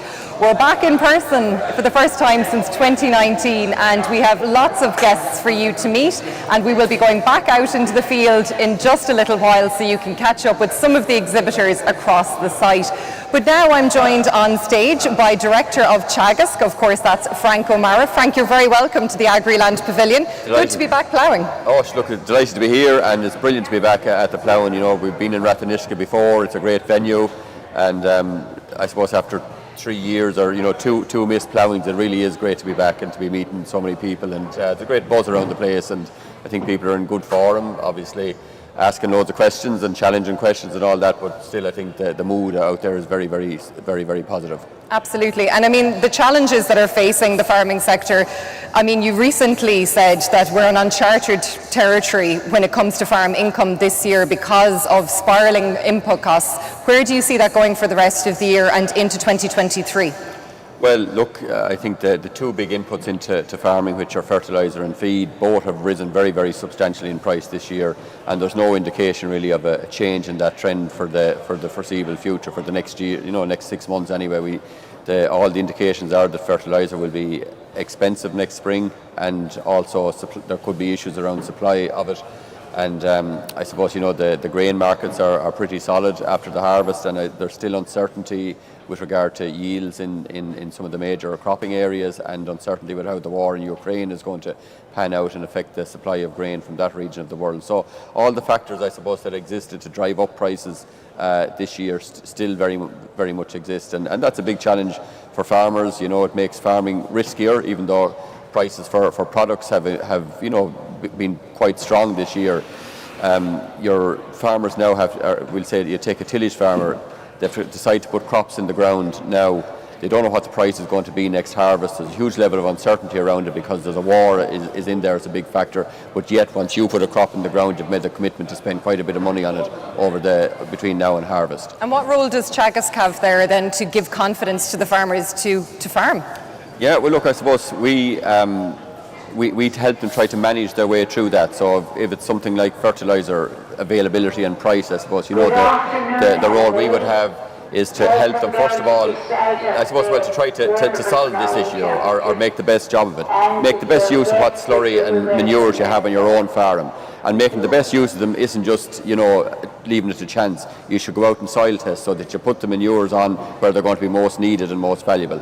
The second thing is to try to see, can you reduce your expensive purchases of manure, and that's where things like clover can come in. That's a medium to long-term solution.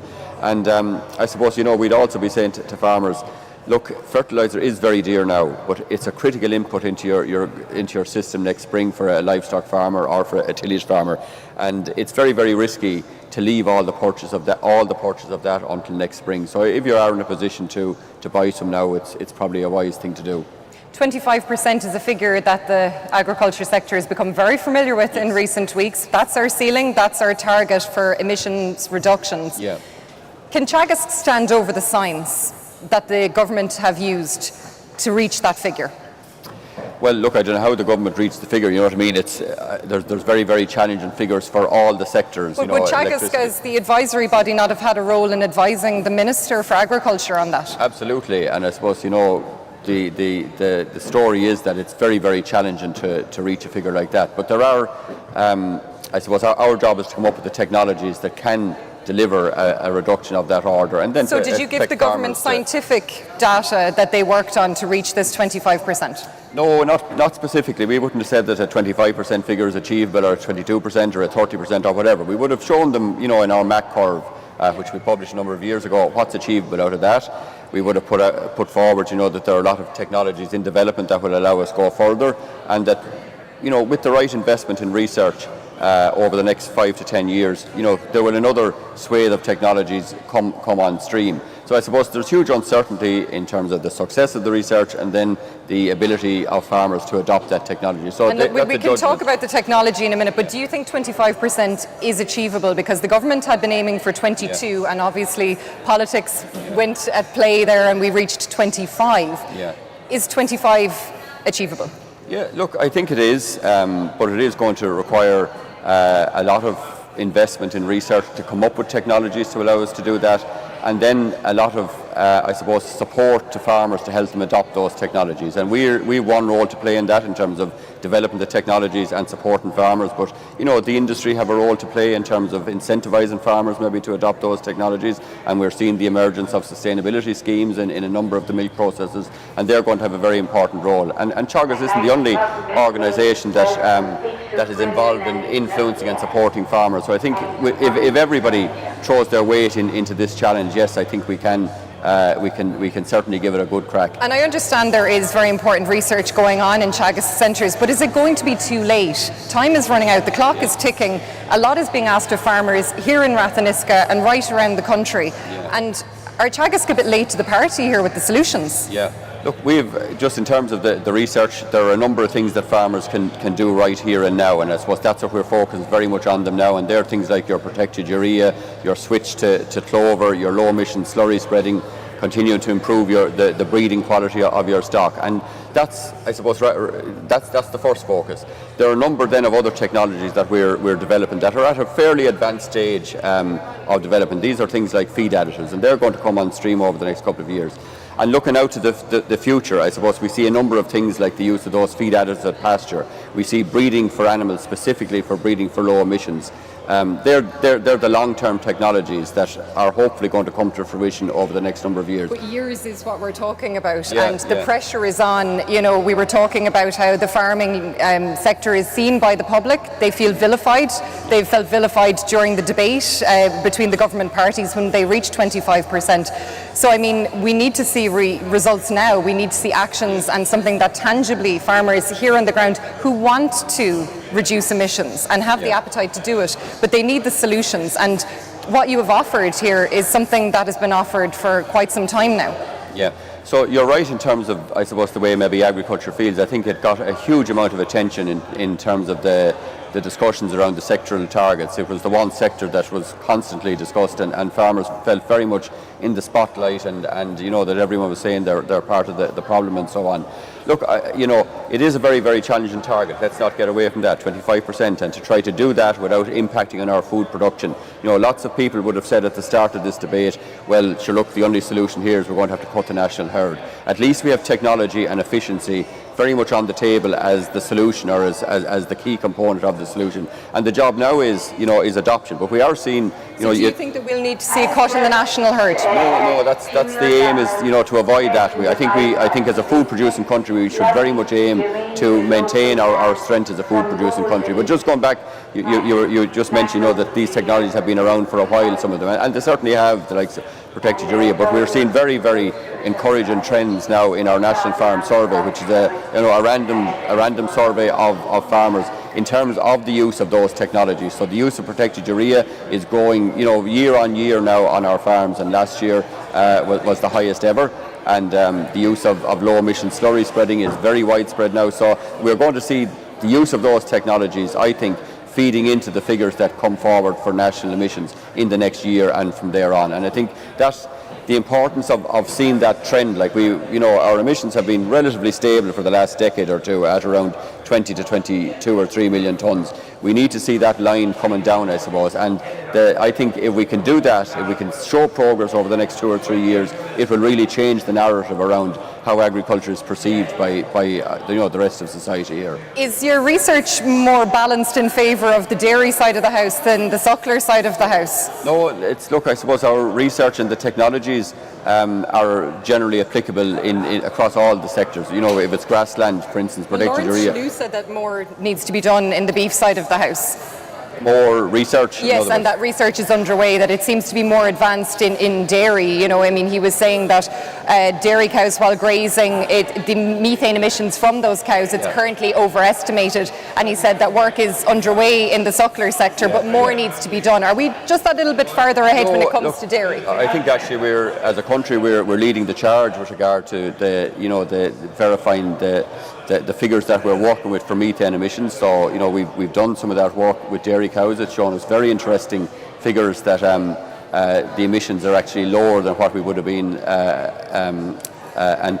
projecting. So now obviously we do want to go on and look at that in other cattle as well, and we will be doing that work over the next few years. So we're still, the work with dairy cows is still in progress. This is still a live research feed, but it is showing very promising results. How about carbon sequestration? Because that is a big thing for farmers. They feel that they're not getting any credit for the carbon sinks on their farms. Yeah. Where are we in terms of a by-farm measurement that we can look at, that we can have a tangible thing that I can say that I sequester X amount of carbon on my farm every year and I can offset that against my emissions? Yeah. So at the moment we're developing a digital platform that will allow individual farms assess both their emissions and their sequestration, the offsetting of emissions that they have in that farm.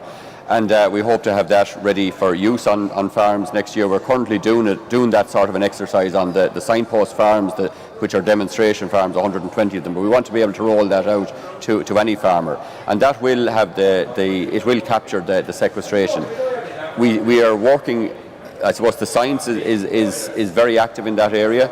So the figures that we will currently use to estimate that sequestration, they will become more accurate as the years go by. We have a very big program of work now, probably the biggest in Europe, looking at sequestration into grassland soils and actually emissions. Unfortunately, some of our drained organic or peaty grassland soils emit quite a bit of carbon, and at the moment, the figures that we put together for the emissions are actually bigger than the figures we put together for the sequestration. So farmers can look forward to a mechanism next year where they can account for their sequestration on their own farm? They can, yes. Yeah. Okay. Now it'll be very much early stage, an estimate, and I suppose the other thing I'd say, farmers are not individually accountable for their emissions at this stage. It's an industry-wide target, so there's no individual farmer being told this is your emissions and you have to reduce that by 25%. We know every farmer has to do something, but we haven't gone down the road of putting individual targets onto farms. And of course some farms could well be carbon neutral as well, but we'll find that out in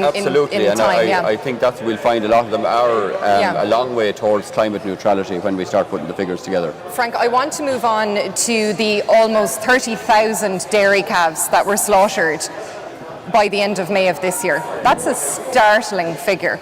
And recently we saw letters sent to the farmers who sent those calves to slaughter.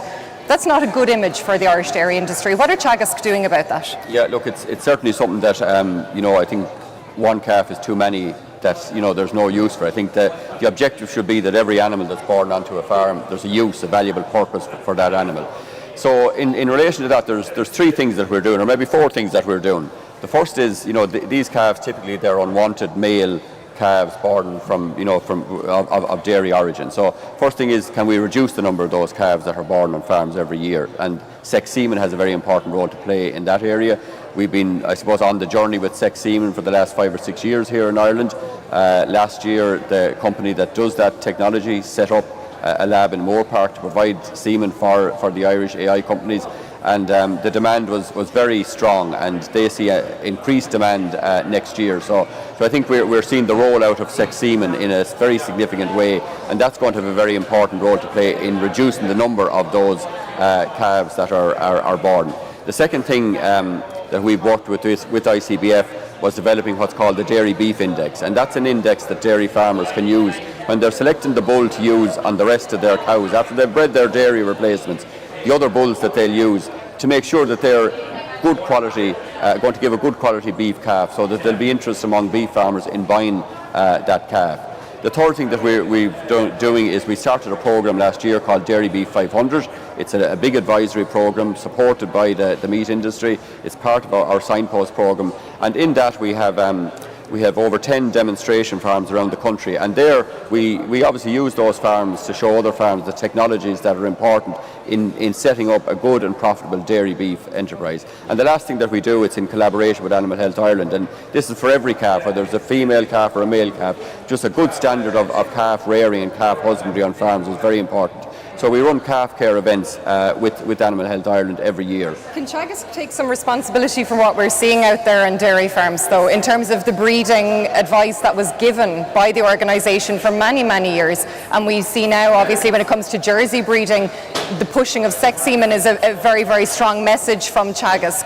But obviously, that dairy influence, we're seeing these unwanted calves at the far side. It's obviously driving up milk quality, and it's the bottom line for dairy farmers. But we have unwanted calves. And can Chagisk take responsibility for what it was famously said that the dairy calf was never thought about in all of this. I'll come back to that in a minute. But look, I don't think we have to take responsibility for that. We've always said, look, it is possible to go. Why not as the advisory service? Well, I'll tell you that, because I think our message has always been, yes, as a dairy farmer, you obviously want to breed a cow that's going to give you a good return in milk. But we've always said you can do that while at the same time ensuring that calf has a value for beef production, whether it's a Friesian bull calf or a crossbred calf. And that's the way we have always, I suppose, approached it. And we've said for many years, if you're breeding Jersey cows, you should use sex semen, because the male Jersey calves are the ones in more recent years, to be fair, Frank. Well, several of the most recent years, we've been given that advice. I'm not quite sure what year we started, but it's not just yesterday or last year or the year before. So look, I think it's an issue. The industry and ourselves as one of the players in the industry, we certainly have to address and try to eliminate that practice. Yeah, absolutely, because otherwise it's a real pitfall for the dairy industry here in Ireland. Otherwise, I think the dairy industry rightly presents itself as an industry that produces a very high quality product. And I think for any industry that does that, you can't have part of your industry which has a substandard or an unwanted product. It does diminish the whole brand. So dairy farmers, I think, are very conscious of that there's a potential to damage the brand of the industry as a whole, and this is an issue that has to be. And hopefully the change will come from within the sector itself, that this will become just not acceptable within the industry. 30,000 calves is a very, very high number. Frank, I'm going to let you go very shortly. Just one last question, I suppose. The young farmer placements on the Green Cert, there was a review being carried out on that. There was concerns raised about how that placement was being carried out. It's probably been a very long time since it was looked at. Where do we stand now on that review? So just to put it in context, like all the students that go through our agricultural colleges, would do 2 placements typically during their 2 years with us. And so we place thousands of students every year, and it's a really important part of our education program for those students. It's one of the things maybe that Chagisk is very strong with in its education, the whole practical and skills element. And by and large, those placements are very, very successful. And we've a large number of host farmers that provide a great service. Is there too many dairy host farmers? Would you like to see more diversity? We would, I suppose. But look, the big issue for us is that we are able to place students in the stream that they want. So have we enough placements for students that are doing beef or sheep or whatever? And by and large, we do have sufficient. We have a lot of demand for farmers for these students, as you can imagine. While the farmers put a lot into it, the farmers also, are obviously get a very valuable source of help during busy times. But generally the placements work really well, and it's actually, of all the modules that we teach our students, it's the module that the students consistently rate as the one that they like the most.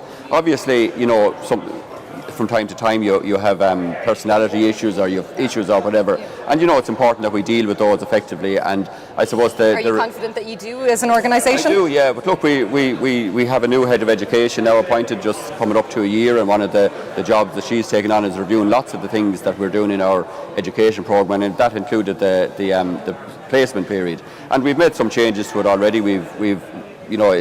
The payment relationship is between the host farmer and the student, but we do set a recommended rate, and that has increased substantially from 122 to over 200 euros a week.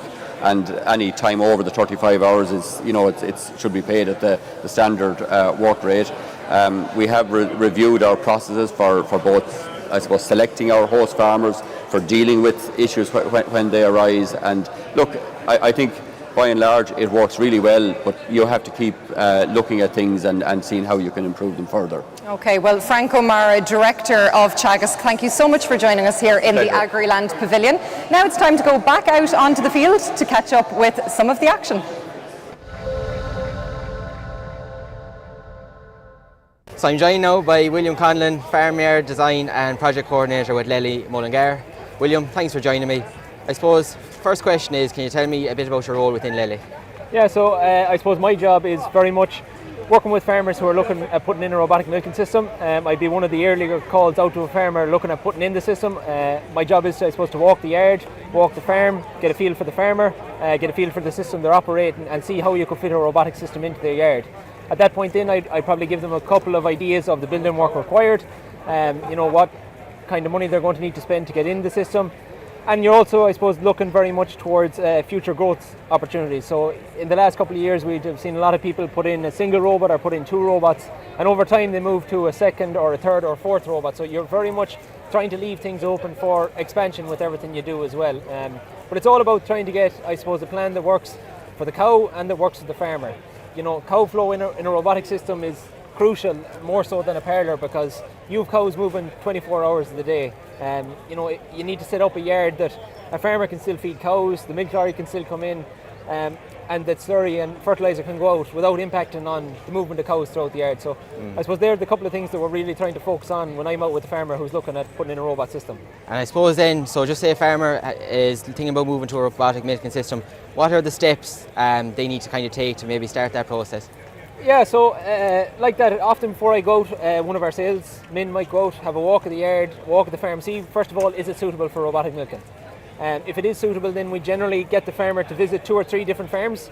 We'll give them names, we'll give them numbers, let them go off and visit a couple of farmers by themselves, let them hear the good, the bad, hear the reality of what it's like working with a robotic system, because at the end of the day, the robot is just a machine to milk cows. Yeah. You still have to do the feeding, you still have to AI cows, you still have to treat sick cows. The robot will give you a lot of information, but you still have to do, still a lot of work with cows outside of just milking.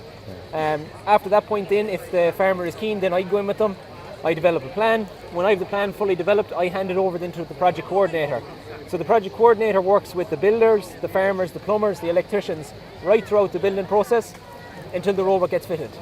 Generally you're looking at about 10 to 15 visits throughout that process, just to make sure everything is going right. We'd be a big advocate of everything being right first time, so we put an awful lot of emphasis and resources into getting the plan right and getting the robots fitted right.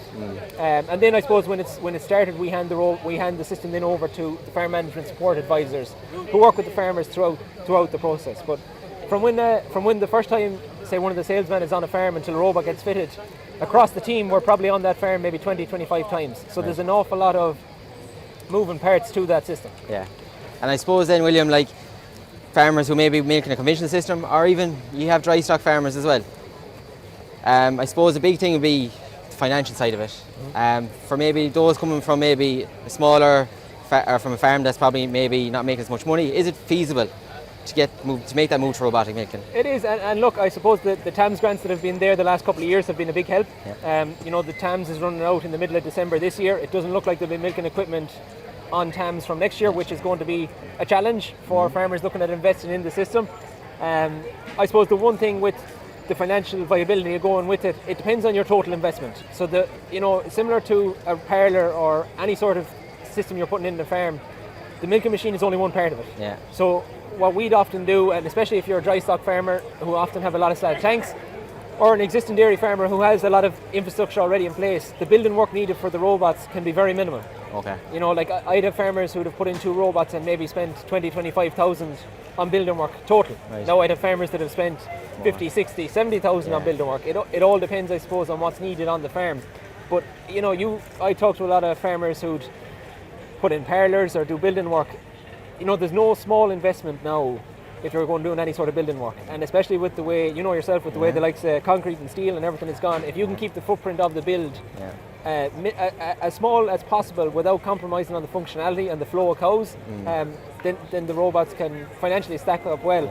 I suppose there's an awful lot of farmers going with robots and going well with robots. So they wouldn't be doing it if it didn't financially make sense. But everyone is different. Everyone, what everyone has to borrow is different too. And it's important just to highlight, I suppose, it doesn't have to be a big greenfield site. No, it doesn't. No. You know, you can get away with using your own existing buildings. I'd say about 80% of what we're doing is fitting robots into existing facilities. You know, you'll see the 20%. You'll see the videos of the 20% to greenfield builds everywhere because they look good on video. They look good on camera. But 80% of what we're doing, you're tying into existing facilities. A big thing is, you know, in front of the robots, you're generally looking for a slatted area because it's a high traffic, high volume cows moving in that area. Yeah. For most farmers, we can make use of an existing slatted tank within their facility. So you know, you're trying to cut the cloth to measure where possible. Yeah. Perfect. William, thanks for your time. No bother. Thanks, Cheers. Michael. All the best. So we're here at the ABP Food Group stand at Ploughing 2022, and we're joined by ABP Food Group's Agri-Sustainability Manager, Stephen Conley. Stephen, tell us a little bit about what you do with ABP. Okay, so firstly, thanks for coming down to talk to us on our ABP stand.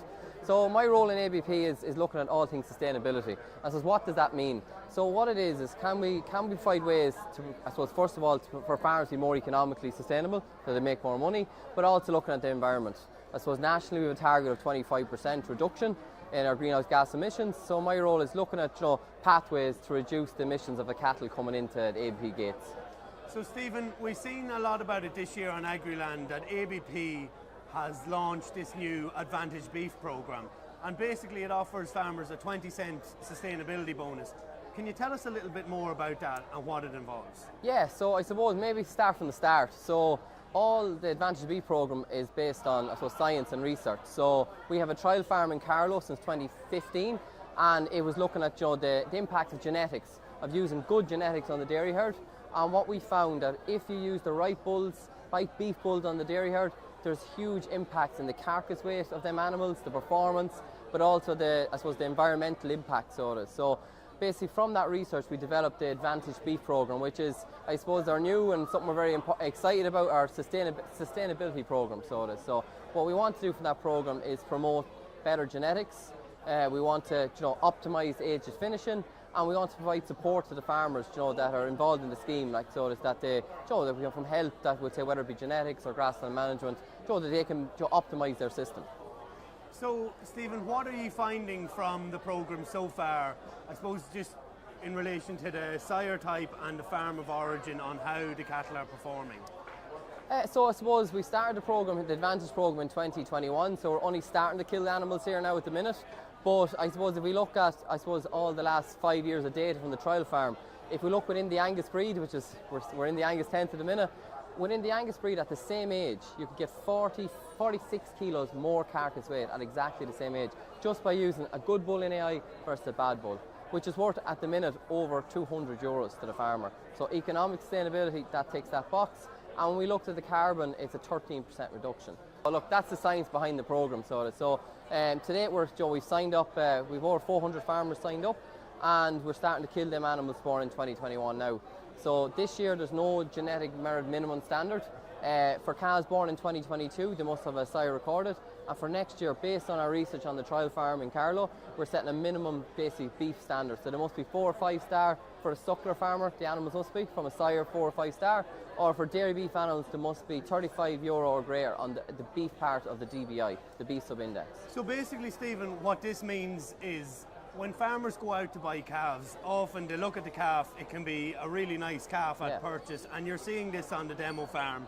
It's basically a way of quantifying the future beef productivity of the animal. Is that it? That's exactly it. Like, so it's because we want farmers, look, we want to keep our beef farmers farming, we want to build relations with them, and we want them to make money. And one thing that we see is, you know, if they buy that right calf, whether it be from a suckler side or from a dairy side, there's huge potential to add value to your animals. And we're hoping the Advantage programme will do that, first of all with genetics, but second of all, we want to reward farmers, you know, for being more sustainable. So if they're, you know, whether it be grassland management, whether it be optimising the age to finish the animals, you know, we're rewarding with a 20-cent bonus, which is, you know, it's worth 60 to 70 euros an animal. So we want to reward them because, look, it is something that's been asked about, you know, with sustainability. It's an important topic, like, so we want to reward the farmers in the programme with that. And look, it will help reduce our overall, you know, our sustainability of our group. Like, so it's one of the pillars. Like. So you're obviously, the program is open. Is it currently open, and who is it open to? Yeah, so that's a great question. So basically it's open to existing suppliers and also to new customers. We're actually full for 2021 born animals, but if anyone wants to come talk to us, they're more than welcome. And we're signing up 2022 born animals at the minute. Like, so I suppose we have a great team there working with the Advantage program. So if anyone wanted to sign up, it's very easy. You basically ring up. Some of the guys, the liaisons, whether it be Sean, Amy, Gavin or Oisin, will call out to the farm, sign up your pay. It takes about 5 minutes, and that's all you have to do. Like, so it's very simple and easy. Like. So Stephen, tell us a little bit about what's currently happening on the ABP demo farm. What calves are being finished at the moment, like, and what age are you targeting for finishing? Yeah, so actually only last week we killed our first heifers on the trial farm. So we killed 49 heifers. They were only on concentrates for 3 weeks. All the animals are killed at roughly, they're fat score 3, average weight 269 kilos. But what we found was, when we looked at the different animals, the smallest heifer was 201 kilos, and she was an O-, and the best heifer was 331 kilos, and she was an R-. So like, that's over €400. And what was the difference in them two heifers? So the good heifer was from a really good sire, and he was above the €35 on the beef sub-index of the DBI, and the other heifer was from a poor bull. Like, so we've only started killing, but it's huge. The best 5 heifers were averaging 311 kilos, and the worst 5 heifers were 221 kilos. So like, that poor quality heifer probably wasn't making any money on the farm. Stephen, will the Advantage Beef Programme team be here for all 3 days of the ploughing? Yeah, we're here for all 3 days of the ploughing, and we're happy to talk to people and have the chat. And if people are interested, want to come talk to us, they're more than welcome. We'd love to see them. Stephen, thank you very much for joining us on the live stream today. Thanks very much. Thanks for having me.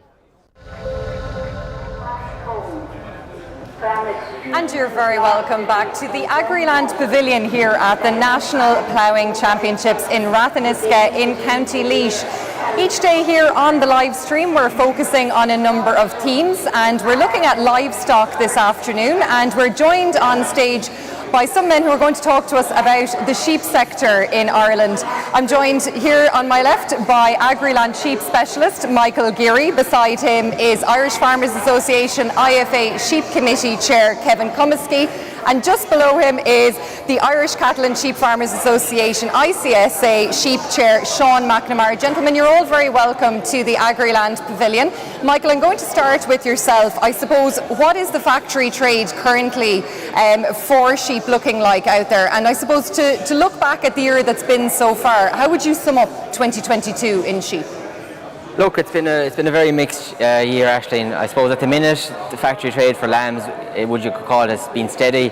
You know, base price for lambs are around 620, which resembles this time last year. And I suppose that's where the issue many farmers have, I suppose, because obviously the conflict there in Ukraine, the cost of inputs increased substantially, be that fertiliser, be that meal, and basically that's impacted then on farms. Less meal has been fed, less fertiliser has been fed, and farmers feel, rightly so, that they deserve more for their product that they're producing. Like I said, base at €6, €6.20 at the minute. Last year, €6 again. We're looking at over €400 a tonne for meal. Fertiliser was north of €1,000. No change in factory prices, and that's where a lot of farmers from whom I speak to, on the phone or at markets, that's where they're feeling a bit aggrieved that they need more. And the lads here beside me are very much lobbying that for the farmers, that more is needed. However, in saying that, there has been some positives. This year the coal trade has been phenomenal. I'm sure the lads would nearly agree with me. Even though it has eased back there the last few weeks, prices have eased back in the factories, but still, there's a very good trade there for the coal. A lot of coal going through the system. As well as that, a good start to the store lamb trade was seen earlier in the summer. Particularly for ewe lambs, and that has continued on right up until now. Farmers in the market there for ewe lambs for the potential of breeding or even keeping them on in a dry hogget system. So look, there is some positives. The negatives, I suppose, obviously would be the lamb prices, that farmers feel like they need more. As well as that, in terms of, just mentioned the hogget trade, prices this year, look, there's been some strong prices over €200 a head for breeding hoggets, but it's just kind of papered over the cracks. A lot of them are making less than 200, you know, between 120 up to 160 and 70.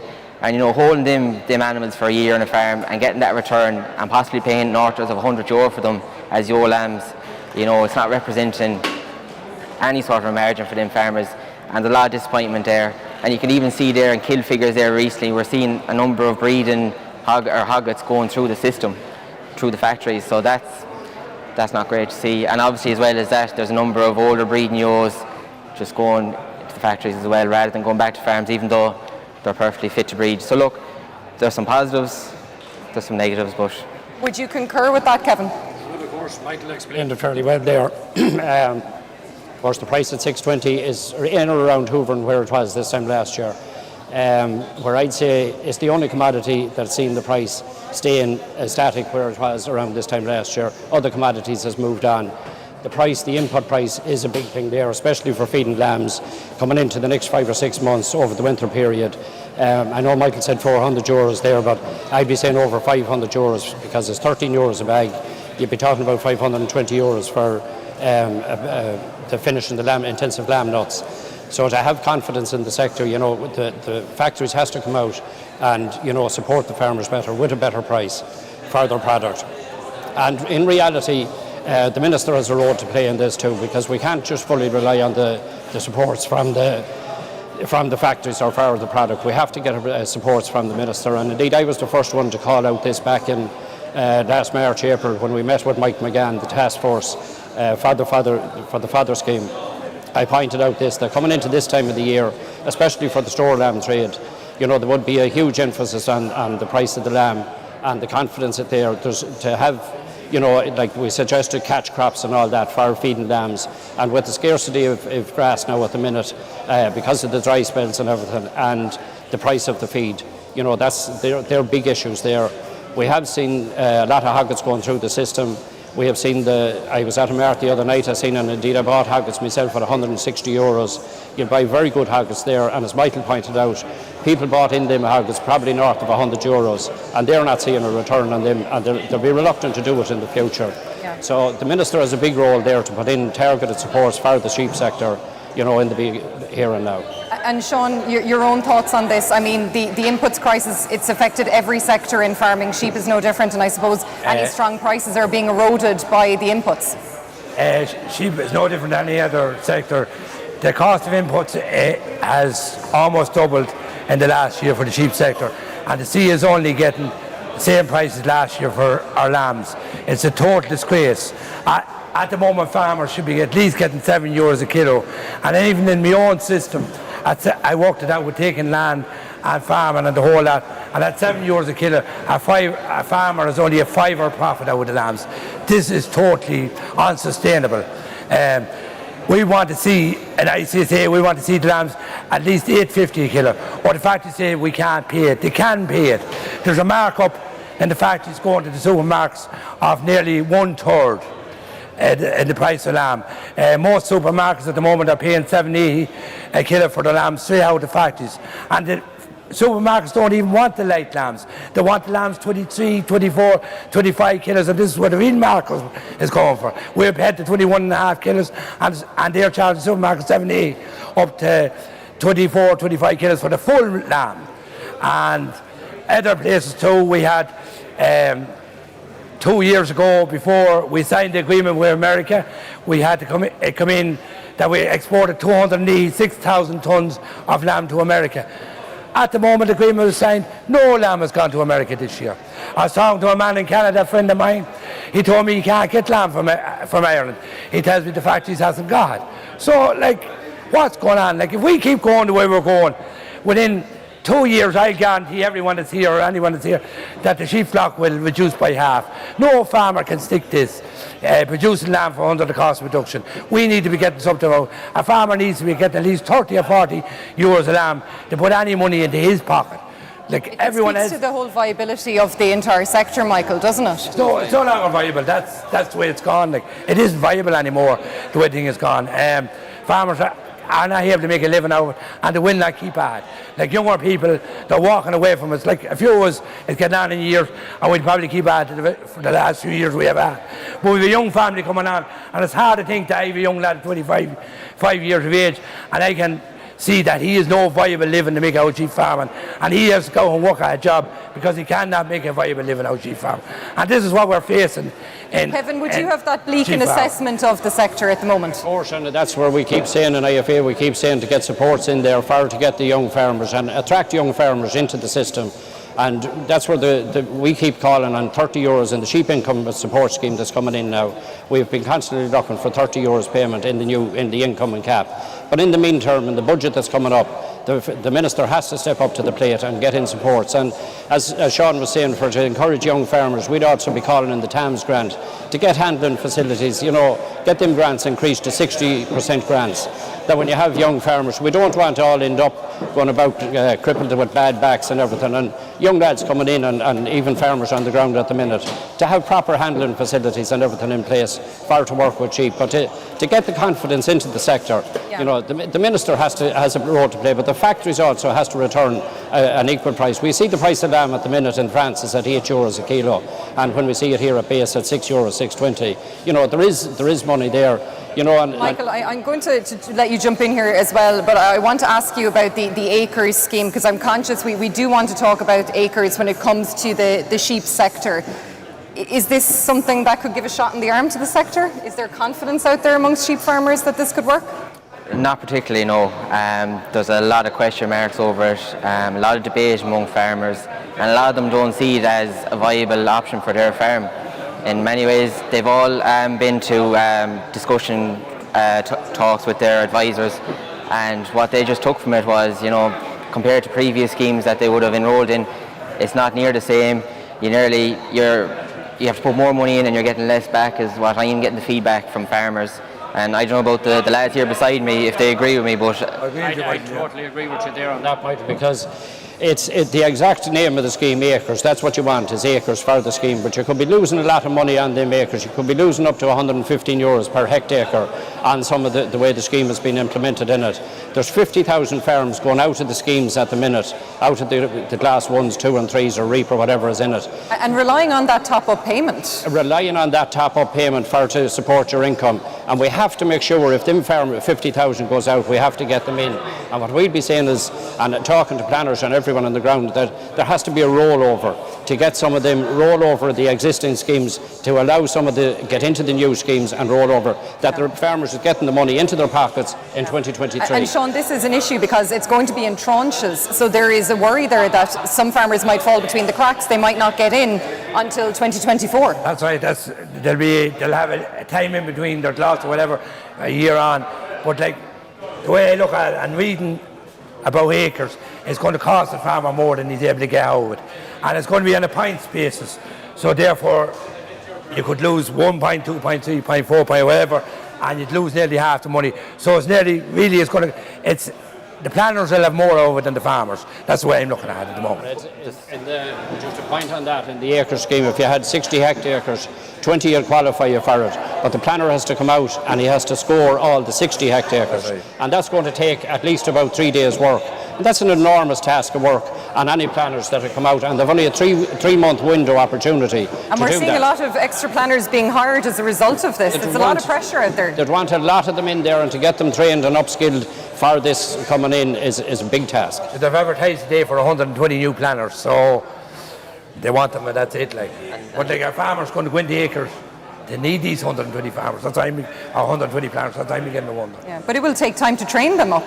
They'll have to do a course to be trained in acres. It won't be done overnight. No, absolutely. Is that the concern you're hearing, Michael? Yeah, and look, and they're saying they're going to hire 120 more. There might be a need if the farmers don't take it up, That's a lot of it too, because there is a lot of worry. Them scorecards in particular, I don't know if the lads here would agree with me, but that's the big worry among farmers, because they could be hit hard, And them scorecards, and they have to be done right. And that's even at the minute they're training the planners that is there at the minute. But they're telling them, and it's all in draft at the minute, and they're telling them this is subject to change. So you could go in and you could train up for something today, and tomorrow it could be changed. Because of course it's part of the CAP strategic plan, so the EU could want us to tweak some of this as well. They could tweak it, and the whole thing could be thrown out of the water in the morning. So they have to get the guidelines and everything in place, and put the practicalities down, and train the people there, and train them for have the specifications on plan.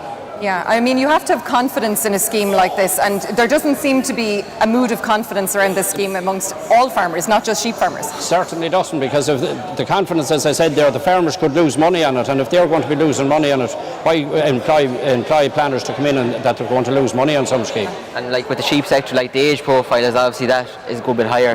Like some of these measures, like, you know, there's an awful lot of work involved. So first of all, the cost, then the actual the work of doing it, and then the age profile, and then the fact that there's not a whole pile of confidence in the sector alone in terms of the trade. You know, it doesn't make it awful enticing. But I know the lads here beside me, I'd be talking to them on a weekly basis. They don't want to be negative all the time. Of course. You know, they want to inject some positivity into it. And that's how I was going to wrap up this conversation, gentlemen, because, I mean, let's be Mystic Meg for a second. What do you foresee for the rest of this year and into 2023? I know the overarching inputs crisis is there in the sector, but what do we see, and what green shoots? Is there any green shoots that we can perhaps grasp? I'd be seeing a steady... Sean, you don't look convinced. No, but I would be seeing... I'd be hoping that there'd be a steady increase till the end of the year in the price of lamb. I reckon with the price of inputs, farmers won't be feeding meal. It'll take the lambs longer to come out, and I think factories will have to pay for more for lambs.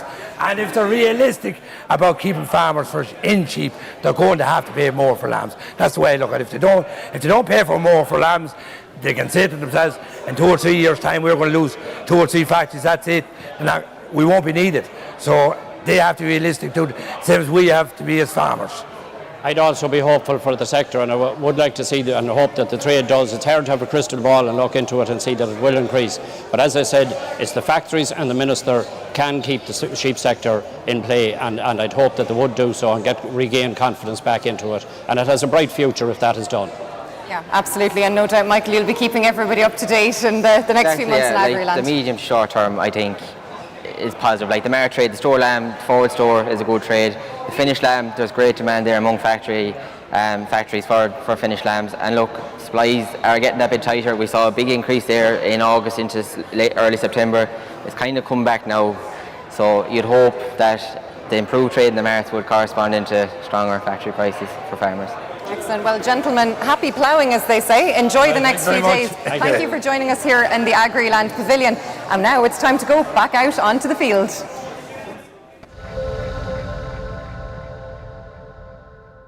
So we're here at the Irish Aberdeen Angus Association stand at Ploughing 2022, and we're joined by the Breed Secretary, Shane Murphy. Shane, tell us a little bit about what you do. So look, we're the register for Aberdeen Angus cattle in Ireland, but since Brexit happened as well, we're also registered in 15 other countries. So look, we're going well with it. We've only been on our own now, I suppose, since January 2021. Registrations are flying in, membership is flying in. It's the breed to be in at the moment, really is. And Shane, what have you on display here at Ploughing 2022? Yeah, so we really have the best of what's on offer in Ireland in terms of Angus cattle. We've got our own All-Ireland champion, we've got the Reserve All-Ireland champion, we've got the Junior champion, we've got Tullamore champions, champion and reserve, as well as a host of cattle that are going for a sale on the 8th of October down in Thurles Mart. So that's the first year we're having it down there. Shane, we've seen significant growth, I think it's fair to say, in recent years in interest in the Angus breed, and people are kind of returning to it. Why is this the case, do you think? Yeah, so definitely the abolition of milk quota back in 2015 made a massive impact on the Angus breed.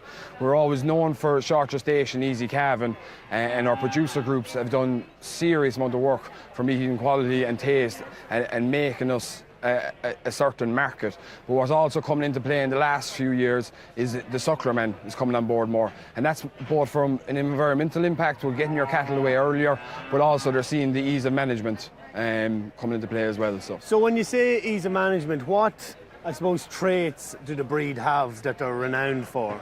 Yeah, so the first thing you can't do is you can't make money on a dead calf. So we're renowned for easy calving, we're renowned for short gestation, and as well as that we've got super growths and early maturing breed. So we're getting our cattle away earlier than some of the other continental breeds that we'll be seeing on display.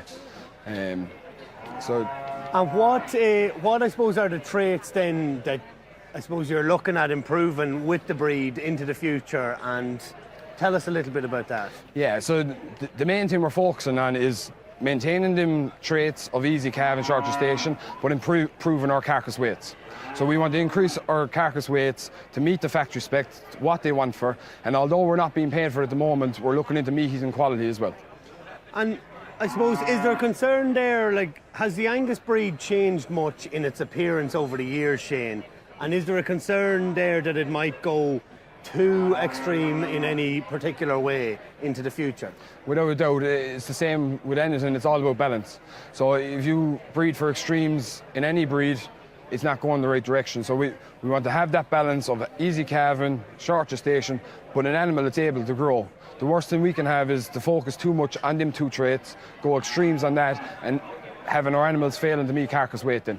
So we have to make sure that while we maintain what we're renowned for, our easy calving traits, we have to improve our carcass weights as well. And then tell us a little bit about then, of course there's a breed bonus at the end when farmers finish these cattle. How did that come about and how much or what does it entail? Yeah, so how it came about, I suppose, is as well as calving traits, the breed is also renowned for its marbling ability. So the marbling is your taste and your texture in your beef. This was identified very early on. A lot of work has been done here in Ireland by the producer groups to drive that and show that we can have a consistent product, that you pick it up on the shelf, that the product comes out every time, you cook it the same, and you're getting the great taste and texture. And that has been worldwide, it's not just in Ireland. There's been great work done in America, and you're seeing it in the Southern Hemisphere in the likes of Australia and New Zealand as well.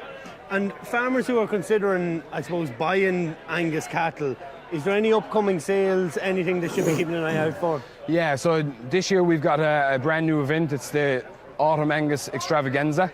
We're hosting in Thurles Mart on the 8th and 9th of October. So on the 8th of October we'll have our premier sale with 55 pre-selected lots. The catalogue is available through Marti. In that there'll be a draft of 9 heifers from the list herd, renowned list herd. So they haven't had a sale in, I think it's over 12 years for releasing heifers. And look, it's sure to draw a crowd because they won Tullamore Champion as well this year. We've also got 38 other heifers that I pictured during the week, and if the quality keeps them going that way, we're in a good place anyway, because there's some super heifers on offer. So the sale is on the 8th, and on the Sunday then, on the 9th of October, we've got €10,000 calf show. So the best calves in Ireland across the country will be there. And, okay. Yeah. So tell us a little bit about the factories that you work with, and of course the entity that pays out the 20-cent Angus bonus. Yeah, so we're certifying the beef for Angus Beef Ireland. So they'd have a number of factories linked up with them. So at the moment, you can see in our tent here today, there's Ashburn, there's Dawn, there's Foyle. So they're just a number of the ones, and there's a bonus paid to the producer then. And you're very welcome back to the Agriland Pavilion here for our live stream from the National Ploughing Championships in Ratheniska. Next up here on stage, I'm joined by Pat Gilligan, and Pat is Head of Sales with FBD for the Midlands West region. Pat, you're very welcome to the Agriland Pavilion. How are you finding the ploughing so far? There's a good buzz here. There's a great buzz, Aisling. Thank you very much for having me, first of all. It's great to be back after a couple of years' absence, so it's wonderful to be back amongst our customers and all the people. And yeah, there's a great buzz out there today, and even the weather is playing ball, so it's all good. Just about to say, we don't have the wellies on just yet. It's great, isn't it? No, you get around with your runners there today, no problem at all. Yeah, long may it continue, and hopefully the forecast is wrong for midweek as well. We'll have the child of Prague out. You might be lucky, it might just stretch out. Yeah, now we were talking to Michael and the lads just before the last VT there about the sheep sector, and we were talking about inputs, but obviously the cost of living inflation has affected all areas, and something we wanted to speak to you about in particular is the area of under-insurance. Now we know what insurance is, but a lot of our viewers today and a lot of people here in the pavilion might not be familiar with the concept of that. What is under-insurance? Well, under-insurance is not a new phenomenon. It's always been there, I suppose, and it's ever present in terms of property, livestock, and homes in the main part. And I suppose to go through a very simple scenario of it, it's where, in the event of a claim, the insurance which you have is not enough to pay for the actual value of reinstating your home or your building. Underinsurance only comes into play where the valuation on the property which is insured is not enough. So an example being, if I take a very simple in farm analogy, if I take a cubicle house or a milking parlour worth 100,000, and the rebuild cost to put that parlour back up is 100,000. But in the event of a claim and it being a total loss, a fire, and it's wiped out and has to be completely rebuilt, on the farmer's insurance policy it's only insured for 50,000. It's deemed to be in underinsurance, and that's a 50% underinsurance. So in that event, it should be valued at 100. It's down for 50,000. The claim will be reduced by 50% on any claim there. So it doesn't Not only pay have out. you a destroyed building, you have a big bill as well. Yeah, and in that event, you know, I mean, insurance policies are there to help put you back into business again. They're a protection.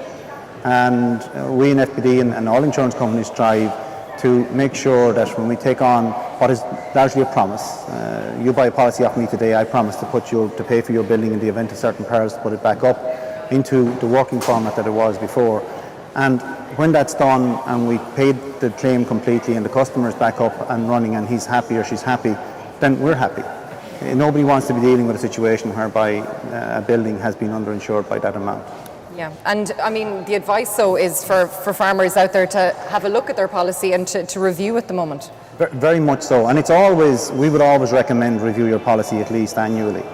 And to, you know, engage with us, engage with our people, or engage with your current insurer to make sure that your values are in line.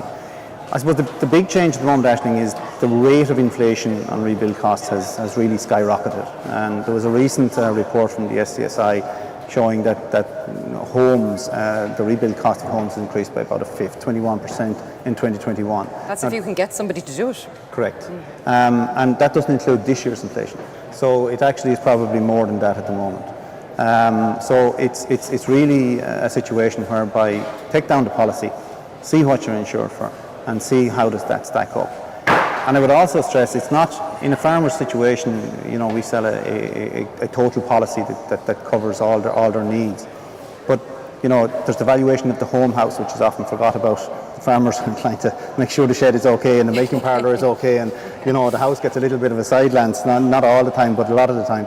The value of that, the rebuild cost of that needs to be looked at, your buildings, but also your livestock. Livestock have increased in value in the last number of years. Your dairy herd, your beef herd, your sheep, or whatever else, they've also increased. And the same rules apply there in terms of underinsurance in those areas. Pat, I'm hearing you. It makes sense, but my premium's going to go up. True. Yeah. But it's about value for money. And when you buy, the day you pay for your insurance policy, as I said earlier, it is a promise. It's a promise when something goes wrong, we will pay out for the damage that's caused to put you back to where you were originally. There is nothing as bad or as bad value as where the policy doesn't do what it's supposed to do. It's not a huge increase. It's not going to cost you a massive amount to bring the values up to the correct amount. But at least you know that in that unfortunate event, and there's more than just the building burning down, that has all sorts of impacts on a family, on a farm business, and on people individually. At least if you can turn around and say, I'm fully insured, I know my insurance company is going to pay out what it takes to put it back up the way it was. That pain is taken away from that situation, and that's a good value policy at that stage. Underinsurance is one thing, I suppose, you know, weather events, we've benign enough weather conditions, there hasn't been, thankfully, any major events that have led to damage, but that's obviously a consideration as well. It really is, and you know, we're here today in fabulous weather and very benign conditions, and it's been a very good summer, and we've had quite benign winters in the last while, but the weather, and we know climate change is an ever-present thing at the moment, but we still get our weather cycles anyway. On law of averages, we're probably due a storm or you know, a freeze or something like that, and those have the added impact of causing a lot more damage in a very short space of time. So we're in a very good window here in terms of time to review and time to look at that and make sure you're adequately protected between now and before the real bad weather comes in. So what is FPD doing with farmers to, I suppose, encourage them to look at the the documents and look at the fine print. I think we're all a bit guilty of not really looking at the terms and conditions, aren't we? Certainly, and you can understand that, and nowadays there's a lot of information goes out to the policy holder. We've done recently, we've kicked off a new campaign to highlight the under-insurance issue and to highlight the need to review their valuations. And we're writing to all our customers, raising that awareness with them and urging them to contact us. Not to wait until their renewal comes up, but to contact us before that. And we will help our customers to go through, we will guide them. We have a number of options. You can call into our branches, 34 across the country. We have people who will call to your premises and look at the premises with you and look and give you guidance in terms of that. You can contact us on the phone in the branches or in the call centre in Mullingar. We've briefed all our people and we're keeping very much on top of what the rebuild costs are, and we've excellent knowledgeable people right across our network to help you and guide you through this and to help you through the whole situation. What you're mentioning there is people, and I think that's important because I think a lot of the time now the automation, people get very frustrated that they can't talk to a human being. Is that something you still pride yourself on in FBD, that there is that human touch, that when somebody is in crisis or does need to have a kind of a forensic look at their policy, that there is a human being there? Absolutely. I even myself, dealing my own dealings, I love to get somebody to answer the phone on the other end and handle the query as quickly as possible. Or even just if they can't, I know somebody's dealing with it. We very much pride the face-to-face contact with our customers. As I said, we have a branch, a number of branches in some counties, but a branch in every county. We're not far from you. Call in, talk to us. We will always try and help you in a friendly and efficient manner. And if that doesn't suit you, we'll get to you on the phone and talk to you there. But having said that, a lot of our customers and growing part of our customers like to deal digitally, and our website has also been recently updated with a new page in terms of guidance for you to help you to get a handle on where the rebuild costs and around insurance. And there's a page on our website there to help with that as well. And is it important that, I suppose, a company like FBD has that farming knowledge, that they know what their clients are talking about, that they have an empathy and an understanding of the business of farming?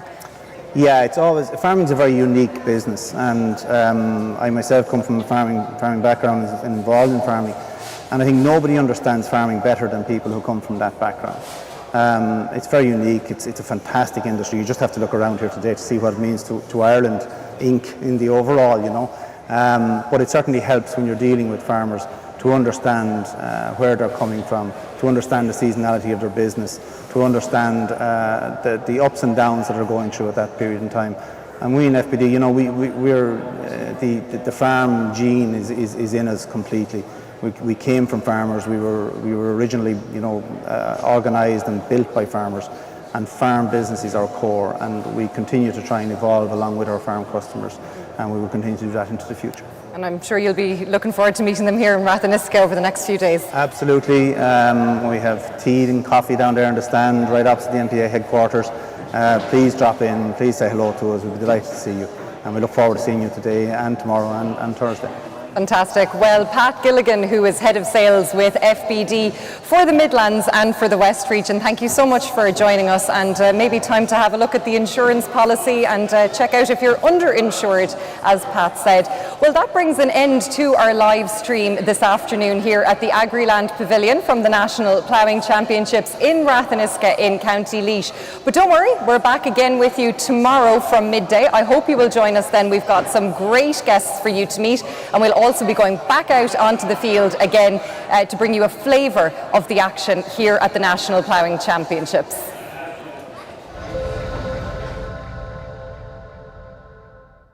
So I'm here at the FBD tent at Ploughing 2022 and I'm joined by Louise Crowley. Thanks for joining me, Louise.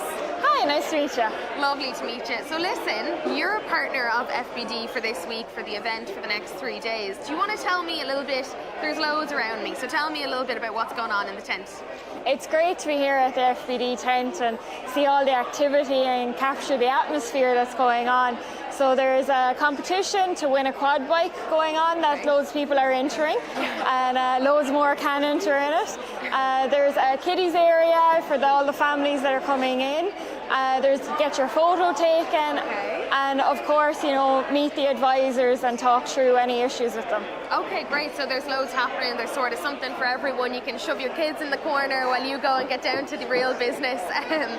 So look, are you an FBD customer yourself, Louise? Yes, I am, and I've been with FBD as long as I've had insurance. Okay. So both my own personal and our farm have been covered by FBD for years. Okay. And I suppose you mentioned there, like in terms of atmosphere, look, Ploughing 2022, we've been gone for a couple of years and we're back here.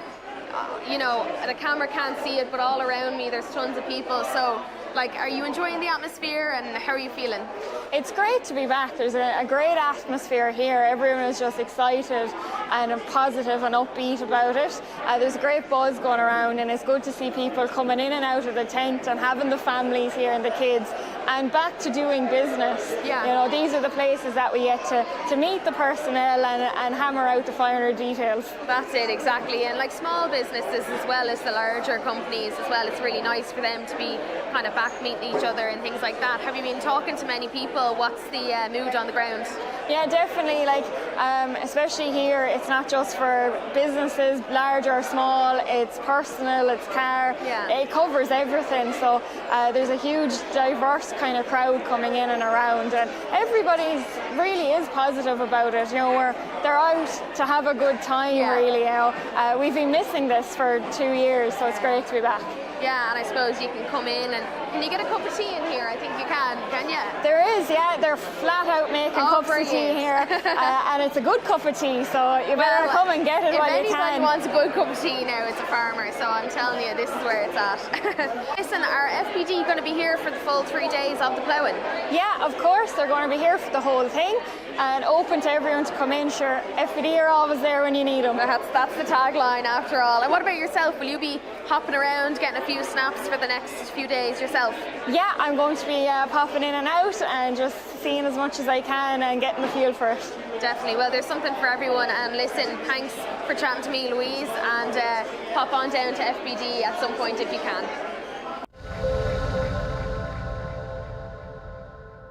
So I'm here at the Hoof Care Direct stand with Maeve O'Keefe. She's not the only one involved though. Her sister Clara and her parents also got involved in the business, and your main priority is focusing on hoof trimming, Maeve, is that right? Yeah, so it all started off with a need to be able to hoof trim our own cows on our dairy farm at home. Okay. And I suppose I just wanted a safe way to hoof trim the cows, so and it would be less physical as well for me to be able to do it on my own. So myself and my father came up with the idea of this rollover crush. Okay.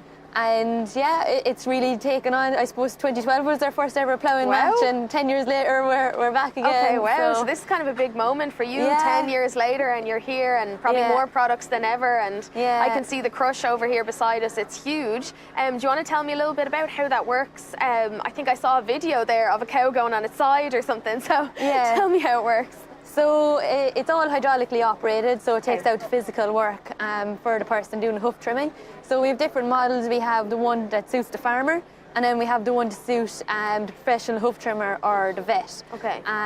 So yeah, the cow walks in, there's a back gate to shove her in the last step, so you're not trying to shove her in with your shoulder. Yeah. And there's a hydraulic front gate on it, so the cow flow is very good. Okay. And when she's inside in the crush, then there's just a squeeze side to come in gently, and then she just turns, that supports her, and then she turns over on her side. Then we have another 2 options, so the crate has evolved a lot in the last 10 years. Okay. So we have 2 options. There's one with manual leg holders, so to tie down to 4 feet. Otherwise we have what is the new hydraulic leg holders, which is on the crush here today. Okay. So actually there's a video playing behind me, and we videoed a hoof trimmer, and he was able to get the cow into the crush, secure her, turn her on her side with the 4 feet tied down in just 20 seconds. Oh my goodness. Without ever touching the cow. So it's safer for the farmer, and it's so much faster. And I suppose, what about the cow itself? Is it, would we say, minimally stressful for them? I suppose in terms of nobody really likes having to get that job done, I'm sure, but like, is it? So for the cow, it's a lot more comfortable for the cow to be lying on her side. Also, that gives the person then a bit more time to try and get at the problem and find the problem. The cow is very relaxed when she's lying on her side, and it's safe for her. She can't fall down, she can't injure herself as well. Yeah, and she's quite comfortable. She's a nice comfy mat to lie on while she's getting her manicure and pedicure done. Very nice. I suppose to come to, you know, I know you do other products and it's all based around hoof trimming, but like I suppose what sort of role does hoof trimming play in that animal welfare piece? Like that's really important now, and I suppose, you know, like coming into this time of year, it's winter, wet weather, damp ground, all that kind of stuff. Is there an important animal welfare element with hoof trimming? Hugely, absolutely huge. If you have a cow that's lame, she's got a really, really sore foot, and the cow won't even show you she's hopping on all three until she's really, really bad. Okay. So it's so important that if you do see a lame cow, that she's looked after straight away. And because the longer you leave it, it's an infection in the foot. It's going to spread, and it's going to get worse.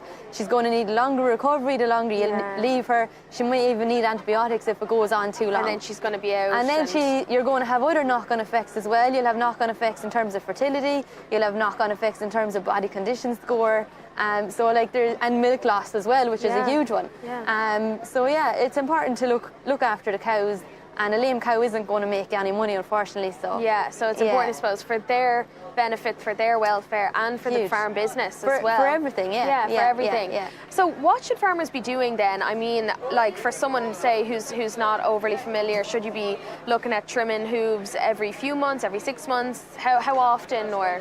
I think it's an ongoing thing, so mobility scoring is something that farmers can do. Okay. So even just in the milking parlour, when the cows are walking in, or if they're bringing in the cows from the field, just keep an eye on the cows, because a cow will try and like not show that she is lame. So the sooner you can see the signs that the cow, that cow isn't walking evenly, she has a problem on one of her feet. As soon as you can notice that, that's the point. That's when you draft her out, treat her straight away. It might be simple as such as a stone in her foot at that point. Right. And it's only take out the stone and leave her off again. And do it before the problem kind of manifests. Before the problem gets worse. And gets worse, I suppose. And, you know, I suppose if you have to, you know, from a farmer's point of view, like time is money, and, you know, getting someone to come all the way out for one cow can maybe feel like a chore, and you may not want to do it, and maybe easy to just say, look, we'll leave her off. But you're going to save yourself time and money and hardship in the long run, probably. I think the worst thing is to leave the cow until you maybe have 2 or 3 cows before making a phone call, because at that stage the cow is just getting worse and worse. And I always think to myself, if you have a cow with mastitis in the morning, you're not going to hesitate. You're going to treat that cow straight away, and lameness should be treated exactly the same as if you had a case of mastitis. And so what about then in terms of, you know, you might be back to that kind of time is money piece, and like you might be rushing your cows along, changing them field, whatever. Can rushing cows be actually, can they be more likely to damage their feed, because they may kind of, you know, be aware of where they're stepping, but if they're in a rush, they might be. Does that have a role to play, or do they walk wherever? No, it has a big role to play. I see in our own dairy farm at home, we put in a bat latch. It's just a really, really simple little device, costs a couple of €100, and you put it on, and you can set a timer on it. So, especially for the paddocks that are far away, if the cows are walking a nice distance, you can set it to just before milking, so the cows will walk in at their own pace. And that saves so much lameness as well, because they can take their time, they can place their feet where they want to place them, and it's a huge saver on lameness. Especially because cows are walking maybe with larger herds, cows be walking further now, so you know, it is something that more and more people need to be aware of. Well, listen, you're here for the 3 days, are you? We're here for the 3 days. So thanks very much, Maeve, and best of luck. I hope you get all you want out of it. That's great. Thank you very much. So I'm joined now by Seamus McMiniman, sheep, meat and livestock manager for Borbia. Seamus, I suppose, would start me off, I suppose, by talking about the trade to date this year for lambs. I suppose at the minute our quotes are sitting in around €6, €6.20, so we're actually bang on exactly where we were last year. But obviously some of that has been eroded by the higher cost of production that we've seen at the farm level. At the minute, there are fairly tight supplies of lambs for processing, and we've seen that in terms of even the quality of lambs that's being presented for slaughter. Their average carcass weights are back about 1 kilo, so you're talking about a 19.5 kilo lamb, whereas this time last year you would have been 20.5. And even then, the getting the correct cover on that lamb as well. You know, there's a lot of lambs that are now maybe a 2 for fat cover as opposed to what would have been a 3 last year. And I suppose that is coming off the challenging sort of production conditions we've seen this summer. You know, we've seen drought, very dry. conditions obviously at farm levels impacted grass growth, and then we've got farmers that are feeding less creep, obviously because it's high cost, and that's completely understandable, and that's then slowed down the number of lambs that's obviously available for processing. Because what is it? It's down nearly 70,000, is it roughly? It's actually a wee more. It's actually down by about 82,000. So you add into that we had extra ewes in the last census, and we had a fairly good lambing and no real mortality. You're probably talking about an extra 120,000 extra sheep in the system compared to this time last year. Perfect. And I suppose then, Seamus, the big question is, with the cost of inputs, looking towards the back end of the year, can farmers be optimistic maybe about a price rise, or what are the markets, what is demand from the markets telling us? Well, I suppose the minute, as I mentioned, there are those extra sheep in the system, so the likelihood is we'll see an increase in throughput in the last quarter of the year, as well as a bigger carryover of hoglets into next year as well, just with those extra sheep about. I suppose at the minute, supply and demand are dictating the price. It's very difficult to say, but we have seen weaker demand for lamb in some of the key markets for lamb. Obviously it's a very high cost protein, even in comparison to your beef. So we've seen people switch out of the category. So I suppose Board B's response to this is that we've increased our marketing activity in our key sort of export markets. And those key markets, sorry Seamus, what they would be? Well, Europe takes about 75% of all the lamb that we export, and then the UK maybe another 15 or 20 on top of that. So obviously the key focus for us at the minute is the EU market. So we're looking for increased promotional activity in France, Germany, Belgium, and then also into Switzerland as well, which are key markets for Irish lamb. And what has been attributed to that drop in demand from them key markets? There's a few things. There's actually less lamb about as well. We obviously haven't seen a whole pile of lamb about being imported from the likes of New Zealand and Australia onto the market, so there's actually less lamb available. The high price point is the biggest barrier, and I suppose we've seen less promotional activity with the individual retailers, and a lot of lamb is actually bought on promotion in some of these markets, so it does impact then the volume of lamb that's been sold. And when you're going into consumer, we've seen it, we've seen food inflation of in around 10-12% a lot of the markets, 14% if you go over to Eastern Europe, which is sort of an emerging market for sheep meat. So it is a challenging situation in terms of getting customers to consider lamb. But I suppose it's not all negative either. We're in a situation where global sheep meat supplies are not expected any major recovery. We've seen New Zealand seeing a further reduction in their ewe flock of 2%. We've also seen, I suppose, the redirection of product away towards China. China's actually seen a recovery in import demand in the last 2 months or so that's quite positive. And the redirection of product, away into the Middle East, North Africa, the US. So that means there's less of it coming into Europe and to compete against ourselves. And I suppose farmers be wondering, there is less product coming in. Why isn't prices kind of staying up there? It's that seasonal trend of prices coming back gradually. How I come? suppose lamb prices do tend, as supplies of lamb increase, the price does tend to go back anyway. Lamb is very dictated by supply and demand. We do have a lot more lambs in the system, as I said, that are due to come out. But I suppose the key underlying factor is that consumer spend and that inflation. It is the highest cost red meat, so it is going to be the most prone to be hit by inflation. We're working with a few of the process at the minute, looking at promoting cheaper cuts of lamb as opposed to your roasting and your bigger cuts. In an effort to drive volume in the markets. So I suppose we're taking what we're feeding back from our offices, and we're sort of adapting our plans to suit. I suppose even just looking to home in terms of consumer demand here, has it tailed off since COVID? We saw during COVID, obviously people were at home, they were buying more locally. Is that what's the situation there now? I suppose if you look at the volume and value are probably both back by about 10-12%, that's the 12 weeks up to the end of September there. So it is back a bit, but some of that will have been counteracted by recovery in food service. Obviously this time a year ago there still would have been some restrictions and people were still nervous about eating out and things. But I suppose so about a 10% reduction at retail coming from the latest Kantar reports, but as I said, that needs to be taken with the caveat that there's more being added in food service. Now, similar to their export markets, you've got high food inflation, you've got high cost protein, and I suppose it's just about on the domestic market, we're very focused on showing consumers the versatility of lamb and how it can be used. It's not just your roast on a Sunday. Yeah. It is a very versatile meat that can be used for your midweek meal, and that's sort of the focus of our domestic campaign activity. And I suppose lastly, Seamus, talking about key export markets, one market that potentially for Irish lamb is the US. What's the story there? It seems to have gone quiet since that announcement was made earlier in the year. Yeah, obviously their trade mission earlier in the year, they announced that we had access granted to the US market, but I suppose that was just the first stage in the process. So now every individual plant now needs to apply for USDA approval, and that's underway. So I suppose it's quite a detailed process that involves a lot of stages and things. So it is hoped that we will have product in the market by Q1. Obviously we've got our European by Q1 next year. And I suppose we have got our EU campaigns all sitting ready to go and our promotion activity kicked off. And as well as that, then we're doing a bit of an insight study in the US market to sort of see where is the potential wins for us. Obviously, it's a market that's dominated by Australia and New Zealand. So we're looking as where is our space in that, and it's looking like it's going to be high end.